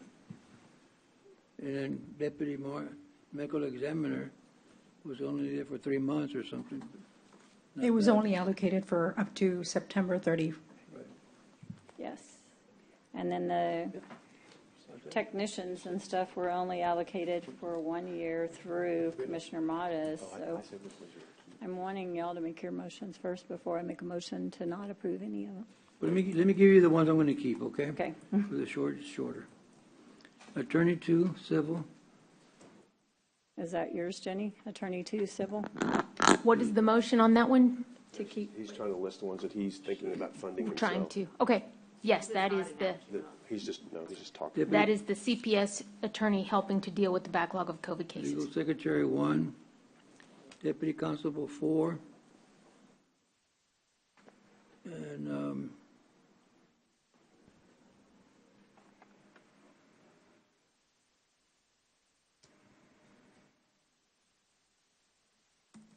the autopsy technician. That's all the ones I'm gonna fund. It'll be 1, 2, 3, 4.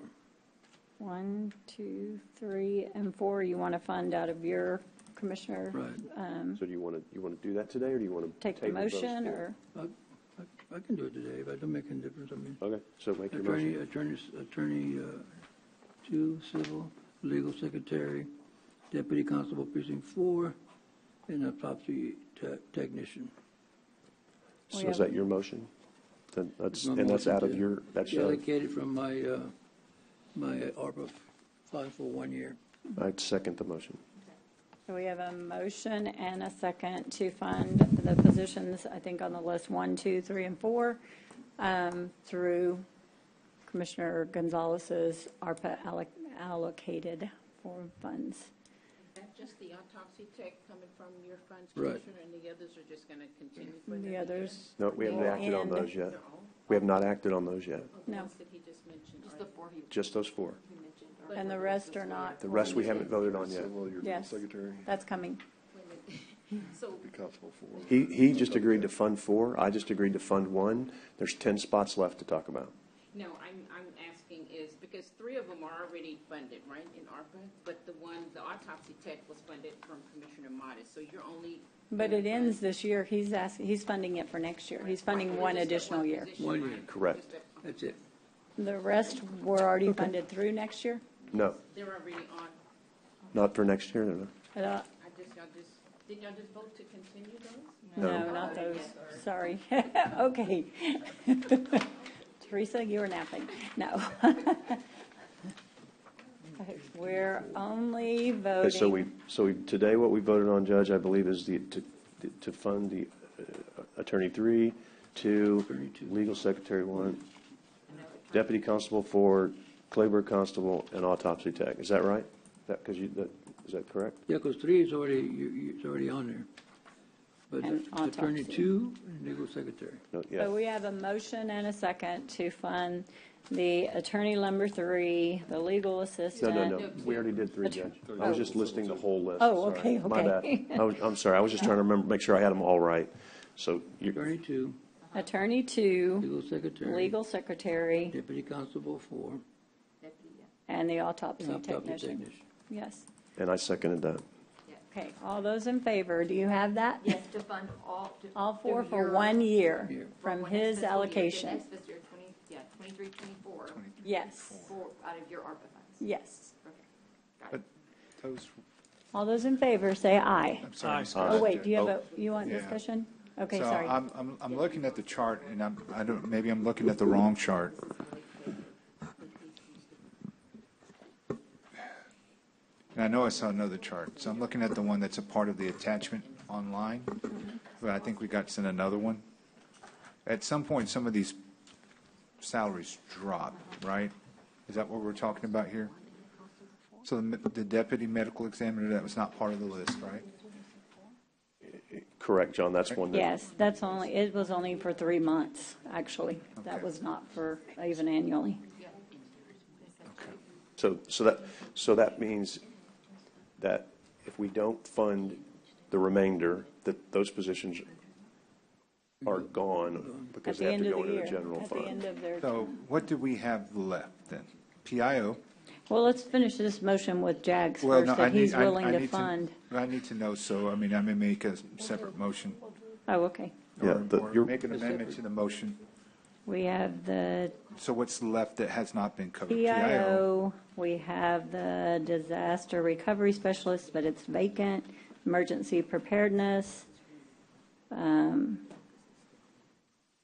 Deputy Constable Claver. No, that's No, mine. that's his, the Constable Precinct 8, No, that goes away. That's a one-time that's a deal. one-time deal, okay? And the medical examiner investigator, medical examiner investigator is all, those 5. 1, 2, 3, 4, 5. Amy, I need to make a copy. investigators, 2 of them, Yes, and the deputy medical examiner, Right. was that funded? No? No. no, that was only for 3 months, yes, that's not. So, do I make it separate, or can I ask That's Commissioner? If you're going to use your funds, you probably need to make a separate motion. Yeah, let's make it clear, yeah. Okay, thank you. Okay, so we have a motion and a second for Commissioner Gonzalez, his funding for the 4 that you have listed, Kara. My understanding, there's a typo on the list, and so it's actually not Deputy Constable 4, it's Deputy Constable 1. Is that correct? There's not one, though. Because Commissioner Chesney is funding the 4. 4, and it was a typo for Clayburg, and it's listed as 1, but it's actually 4. Right, that's Okay. why I said the And then- Clayburg Property Constable. Right, That's what I. And then the one above it, the deputy constable, should be 1 instead of 4. Okay, so the one you're covering would be deputy constable 1. Is that okay with you, Commissioner Gonzalez? Do what now? The one I'm, Commissioner Chesney is The one that's already filling in as a bailiff. But there's, Yeah, it should. no, there's 2 constables in there, though. You're right, 1 is for 1 and 1 is for 4. They should be switched. Right, so they he's doing switched 1 it, and I'm doing so 4. he's doing 1. Right. However, he said 4 in his motion. Oh, I see what you're Yes, saying. I'm She's just correcting the clarifying. motion. Oh, okay, so Yes, it's- Right, right. I'm doing 4, he's doing 1. Yes, perfect. So we have a motion and a second. All those in favor say aye. Aye. Aye. Any opposed, same sign. I mean, they're going to get double. The motion passes. Now Commissioner Modas, So, yes. okay. So, once again, kind of going back to the chart, so for 23-24, the deputy medical examiner is not funded. It Is is that part of correct? the general fund. It It'll moved be moved to into the general general fund. fund. Oh, moved to the general Yes, fund. uh-huh. So So the only ones that are open are those 5 that I listed. Yes. That's but it's a. Can I Hey, include we'll that in? discuss that. Can I include that It in? would be appreciated because we don't have Let it. me do that. Okay. Motion It's to, a total salary of $335,000 plus benefits, so it's like $400,000. well, if I can help a year, I'll do it. I mean, yeah. Okay, make a motion. I'll second his motion before he changes his mind. what's he want to do? He's going to fund the medical examiner. Deputy medical examiner for FY 23-24. Your Fully funded through my allocation of ARPA funding. That's my motion.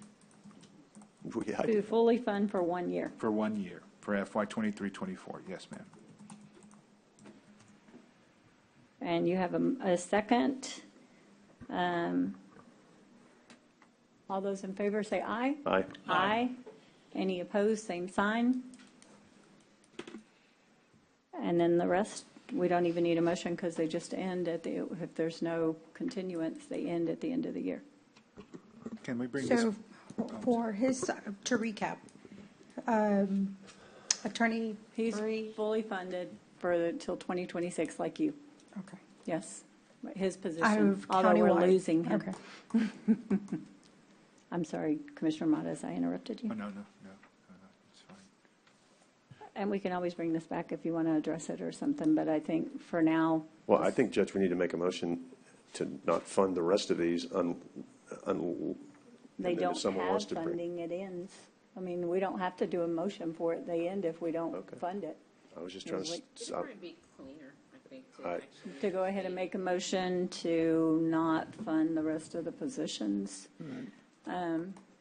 If there's openings in our vacancies and people want to apply somewhere, then we welcome that. We're not, but I think that I make the motion to not fund the rest of the vacancy, the rest of the list that hasn't been funded for next year. And Judge, I'm looking at I'd like to get it resolved because I know that helps us look forward to the budget.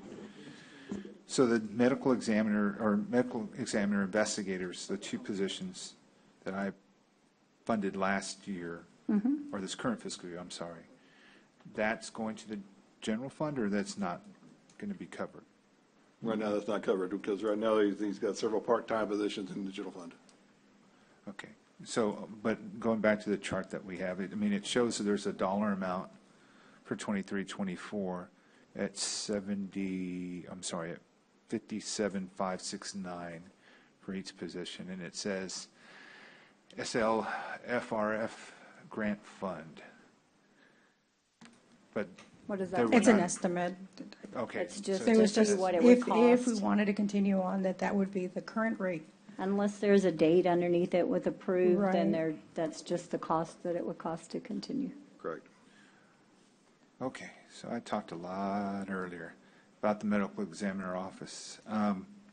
Then my motion also, a new motion, Ms. Sands, autopsy, to include the autopsy tech, medical examiner, investigator positions. Commissioner Did we Gonzalez get did the those? tech. He's No, just- he did the autopsy tech, correct. Just but he- need the Okay, then investigators. just the investigators. Yes, then. uh-huh. Okay, there we go.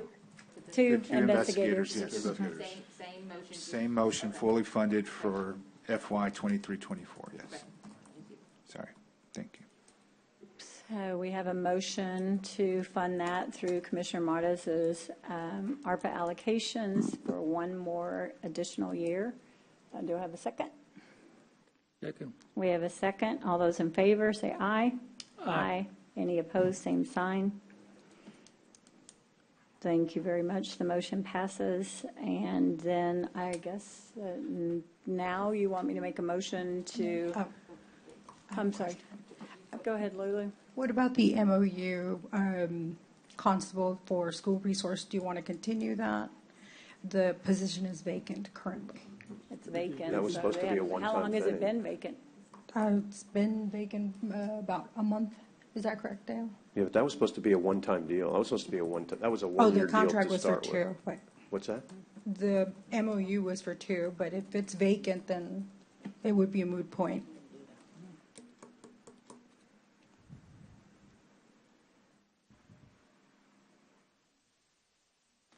Anybody have anything else? Do y'all think we need to do a motion to clarify? Did you want to do the PIO? No. You did, you have so, no, you said for the rest? We do the PIO? Nope. We didn't do So the it's PIO. not funded. I guess I just want to make sure the ones that are not going to be funded, that y'all haven't kind of allocated between, it would be which ones? The PIO? The let me PIO, the disaster recovery specialist, the emergency preparedness planner. I am getting rid of everybody in my emergency operations guys, but I don't believe in funding with this kind of money because next year we're going to have to do the same difficult decision. So I am very sorry. Those are the only three, I No, think. Constable Precinct 5. Constable vacant. Precinct 5, oh, that's vacant, yes, uh-huh. So the motion would be that the public information officer, the disaster recovery specialist, the emergency preparedness planner, and the Constable Precinct 5 school resource officer would not be funded. Yes. That's the motion. Would end at the end of their term, whatever's been funded, yes. She's good. Mhm. I guess it goes from our fiscal year to fiscal year, I would assume. Yes. Yes. Mhm. So September 30th is their last. All expire. They're done on September 30th, but this is, okay. It's around that spot, depending on how our payroll still works. It may be a little bit, it may be in October, or maybe right before the end around of September. So, there, yeah, yeah. it's one of those periods, yes. And, you know, as I said before, I don't like doing this. I don't like doing any of this. I'm very sorry that I have to, but I just can't. And I think that we have to stop. So the contingency amount that was allocated for the school resource, can we circle it back to the remaining balance? If we're voting now, if I get a second and we have a motion to not continue them, so yes. Okay. So do I have a second? Yes. We have a motion and a second. Is it not, okay, so it's very Yes, different. to not fund. For the next fiscal? Yes, it Or to doesn't stop it them now? today. No. Okay, so that's. They end the Next year, year. whatever's September been 30th. allocated It's already to been them. allocated. Yeah, she said to not allocate it for next year. Next fiscal year. Right, that's what we're doing. You're stopping it now. No, Teresa. No, Teresa's right. no, Teresa's no, 100% right. This is to end at the end, to not We've already allocated reallocate to this. any money. This is when there's, Okay. whatever time frame they were hired under temporary funds, we just are not allocating any more to continue. Did not continue after October the 1st. Yes, okay. Over the first. We have a motion and a second. All those in favor, please say aye. Aye. Aye. Any opposed, same sign. Thank you very much. Are there, I think there's no other business we skipped. Guys, if we did, somebody remind me, or are there any adjournments in memory? Yes, Judge, I have a couple. Thank you. I want to announce the passing of Alfonso Al Cardenas.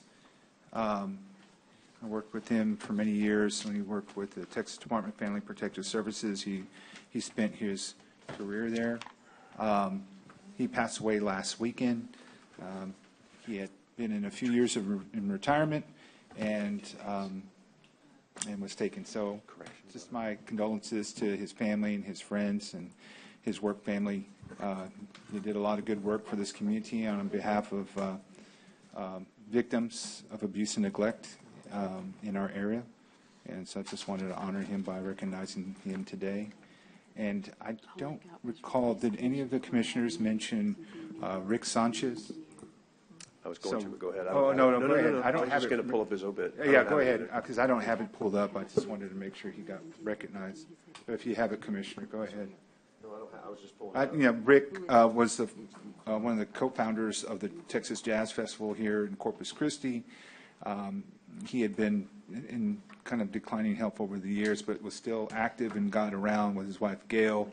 And so very missed part of this community. And so this October will be special, will be the first one without him. So my condolences to his wife, his family, and his friends as well. Thank you. Very much. Any others? Then I will accept a motion to adjourn. We have a motion and a second. All those in favor, say aye. Aye. Aye. It is 3:08, and we are adjourned.